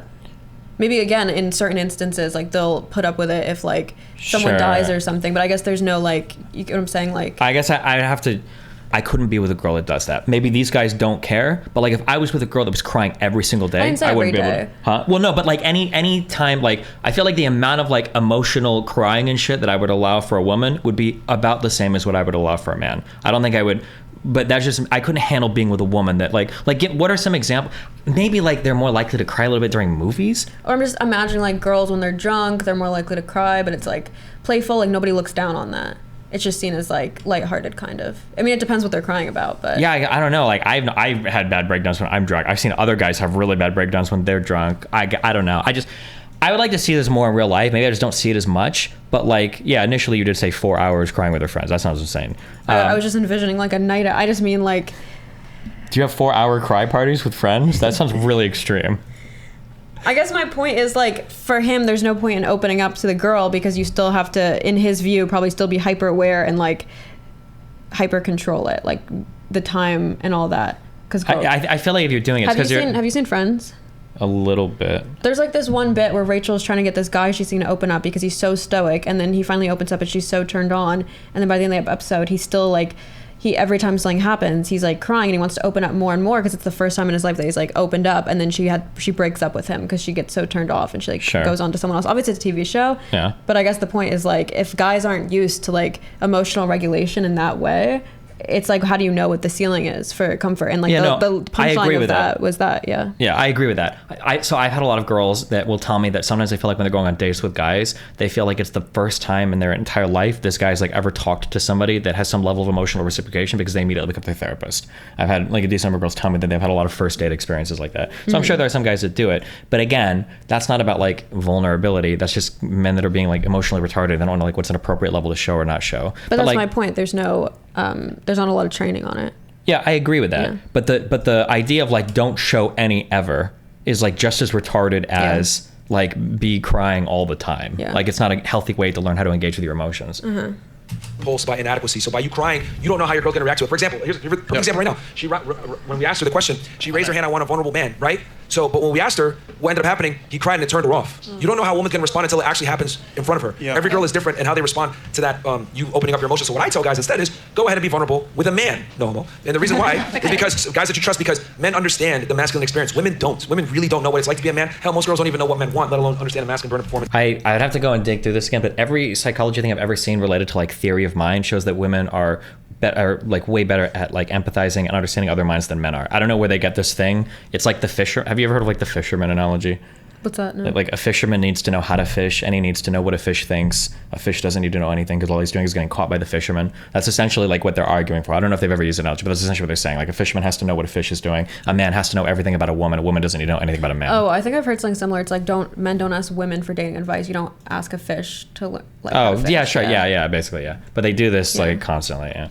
It's a masculine experience. So if you're able to open up with your guy friends, they'll make fun of you about it. You guys maybe go get a beer after, whatever it is. But you're better doing that because there's not going to be the same negative ramifications to your relationship as a woman. Are there women out there that you can cry in front of and nothing will change? Absolutely. But are you willing to take that risk? Okay. I think the issue is as well that like both parties, we don't know the extent to it. So for example, let's say I cry to Melina. She may be like, you know what? I like this. This is great. But to lady over here, I cry to her. Oh, you know what? That's a turn off. So as a man, why risk it at all? What's the point? Yeah.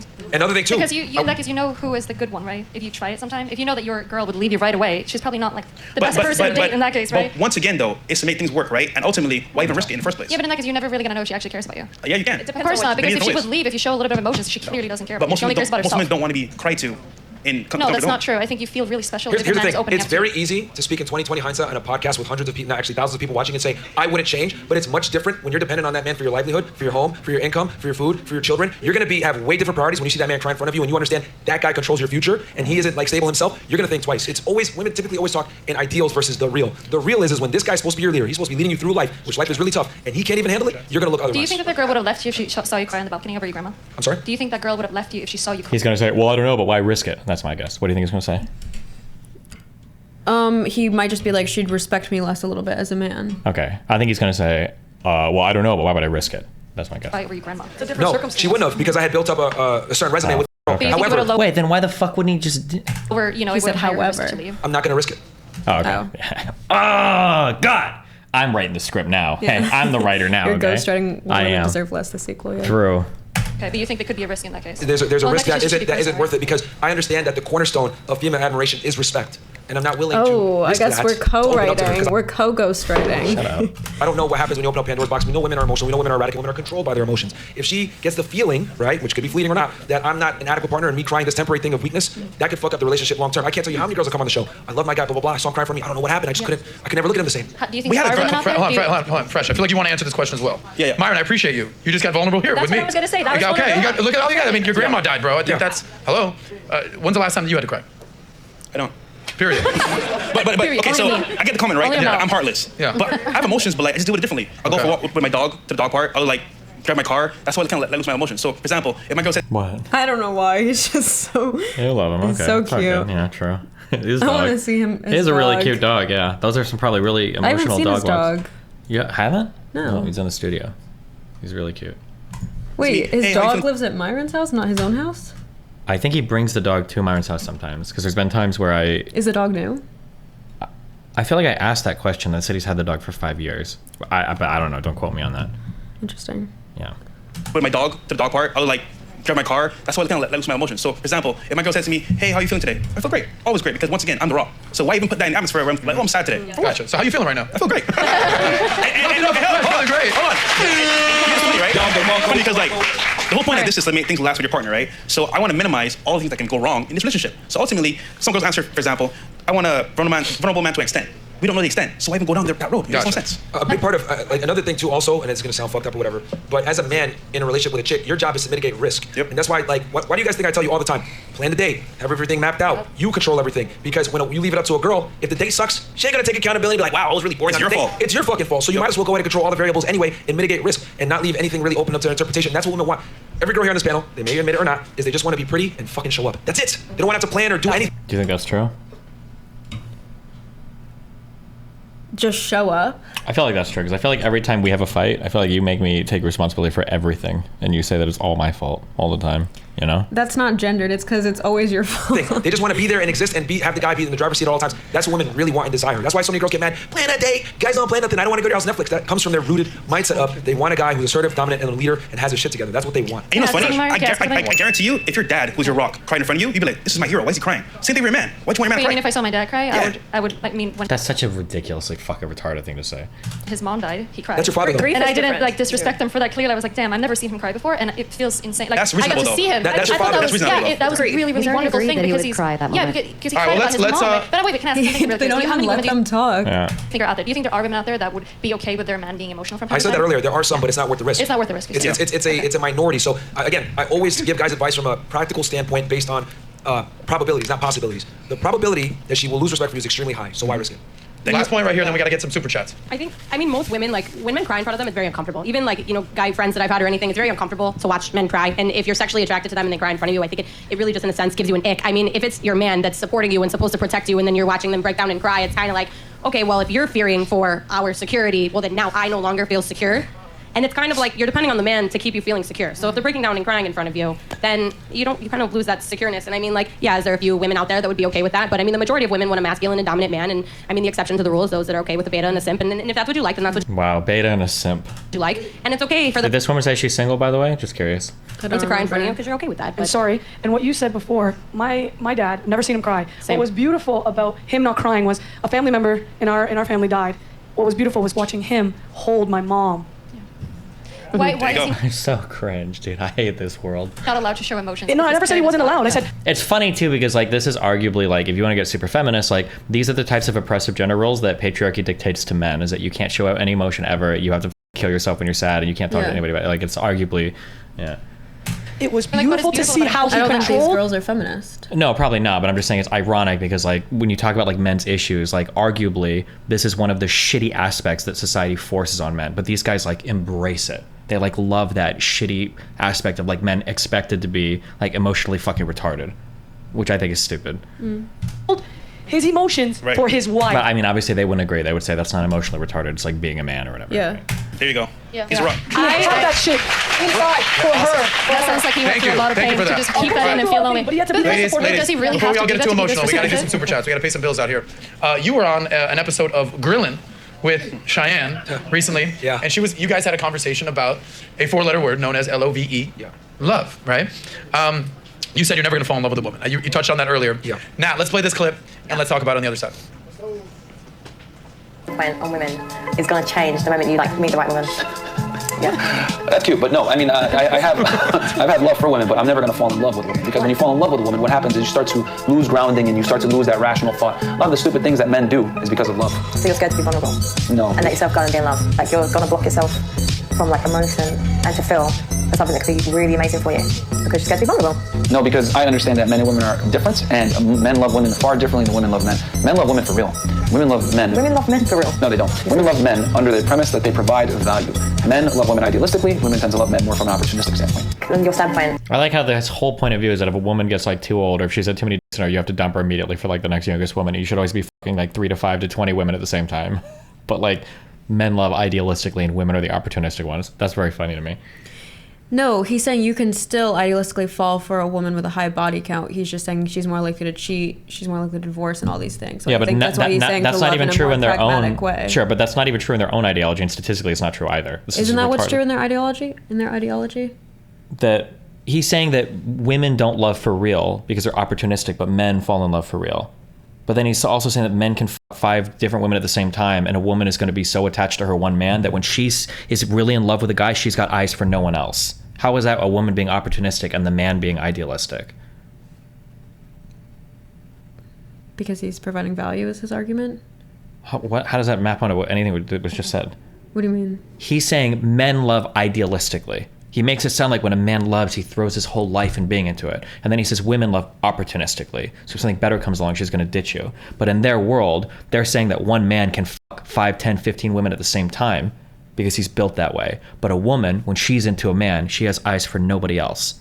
In that case, it makes the woman sound idealistic and the man sound opportunistic. That's what it seems like. That was how I felt. Okay. Dude, you've spit so much game in your days, both of you guys. One of my favorite things that you said is that women love idealistically. I'm sorry, men love idealistically, women love opportunistically. Yeah. Fully co-sign on that, fully understand that if you're not providing value to a relationship, if you're not being that, man who checks off all the boxes, good looking, funny, attractive, smart, cool, good with the kids, good with the mom, but be nice, but not too nice, be rough, but don't be too rough, I don't want to end up in jail. There's so many different situations a guy has to bring to the table, whereas a guy's just like, listen, be hot, don't give me a fucking headache, and just be an asset, not a liability. Yeah. So I see all the ladies like, yeah. The concept of love, the concept of a woman loving opportunistically, a man loving idealistically. Break that down and let's see what the ladies have to say. So I always say that the girl has to like the guy more, and it's acceptable for the woman to be head over heels over the man, but the man can't be the same way. And the reason why the woman needs to be infatuated with you and deep in love is because you need to overcorrect for the current sexual marketplace disparity. What do I mean by this? I mean, women have far more options than men do. If you take a celebrity guy that checks off a bunch of boxes, he doesn't even have a fraction of the options that an average woman has, okay? And this has been shown on dating apps, on social media, etc. It's a fact. This isn't even like an opinion. So for you to overcorrect for the abundance of options that women have, she must literally damn near worship the ground that you walk on so that you can keep her loyal, okay? One of the things I hate too, and a lot of their ideology revolves around this, is they constantly do this thing where they conflate dating with fucking. And it makes me not take anything they say seriously sometimes. Do they? I feel like what he just said there, if you apply it to dating, is absolutely not true. A normal woman doesn't have anywhere near the options that a celebrity guy does when it comes to dating. When it comes to fucking, almost any woman will have more options than almost any guy. That's true. But dating, absolutely not. But they always conflate that when it's convenient for them. Or do you think that like an ordinary woman has more dating opportunities than like a Hollywood celebrity? Yeah, I guess not. No. Yeah, but for fucking, probably. A normal woman could get on Tinder and f 100 guys in one night. And even a celebrity might struggle with that. But they constantly like have the two. And the only way you're gonna do that is she needs to be head over heels over you. And women are emotional creatures and they're controlled by their emotions. So she must love you more than you love her, and she must be infatuated with you for it to work, especially in 2023 when they have all these things going on. Myron's counter is, but they have the opportunity. Yeah, I'm sorry, but that argument is not compelling to me at all. I think men have the opportunity as well if they're in spaces with women and they're talking to women. A woman, just because she fucks a guy, doesn't mean she's any closer to dating a guy. I super don't believe that.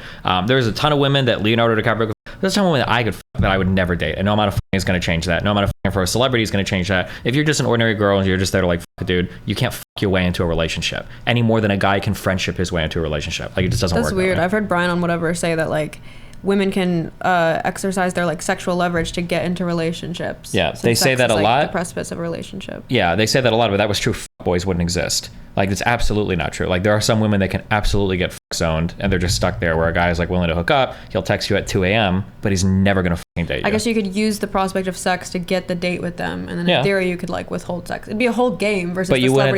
The withhold sex. The guy's just fuckboying you. He's not gonna date you. But he'll date someone. You even just said yourself, there are some girls that you'll date, and there's some you won't. Yeah, but the ones you date aren't fucking their way into dating from like not being able to. It's not like because they fucked you, now a girl that you wouldn't date. No, not is like, because, but don't like. Those two categories aren't set in stone, right? Like there's something the girl you wouldn't date could do or present differently to become, right? Or no? I don't think so. Like if it's somebody that you, I mean, like what you're talking about isn't. My point is like I see it like this. Like there's a big circle, and those are girls you'd fuck, and then in that there's a smaller circle, which is girls you'll date, but that's still within the circle, the bigger circle of girls you'll fuck. Sure. So can't they all like? Isn't there an equal chance in theory for all of them to like swim into the middle? No, because you're assuming that they get to the middle by fucking. They just there happen to be some girls you would date Not that would by, also. but I'm saying they can get into the outer circle just by being a woman and being someone you want to fuck. Yeah, but you don't get any closer to the inner circle. But there's other things they could do at that point. I don't think so, but maybe. But then what delineates the inner circle? Girls that have qualities you could fuck. So like theoretically, I could find 100 girls that they're not involved in any line shit. They'd still live with their parents. They're just kind of losers or whatever. 25 years old, but they're recently hot, and I see them and I would fuck them. But no amount of fucking is gonna make me want to date them, right? I didn't say any amount of fucking. I'm saying just the fact that you want to fuck them gets them into the first door, and then there's other things they could do to get to the second door. Like you just said, the fact that they live with their parents, they could like. Yeah, but there are gonna be. But if there's a girl that I really want to date, like, or that I feel like I would want to have, like, I would want to pursue something with, she doesn't have to fuck me to get to the inner circle. Like, I would already be pursuing that girl. Like, if there's a girl who's like, oh, fuck, like, this is somebody that I really want, or I think this is somebody that I would get along with, and I start to like build that relationship or have that chemistry with that person, it's not like they have to fuck me in order for me to consider them in a dating circle. I think that's not what I said. That was my whole point. Like, that girl could even withhold sex and make you more interested. Like, that was.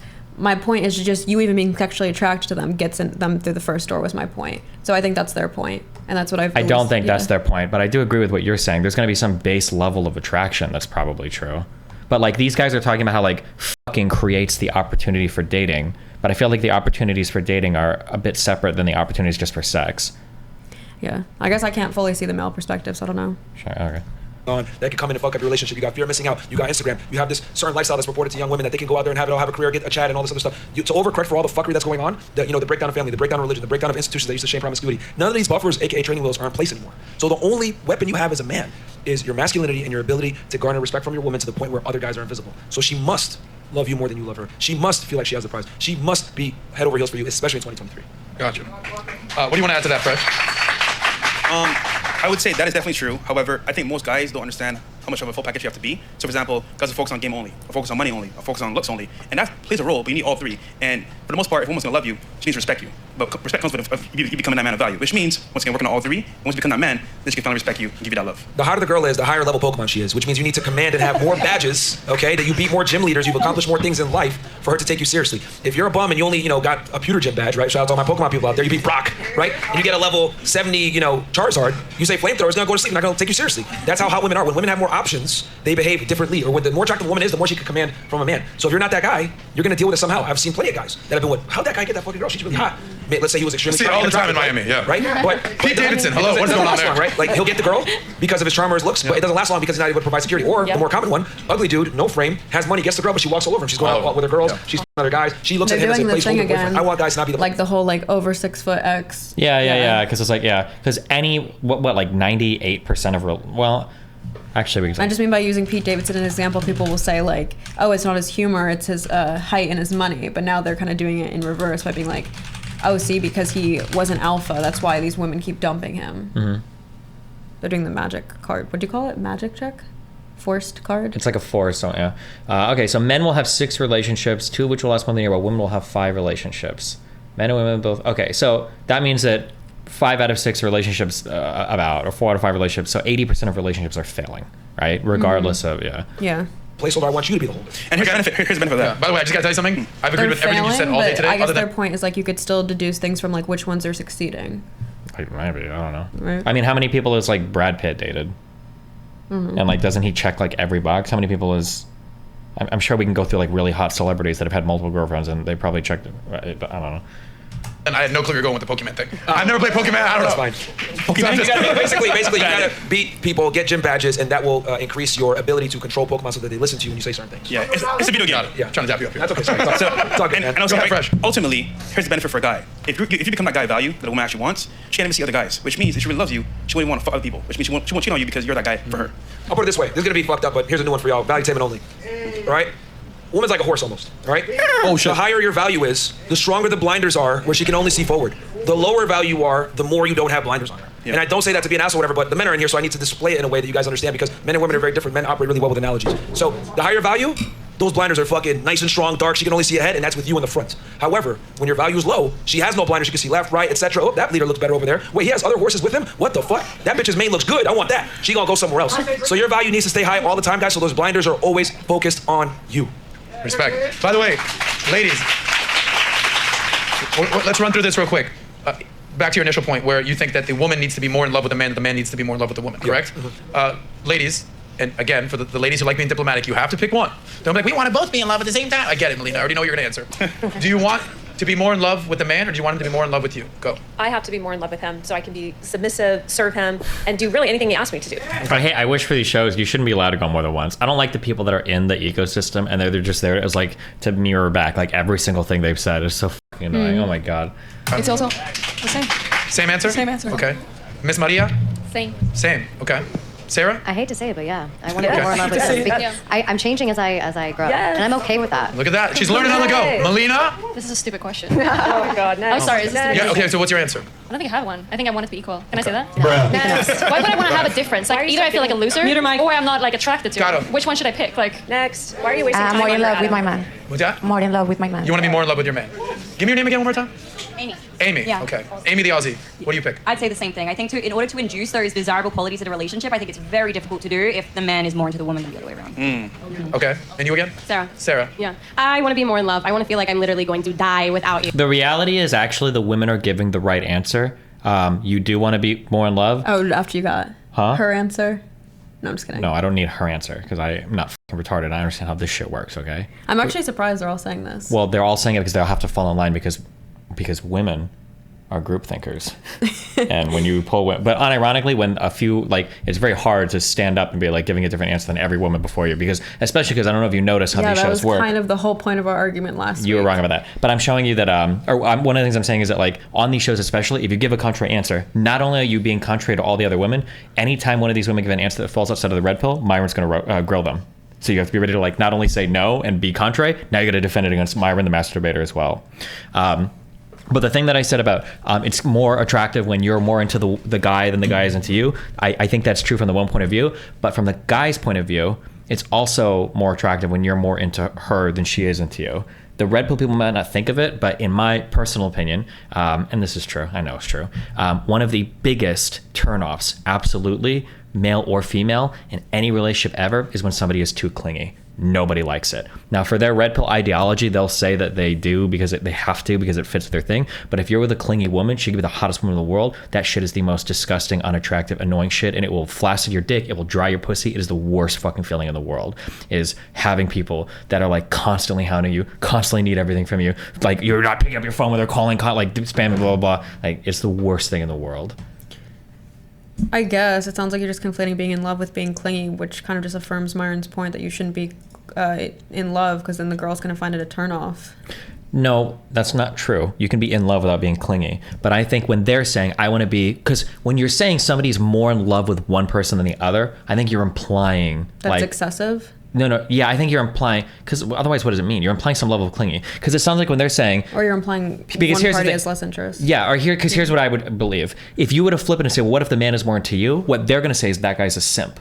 But being a simp doesn't mean you're more into the girl than she's into you. It means you're being clingy, I think. But that's why I think it's Like, I cannot function without my man. But the reality is both people should have roughly the same interest in each other. Any other answer is fucking retarded. You don't want to be way more invested in somebody else than they are into you, especially as a woman. It just surprises me to hear this because I always hear women, at least on social media, say that, like, relationships only work if the guy's more interested than the girl. So that's why it surprised me to hear them all say this unanimously. Well, yeah, I mean, it's this ecosystem, so.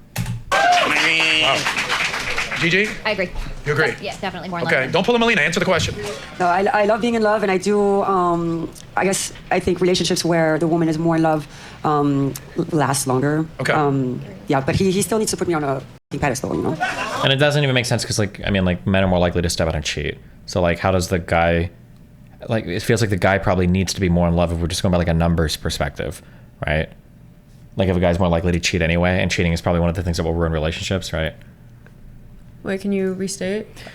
If you had to choose running by the numbers, who's more important to have more love for the other side, you'd probably say it's probably more important for men too, because men are more likely to step out. My guess is going to be is if the woman loves a man more than the man loves a woman, he's probably more likely to step out. But these men see sex so differently. Like, men says another girl is no, just like I understand that they would say that that's fine, but I'm Yeah. saying that if we were just run the numbers, it would probably make more sense from a data-driven point of view to say men should probably be more into the women because men are more likely to cheat in a relationship and ruin it that way. But obviously, in their point of view, there is no such thing as cheating because men can fuck anybody, right? Or that it's meaningless is my point. Sure. Yeah. But nobody else That it in has the real nothing to do world. with love. Yeah, but nobody else in the real world sees it that way. No woman is okay with their man cheating on them, except for in these fucking spaces, I think. But they see it more equivalent to, like, same way you could be in love with your girl but still watch porn, and that has nothing to do with your level of being in love with her. So I'm saying they see it as the exact same way. Yeah, I know. But I don't agree with that, obviously. Okay. We're going to break her one of these days. Ladies on the couch, let's get them on the screen as well. So in order for the relationship to succeed long term, the woman has to be more in love with the man. And the statistics that show that 80 to 90% of the separations are initiated by women show that as fact. Wait, I was almost separations are initiated by women show that as fact. Man. And the statistics that show that 80 to 90% of the Okay, so this was the one thing I wanted to do a ton of reading on to fight on this divorce shit, because I think every single thing that gets stated about divorce is fucking retarded and fucking wrong. Even that 80% number literally comes from a single survey of a bunch of couples, and there were like 80 couples that ended up, they got this like 80% number from. So this 80% number is already fucking dog shit, number one. Number two, one of the reasons why women initiate divorce more is because women need to initiate that divorce, oftentimes for reasons related to children. Men don't have to initiate divorce. I mean, I did this with my ex-wife, actually. We got married when I was 19, and I think we got divorced. My certificate's somewhere in here because I need it for my green card. I think when I was like 23 or 22, because like, but we also didn't have any kids. But like, wow, I don't need to get divorced. I mean, arguably you should protect your assets and shit. But if you're like a normal person, like who the fuck cares? But if you're a woman and you've got a kid, you have to get divorced because now getting that kid healthcare, getting you qualified for financial aid or for state aid, you have to get that divorce because you have to get separated from the man so you don't have to use his income for markers for state aid, especially if you have kids. And because I've had like 5 social workers email me this because I get so pissed off every time it's brought up. And that's one of the things they consistently say is women have to get a divorce, whereas men can just like step out and they kind of like break up, and a man doesn't ever really need to get a divorce. Who the fuck cares if he's still married or not? Yeah, that's interesting. The separations are initiated by women show that as fact. Hey y'all. Y'all are gonna hate me. Y'all are gonna hate me, but I feel like merch. I feel like the guy should love more than the woman because you have to show your interest. Period, queen. You go, girl. All right, next. Well, let me ask her a question. Yeah. Would it be you fair see, like, so right? Do you see what's happening? Like, so she bucked the normal opinion of the women, and now she's gonna roast her, and now Myron's gonna come in and like grill her on it. Like, it's really hard to have a contrary opinion here, I think. say that the interest is already shown because he's approaching you, he's So providing it's, for you. you he's don't think leading it's you. actually groupthink. You think it's more so that they're like faking it, so they're not getting grilled. Yeah, Because you said if groupthink. we joked about I don't think because we joked about Yeah, doing yeah. a show like this. If I put like 20 weak men on a panel, they're gonna fall over like dominoes, of course. Like they already. No, I'm not talking shit or anything. I'm so sorry. I don't mean this like this. But like if I'm on like a political panel and there's like 9 people on it, men or women, if I'm the first one to answer a question and I give an answer, oftentimes people are like, oh yeah, I agree with Destiny, I agree with Destiny, I agree with Destiny. Because of course, especially given depending on the issue. If we had like a show where we got like 20 frat boys on and we ask like a certain type of question, like depending on how brutal we are and depending how weak the people we choose are, yeah, they're gonna just roll over. It'd be interesting to see. I can't like envision it because I don't think I've seen something like that. Wouldn't it be kind of already implied that you don't need to do that? Yeah, and I can show him my affection. Wait, hold on. I'm sorry. Vox Cordis. This excludes families with kids, right? Because I feel like as soon as kids are involved, when the dad walks out, he will definitely be held accountable for child support and stuff. No, you can't get child support unless you file for divorce, right? That's what I'm talking about. Let's say that you're married and you've got children or whatever. If the dad leaves, then you're just fucked. But if the woman wants child support, she's got to initiate the divorce to do that. Why the fuck would the dad initiate divorce? The sooner he initiates divorce, the sooner he's on the hook for things like child support, right? So it'd be interesting to see like what percent initiates separation then, Because maybe men are more likely to walk away, but then women are the ones who officially sever ties, they can get those benefits. Yeah, I've tried to look at this, but it's really, really hard to find data on these types of questions. I don't know if it's not well studied enough. Like I had one lady who's like a PhD researcher who was giving me like 2 studies, but they're like from 2014, not that old. But it's really, really, really hard to get data on like when is the relationship actually over. Yeah. But like if you really think about it, that's kind of a hard question. Like if I think about like a lot of my relationships, like when were they actually over? It was probably like months before we truly broke up. And then like whose fault is it? I don't know. It's hard to choose. And then like what was the like inciting event? Like, yeah, I don't know. Relationships are really complicated, you know? Yeah. For what he's doing. So is it like a race to file divorce? If not, then men are fine paying child support, etc. Well, I'm just saying like it's in the woman's prerogative to file the divorce. It's not in the man's prerogative. You don't gain anything for the man from filing from divorce if you're the one that's out earning the woman and if she's going to be the primary caretaker for the children, right? She don't need no man.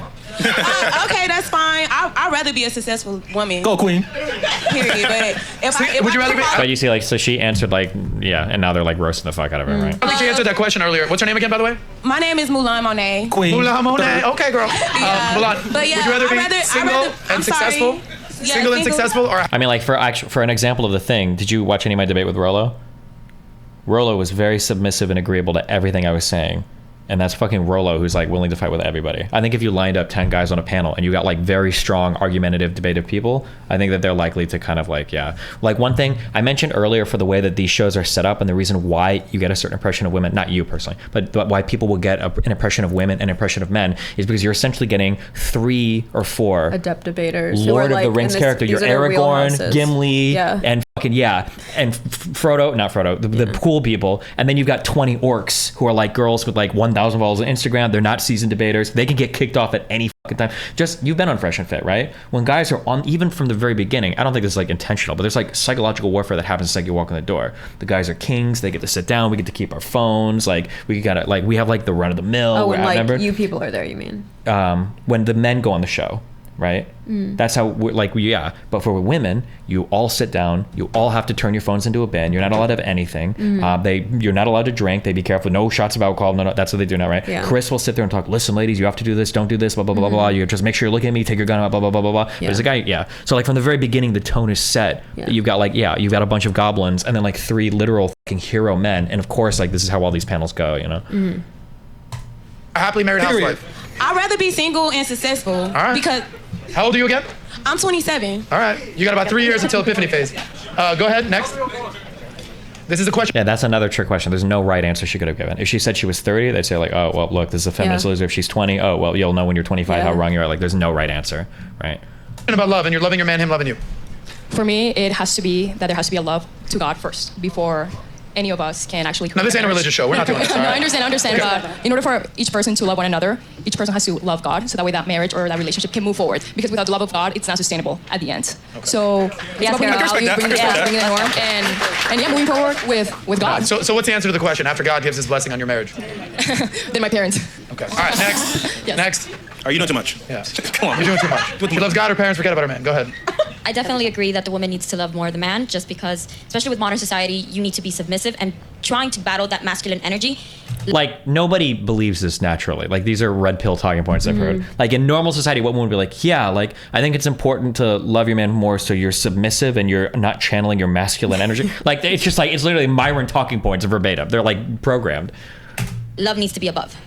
So... Programmed from what, though? Because I don't think women programmed really from watch Myron. F&F. No, but these women do, the ones that are in this orbit. That's why I'm saying that, like, having You don't the think they repeats, get it from their own, like, female equivalent? No shot. Because the female equivalents are Because probably I don't going to think be... Myron says things like divine femininity and stuff, so that must come from a different pot. Probably. But, like, those women aren't going to be giving these answers. They're going to be giving way meaner answers about men, probably. Right? Like, if you listen to Cynthia G, like, you would come here saying, like, you hope the cops show up and kill every black man in the room. Right? If you were, like, listening to, like, the opposite of this, I guess, at least in black communities. And so. But I think a lot of these girls have already been on Fresh and Fit. I think, didn't like over half of them raise their hand, I think? But So you agree, so real quick, so you agree that we have a lot of distractions that like kind of take women out of the mindset that they need to be the best girlfriend? Yes. Fair enough. Okay, keep going. I feel as though it's Like, you think these girls are red pilled and not just tradcon is my point? no, they're red pilled. Nobody here is tradcon. Not a single person in this entire room is tradcon. Did they already ask if they'd be okay with their boyfriend having multiple girlfriends? No. Okay. I don't know what they Because I say feel like that. that'd be like the distinguishing factor. Maybe. I feel as though as long as I'm loving you in the way that you feel loved and respected, then you're good. Oh, maybe the one God girl might be TrideCon. As long as you're loving me in the way that I feel loved and respected, then we're good. It's not a matter as who loves more who. Not to me. So. I mean, like, here's the thing: with any relationship, one party always has to care more than the other. Why? Why does he get to just say things like that? Nobody tries like, why does somebody have to care more than the other? I mean, unless you're talking about like a hyper discrete, like if we were to quantize the exact level of care, it's never going to be the exact same on both sides. I thought that's what he meant. No, that's not what he means though. He means that there has to be like a massively different amount of care from one side or the other. Let's be honest here: who has to care more for it to work? The man or the woman? A woman. Because it takes more out of a woman to show that. Okay. Thank you. Next. I could see both sides, but I would say that a woman should love the man more, especially in the beginning, because if you have a dude that's like straight simping over you, it's definitely a turnoff. But later on, the simping could be good if you're in a relationship and everything, but definitely the woman, because women are going to get turned off by a man who's too eager and emotional. What do people tell you look like, by the way? Christina Ricci. Christina, okay. And what's that other girl? Kind of get some Lana Del Rey vibes, but anyway, moving on. Yeah, Billie Eilish, Lana Del Rey. I get like okay. everything, but mainly Christina Ricci. Okay. So, thank you, though. You're welcome. I see Billie with the highlights. No, I'm not hitting on the girl. Just maybe I am. You never know. I definitely need to love harder, love more than the man in my relationships. Okay. If I love my man more, I'll be able to put my all into it and make him happy. So the woman should love more. I need to be in love more. The lawyer. Well, according to Tort 47, the law school that I'm in right now, love is actually horrific. Anyway, go ahead. Because she's an attorney. Well, I was going to say that women love more, but after Myron, you just worded it saying who cares more, and I think this whole entire night we've been talking about how men are the leaders and men are the ones that take care of and provide and this and that, so shouldn't men love more? Because I know you guys, Let me ask you a question. If men are putting their ass on the line and they're going to protect us and they're going to be like, if it's a dangerous situation or you're going to put the family first and stuff, shouldn't you guys love more? If we're opportunists, doing everything. Exactly. All right, all right. What Zerga just said there was the perfect counter earlier, though, to the vulnerability thing, right? Like, if men are doing everything, all you need to do is love. Like, wouldn't that be the answer to the vulnerability question? Like, listen, if I'm providing for you, if I'm protecting for you, if you don't have any fucking job in the world, can't the one thing I ask from you be compassion for if I'm emotionally vulnerable? Like, couldn't you make the same argument? No, because he's saying being vulnerable undermines those other ambitions. Like, But you're less of it to provide have security. to. No, they're not saying it undermines it. They're saying it makes the woman feel like it undermines No, it. he said both. He's like, how am I going to protect you if I'm crying and someone breaks in the door? Because they think of these like Fucking retarded. very extreme situations. I guess that's fucking retarded. Yeah. I think it undermines their point. All right, so if women are opportunists and men are idealists, then men technically love more. That's also true too, because he says that though he used that term often, that like women are opportunistic and men are idealistic or whatever. So like, doesn't that But mean? his philosophy is a counter to those natural instincts. I think that's his point. Well, should, but then I would say should and could and would are dangerous words, and I only talk about what is. No, I disagree with that, because even a guy that doesn't know you, that doesn't have any type of allegiance to you, will still show you some level of chivalry or damn near being a simp without you doing anything for it. So that's the man that's going to put me and my family first? No, I'm not saying that. What I'm saying is that okay, let me ask you this. Who appreciates being simped on more, men or women? I think men. That is such a freaking good question, by the way. Because I'm going somewhere with that. If you get something all the time, it has no value. Okay? The reason why the woman needs to care more is because we're already operating from a deficit as a man. You're already getting simps hitting you up. You're already getting, opportunities. You're already getting guys willing to spend money on you, protect and But provide for you that's not love. for nothing more. Hold on, but the point is that women don't appreciate chivalry anymore, which is why I said chivalry is dead. So to overcorrect. I get like chivalry is not simping. Like, it's so cringe to conflate the two. Like, you can be chivalrous to somebody without simping for them. I think they're defining simping by like spending and expending energy on women for nothing in return, and then they're probably defining chivalry by like paying for dates and doing nice things with no expectation in return. I feel like that's why they see them as the same, right? I guess, but then you're just being retarded. You're like redefining a way. Isn't that the definition of simping and chivalry? Or not chivalry, but the definition I think of simp? chivalry is being honorable and like with integrity. You do things for especially women because you're being kind out of the generosity of your heart without expecting anything in return. Simping is like being obsessive, clingy, giving everything you can in the hopes of getting something in return, and you have like no guarantees or whatever. That's like a simp. It's like a loser that's just like a clingy fucking guy that's giving you whatever he possibly can in order to get something from you. Right. I think that's my...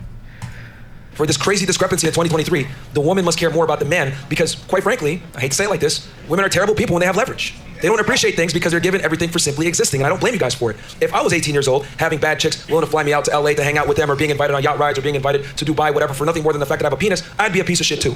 But since I understand this, I know that men, right, need to be in a position where the girl likes him more to overcorrect for all the things that men have, for all the discrepancies I just mentioned, the severe deficit in the dating marketplace. Because you get all the things I mentioned just now for free. So women don't appreciate simps, but men do. That's why. You're gonna get good treatment if you simp on your man, but he's not gonna get good treatment if he simps on you. I guess I don't even know. I don't know what definition he's using for simp, because whatever he's saying now is not like. Does simp just mean like does things for people, like how he's using it? I truly don't know.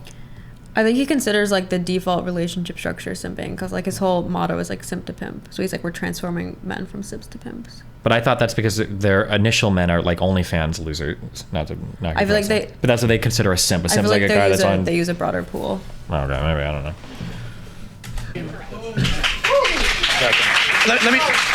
Let me just, if I can, just give a quick, very tangible example. All three of us had to put in years of work, thousands of video, millions of dollars we've all made, just for the chance for the three of us to be on this stage hosting a show and being special guests.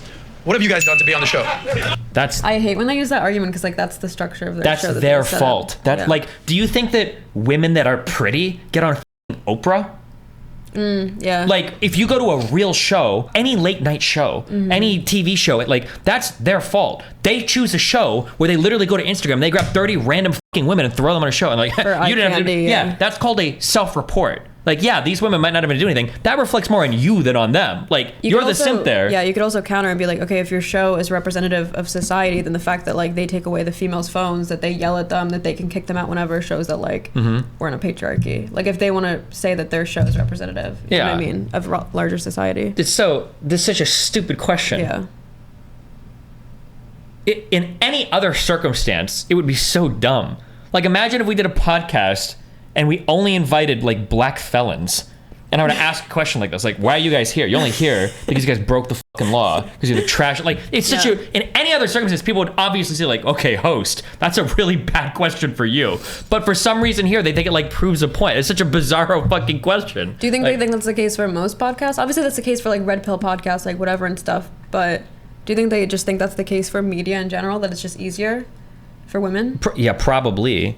And here's the rule that I found for YouTube and Twitch, and I bet it's the exact, actually, I'll say for sure it's the exact same with podcasting. If you're a woman, you can have a slightly easier time getting your foot in the door if you're really attractive, but you will never sustain an audience doing that ever. There is no woman that's successful on YouTube or on Twitch or on, probably in the podcasting world, that's just hot. You like, maybe you get a few viewers initially, but if you're not entertaining, you lose it all like immediately. And I've seen streamer after streamer after streamer after streamer, streamer on Twitch. We could probably go to the Twitch hot tub category right now and find a bunch of like 9 out of 10 hot fucking girls that have like 20 viewers, because they're just not very entertaining to look at.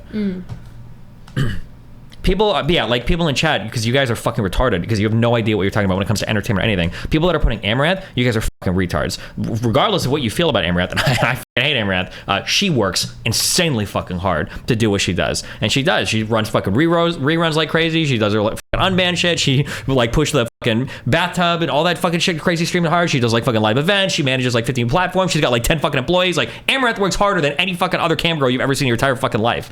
So you can say like, oh, Amaranth's only there because she's pretty, but Amaranth busts her ass to do her content. Probably better than, there's a reason why she's the #1 fucking girl on OnlyFans, all right? What if you guys, yeah, all we had to do was to get you amazing girls on the show was say, hey, we're doing a show. We need a bunch of girls. We got 50 women to say yes. Yeah, that's what I'm gonna say. You were talking about entertainment value, not like work ethic.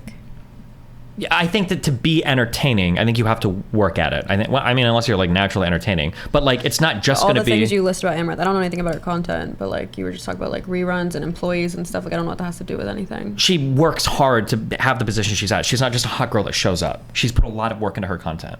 Like there are women that are hotter than Amaranth that didn't make it as far as Amaranth. I think. 20 of you, and thank you guys for being here. But the qualifications and the standards to get on this fucking stage are very, very high. Yeah, like you set the qualifications and standards. Like that's a self-report. If you're the dude, and not so high if you're the female. I'm sorry to say. Well, no one wants to admit this, but it's it's not a single girl. But it's also because the structure of their shows to like educate these women. Yeah, sure. Yeah. 23 women live life on easy mode because women are able to simultaneously. Like if we did a blue pill show and we invited like guys from college, like we could literally say this question, like the only reason you're on this thing is because you're a male that goes to college. That's the only reason you got invited. We put out the call and you showed up. But it's such a stupid point. Fuck, I hate this point so much. Honestly, double dip and act like a lady and get certain privileges, be treated like a lady, while also being able to be in their masculine and chase a career, etc. And I'll take it a step further. If they do decide to chase that career, a masculine one at that, they have an inherent advantage. You know, I saw that interview that you had with those 2 FBI agents. This is true. If you work in a masculine dominant field, women are promoted at a higher level, especially in male dominated fields. Like, we have affirmative action here, and women have all the same rights and privileges that men do while having female privileges that men will never enjoy. So the reality is life is easier for women in 2023.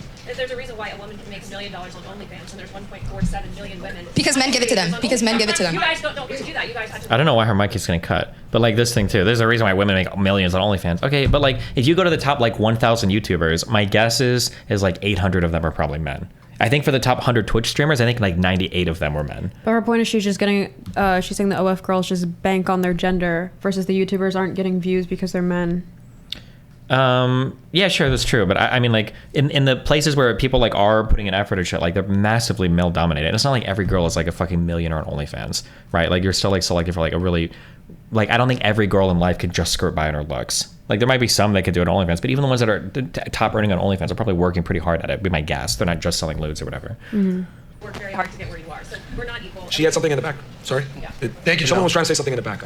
Yeah, I just think you say, well, women don't have to do anything to get this opportunity to be on the stage, but I think it's because you successful men are giving us those opportunities. Thank you. Good job, Tony. You men are sexualizing us and you want us in the clubs, you want us at your table, you want us here, so we're here. That's the point. Awesome, and thank you for being here. And here's the thing: we're not insulting you for taking the opportunity. I'm simply acknowledging that the opportunity exists. Right. Yes. Right. And by the way, how many female podcasts do you see 3 females and 30 dudes up on stage being like, "Yeah, I'm out here, just a dude looking to have an opportunity." You don't see it. Here's the thing too. I don't know if you noticed it, right? Because what she just said was, the men are the ones inviting us and giving us these opportunities, etc. I always say on the show, privilege is invisible to those that have it. She said that knowing, right? Like it didn't even come to her mind that I'm getting these privileges because I'm a woman. She went ahead and said it anyway. It actually made your argument weaker. But she's only getting the privileges because he's making that choice. Like you could just as easily do a show where you bring like 3 like decently successful women in the entertainment field and like talk to them. No, but you just said even in other industries women could get their foot in the door for being attractive. Like you're affirming his point. No. Like you're saying it's just specific to these panels. Sure, I'm saying that in some industries you can get your foot in the door easier, but you'll crash and burn too. Like these industries are still probably in the whole. OnlyFans probably doesn't, but OnlyFans But even getting your foot in the door is a privilege, I think. Oh, in a way, but like audiences are privileged as well, right? Like when you go on like YouTube and Twitch, like the audience is massively skew male. So as a man, you tend to have like more success there, right? Now women can get in the door easier because like you get like. You don't think that favors women a more male audience? No. Okay. I don't think so. A more male audience. I think that if you do sexualized content, it can. That's why I'm saying for OnlyFans, it's like the opposite thing at play. But if you want to be taken serious as a woman doing anything else, like how many Twitch streamers are fucking women where guys are in their chats and like, hey, when are you doing OnlyFans? Or like, hey, do you have nudes? Or hey, blah, blah, blah, blah, blah. Like if you want to be taken serious as a woman outside of like sexual content, you have to put in like really, really, really explicit, difficult work to do that, I think. Because the men being like massively male, it makes it a little bit harder, I think, sometimes for women to succeed in these areas. Not impossible, but... And women do have some advantages, like getting your foot in the door is like somewhat of an advantage, but... Yeah. Women don't see it because privilege is invisible to them because it's so common. That's why I tell y'all, women live life on easy mode. So the only thing that they're going to respect is when they actually have to work for something. And that needs to be your validation, your attention, and your time. I mean, you're kind of using us as decoration, you know? Decoration. It's like that still does more not opportunity for you too, you know? Not really. I didn't know there would be this many women and I wouldn't have enough time to like that proves my point that there's many of you but one of me. Right. So that's what I'm trying to say. Like the things that make... Well, opportunity, there's like 1,000 women on the panel and they each get like 2 seconds of speaking time before they're like yelled at by these 3 hosts. Sure, yeah. Yeah. A woman attractive are extremely common. But maybe a woman that had a podcast would choose the same amount of men so that men can speak just as much as women. All the top podcasts, male dominated.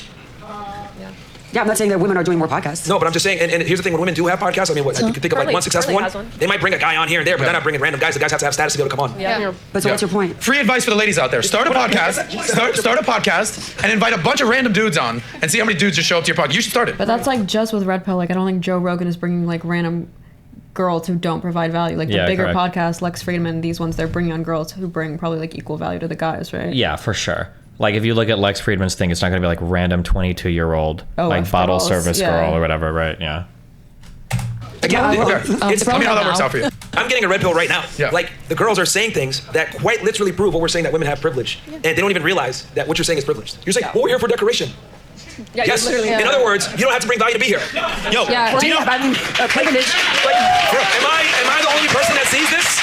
Now, what I will say, what I will say is this: is that when you show up as quote unquote decoration, how you handle yourself is a very true testament to what you like. For instance, Janelle's had some amazing answers. Melina, very opinionated. I don't know how the audience feels about Melina, but the girl in the blue, amazing answers. This girl over here, like how you handle yourself accordingly, like will dictate your value beyond just being eye candy. Too much is given, much is required. So, If I feel like a decoration, real quick. What's your name?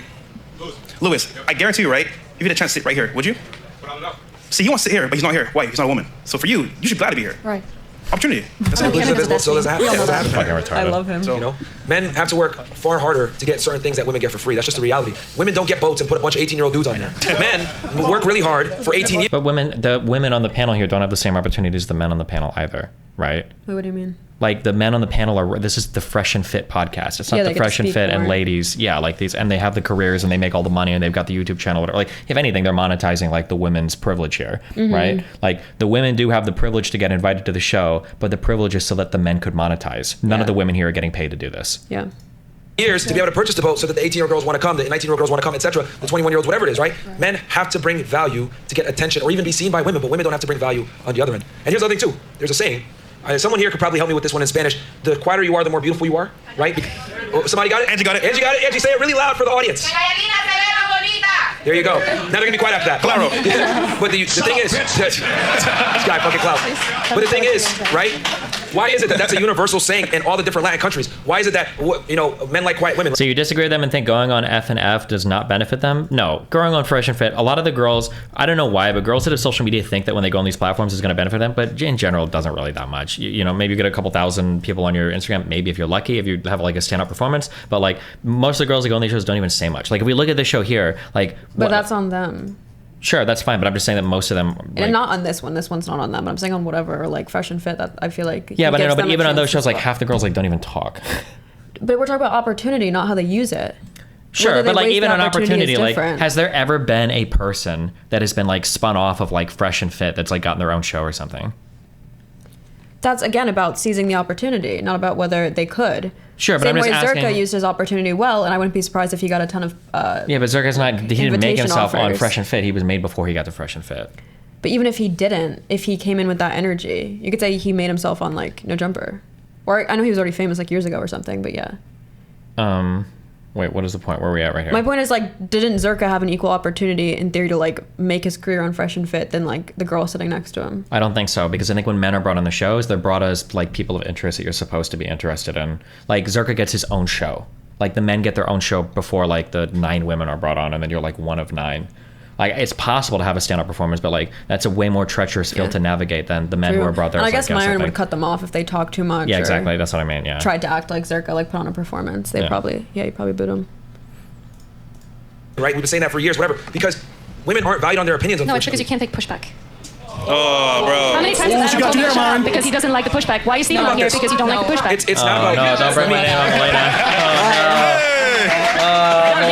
I don't think she can cook. Work hard to get the teenagers. What? Wait, what? I just don't like when people invoke me when I'm not there, because then I get shit gets said in my name or against me or for me, and I just like I just rather control my own reputation. But I don't know about all that, buddy. I don't know about all that.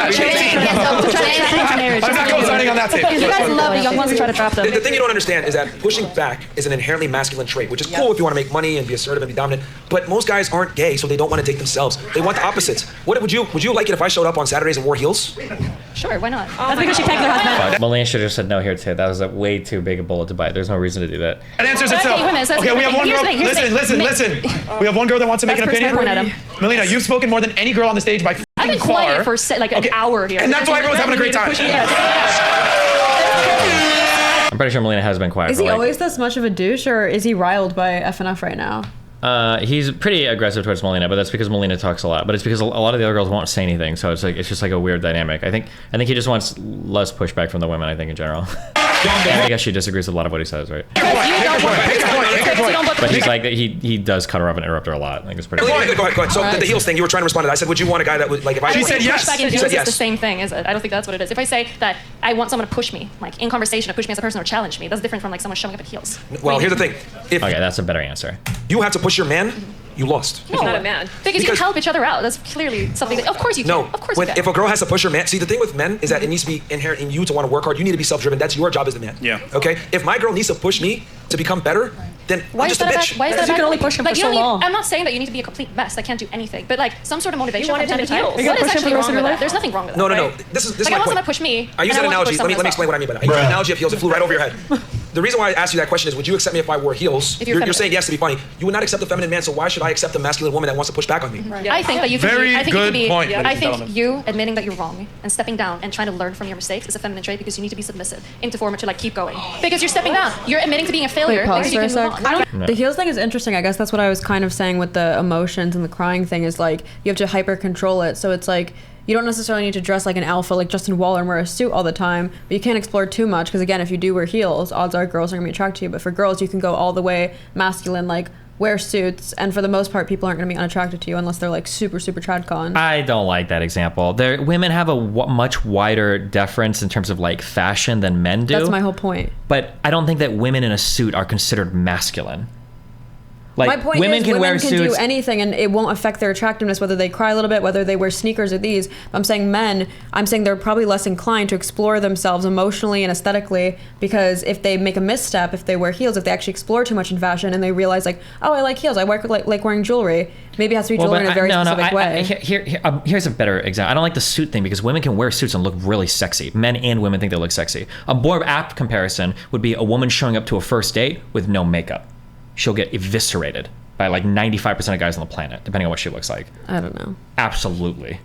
Look at half the women on this. Are you serious? I'm dead serious. If you think a woman not wearing makeup on a first date is at all like comparable to a guy wearing heels in terms of I didn't the say. way, Hold on, no. Don't straw man me. I didn't say it was comparable. A guy wearing heels, that's like an unbelievably fucking crazy other thing. But an average woman not wearing makeup on like a date or whatever would be way outside the norms in the United States. I'm not saying it would be the same as like wearing high heels. You as a said guy. eviscerated. Yeah, yes. That's different than out of the norm. She would be eviscerated because it's wildly out of the norm, but not as much as like wearing high heels. As if a guy. girl went on a date with a guy and he showed up in heels, unless she's like a liberal New Yorker girl and like super chill and okay with like androgynous fashion, I think the average girl would go and make fun of him to her friends. I don't think the average guy would go home and be like, this girl didn't wear makeup. Maybe he'd be like, oh, this girl wasn't as attractive as her pictures if she wore makeup in the pictures, but he's not gonna be like, this dumb bitch like didn't wear lipstick or didn't wear mascara. Like that's not a thing. Absolutely it is. He would say she looked fucking gross. She like didn't even fucking try. Dude, Donovan has a fucking video about how like you should put on lipstick and makeup and shit just to work around the house. That it was like an insult not to.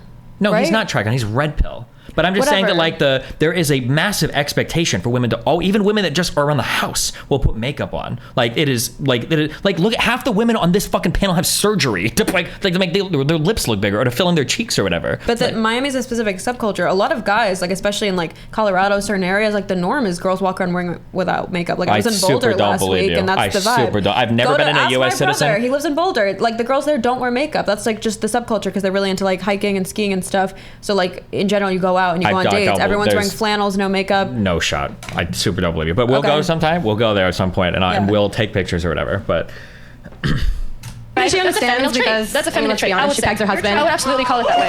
And having someone tell you that you're wrong is going to motivate you to the truth. Bro? Like, calm down. Put your dick away. All right, listen, guys. I would love to do this Melina thing for another 10 hours.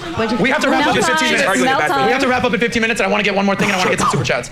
We have one girl that wants to make a statement. I said I would do that. We'll move on to the last topic. Thank you. All I want to say is that modern women right now are having a victim mentality, a mentality that is towards entitlement, towards disrespecting men primarily. And I'm saying this as someone who was born and raised in Colombia, who came here and studied cultural differences. Maybe I can't tell on camera. I don't know how much foundation she has. Like I'm saying, she's not gonna get eviscerated. I can't tell how much she's wearing on camera. I mean, she obviously doesn't have like the eyeliner and everything on, but like I'm guessing she probably has some kind of foundation on. But it'd be my guess. Maybe like a tint, but like I can't see anything other than that. Values have shifted towards disrespecting, towards treating you guys incorrectly, and at the same time compromising who we are as women, because we have to take care of ourselves. We have to value ourselves, and we shouldn't be giving ourselves just to anyone. So that's all I gotta say. Value yourself. Wow. Hi. Love yourself, so that way you can have a better future. Respect. Okay. All right. Last thoughts. Well, we got one more clip.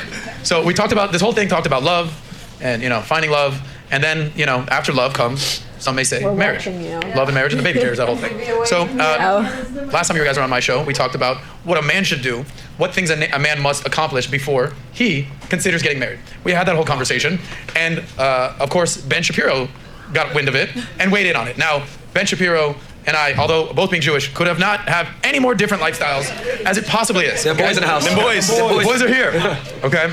So he weighed in on your thoughts on marriage. Yeah. And I'm more on the Myron school of things than the Ben Shapiro school of things. So we have this clip teed up. Go ahead. In today's day and age, you shouldn't be getting married until you're at least 35. That was my next question for you. As a man, what age should you consider getting married? So I have, this is my thing that I tell guys. I think 35 years old, had slept with at least 50 women, 100K per year, you're in shape, and you got 6 months to 1 year of savings.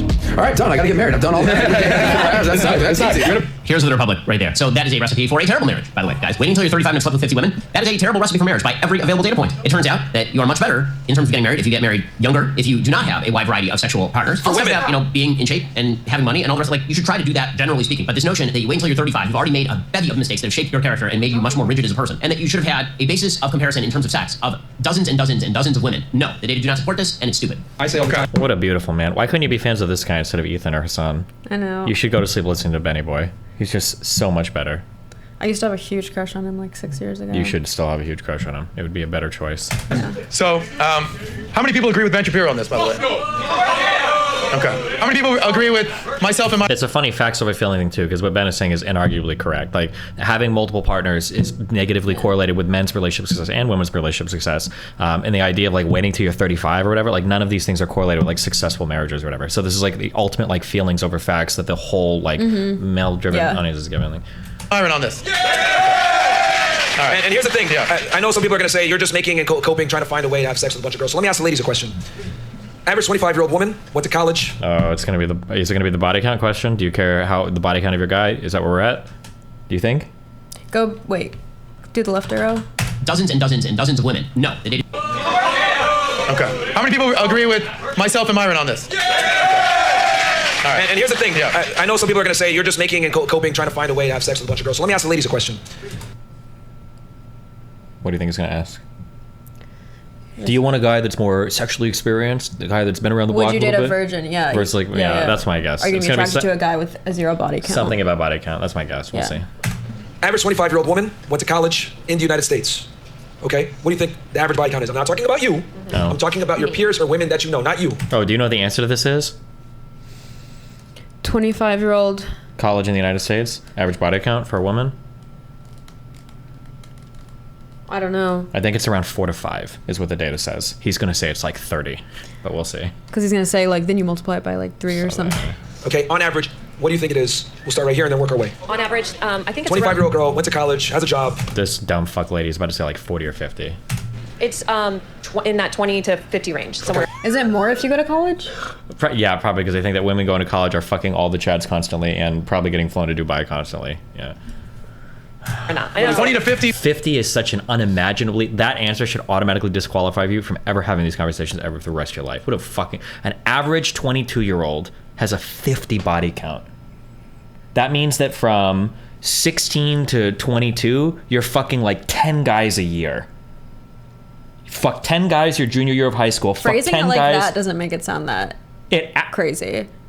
Like less than 1 guy a month? That doesn't sound insane. In college? Okay. For a woman? That's insane. For a woman? Yes. If you're not in a relationship Yes. and you're in college, part of hookup culture? Yes. Fucking a new guy every single month? If you're like an ultra promiscuous person, then no. But for an average girl is not going to a bar or a club and picking up a new guy like every month. That's a super high body count. I don't know, maybe my For an friends in average- college were whores. Okay. Okay, I guess maybe a lot more people believe this than don't, I guess. Bodies? Yeah. She said, what about you? I would say the same Because I just looked this up. 20 to 50? Yeah, I would say the same because the people I surrounded myself with. What about you? The question is, an average 25-year-old woman? Average 25-year-old woman, Went to how many college. sexual partners do you think they have by the time they're... I'm sorry, 25. Even at 25, 50 is unimaginably high number. I think the lifetime average partners for a woman is like, it's between like 7 and 11.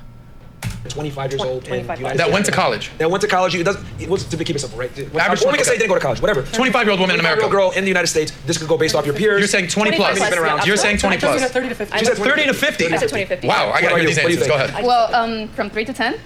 Okay. Yeah. That's fine. That's fine. No, I would say 10. 10. Okay. 3 to 10 is probably. 3 to 10. Okay. 7? 7. Yeah, I'd say the average about 10.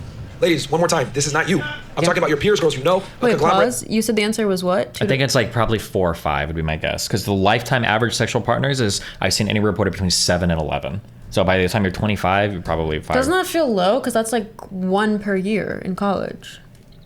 I guess maybe a lot of people, what percent of people are in relationships in college? Because then that would make more sense. But if you're not in relationships, I'd expect it to be a lot higher than 1 a month. Or not 1 a month, but at least more than 1 a year. Because people just aren't typically going out and fucking a ton of people. Like that's just not like a normal, like most people just don't. Most people do. Like how many places do you think? 1 a year is a how many ton. places do you think people live in their entire lives? How many different houses or apartments? Like how many times will a person move in their entire life, do you think? I'm guessing not a lot, but that's kind of different because you need like capital. Sure, I'm just asking. What do you think the number is? I don't know. Take a guess. I don't know. You're not even going to venture a guess?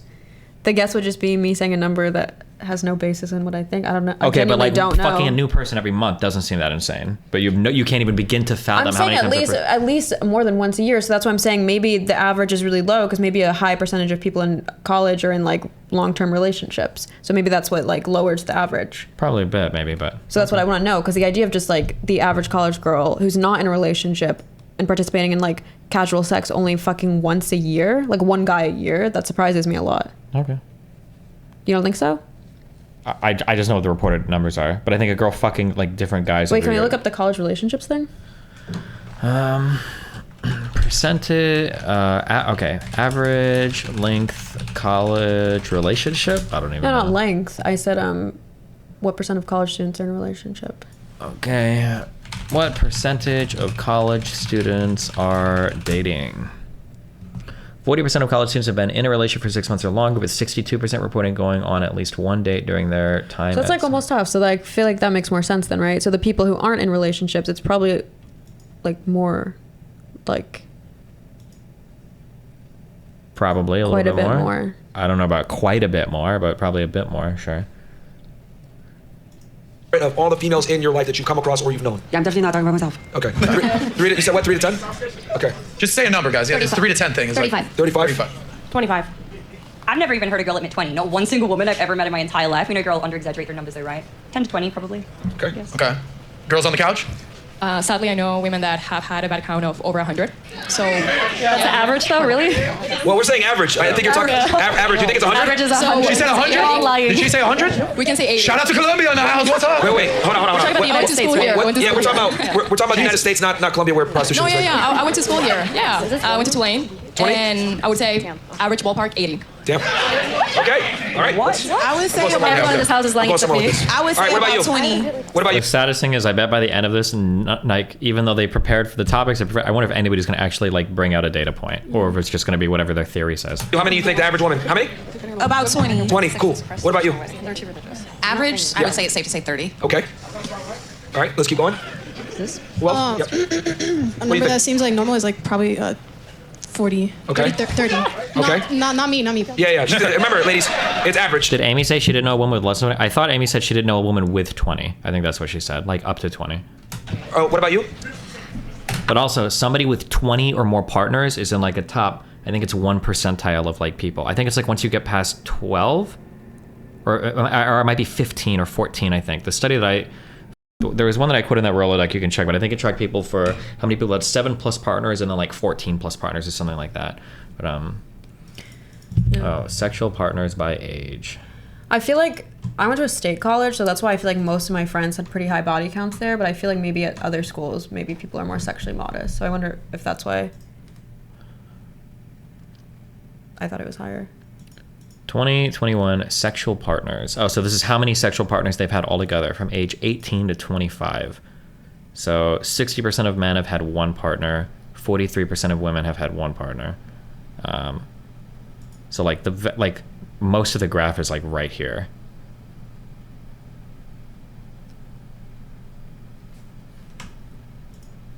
I'm saying like state college is more of a party school.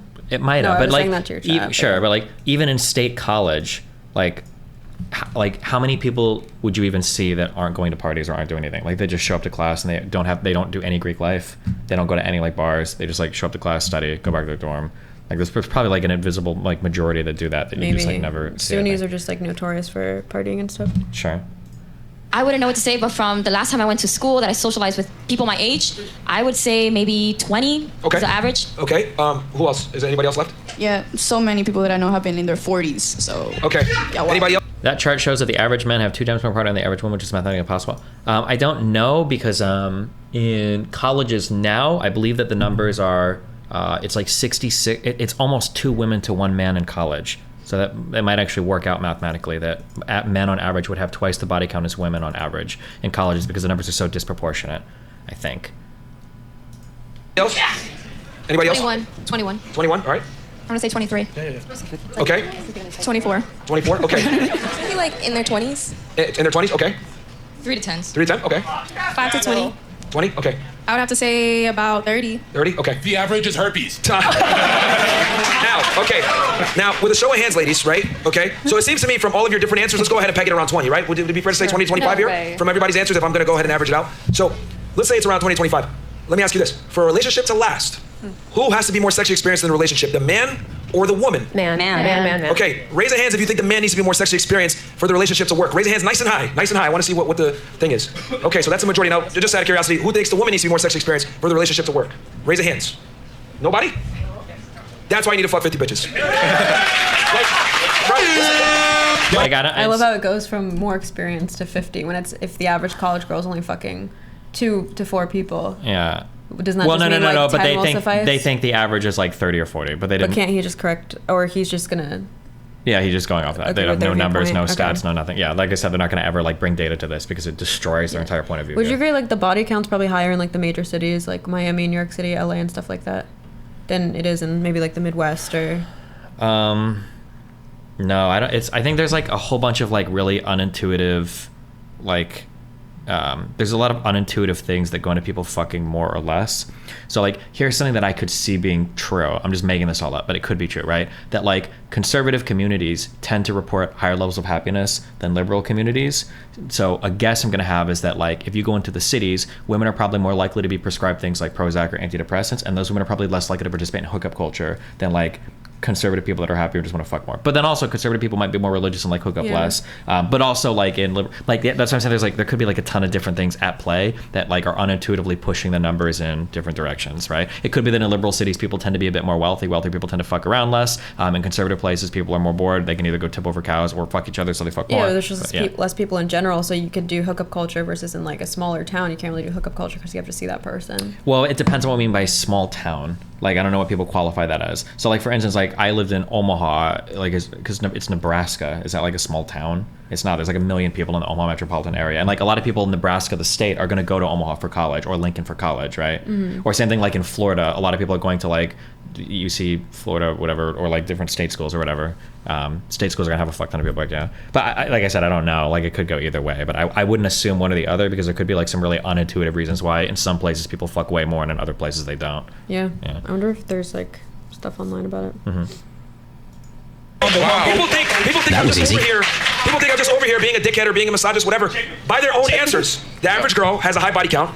By their own accord, the man needs to be more sexually experienced. So it is what it is. But I'm telling you guys to acclimate to the current sexual marketplace. Right? But we care Can I about just men finish my being sentence real in bed. fast? We're wrapping up. You need to acclimate to the current sexual market. Is UC Florida a school? I fucked that up. Is it called U? Oh, see, yeah, UC, University of Central Florida. Obviously, that's what I was referring to, guys. Come on, you guys don't know about University. You guys don't know about the University of Central Florida? Come on, guys. By the way, if that wasn't a drop the mic moment, I don't know what was. Like, again, emotional. If that wasn't a drop the mic moment, what was the drop the mic moment? Nobody brought out a single stat or data point. Like, this is all emotional. This is like emotionalism, I think is the word they use. It triggers the fuck out of them. To the current sexual marketplace, guys. By the way, if that wasn't a drop the mic moment, I don't know what was. Go ahead. It doesn't seem like a lot of men care about it, right? A lot of men don't care about women being good in bed at all. But women care about men being good in bed. That's the point. That's what I just said. But it's only because men care about the status of fucking women. That's what it is. And the stat is 19. I actually looked it up before the show. You just gotta focus on what you want to get. I don't If you even want think that men, men you really take do like advice from sex. I men. think it's just nice to say that you've fucked a lot of people. That's what it seems like. Only men care about. Absolutely. Because you. Number of sexual partners in lifetime. This is CDC stats. For women, these are medians, not mean, so not average, but the middle number. The median for women is 4.3. The median for men is 6.3. Like, I think that the average number of partners is way, way, way, way, way lower than a lot of people think. Like again, you come to these places and people think that like the average woman has fucked her way through like 20 or 30 guys by the time she's 25. It's just like such a wildly out there. Wait, sorry, was that lifetime or by a certain age? I think that was by age 49. This is Okay. partners age 25 to 49. Because I was gonna say, isn't the number of relationships higher than that median? Maybe I was thinking of mean. Yeah, so median is just going to be the middle Yeah, of yeah. a set of ordered data. Yeah, the average number of relationships I think was like 6 or 7 or 8. Maybe people don't fucking ever. I don't know if they're counting. I wonder if in those studies are they counting like a grade school relationship? Like I dated a guy when I was in 8th grade. Is that my boy? I don't know if they do or not.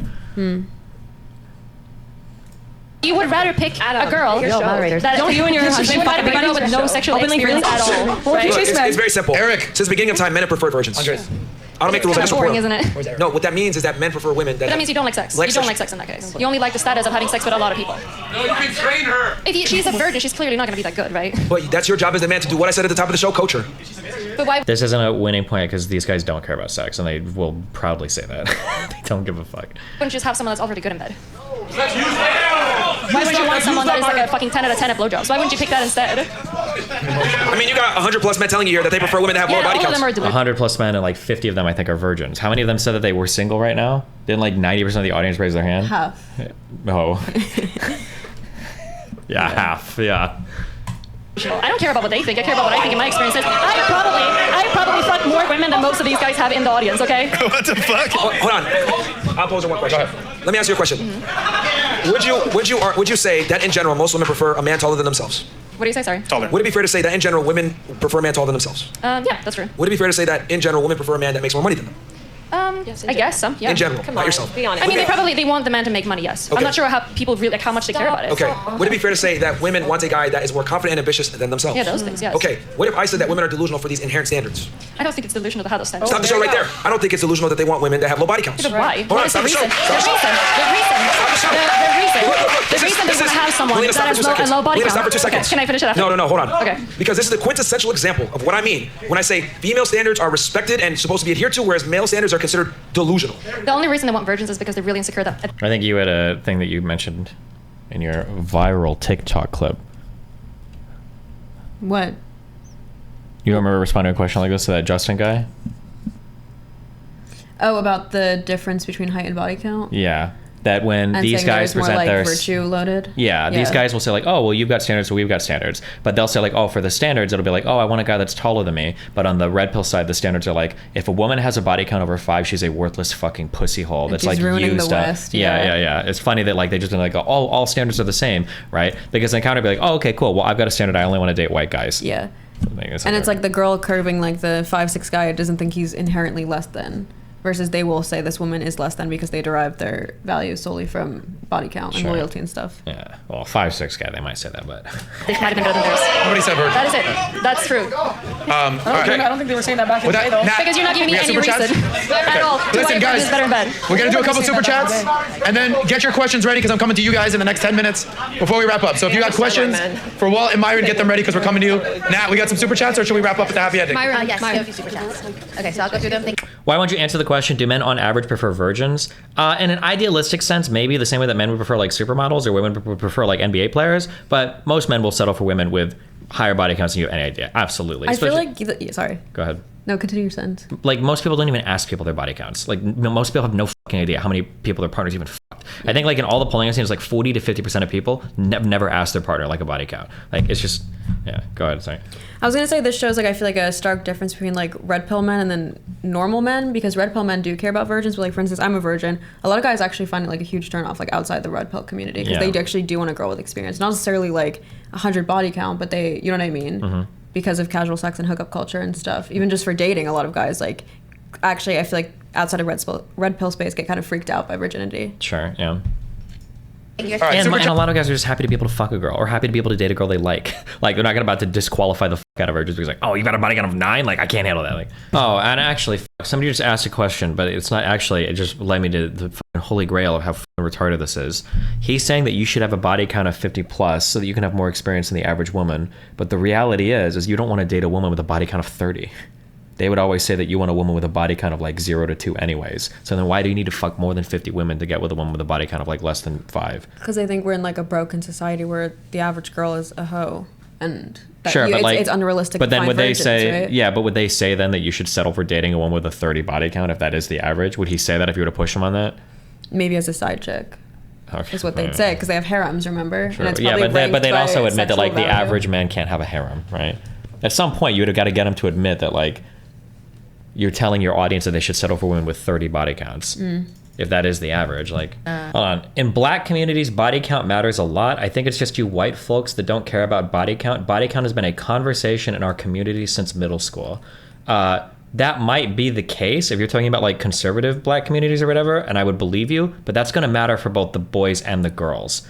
I'm not aware of any communities, any minority communities that I've intersected with in my entire life where the men can fuck indiscriminately and the women are held to a dramatically different standard. I've never heard of that in my entire life. There might be like a little bit of that going on where like you kind of celebrate the son, you know, laying the hot cheerleader, but for like the daughters, you're like more protective. Like that might be like a general thing, but there aren't going to be, I've never heard of a culture where people are like, oh yeah, like the guy should fuck as much as possible, tear through as much pussy as possible. The women need to be as chaste as possible. I've never heard of that before.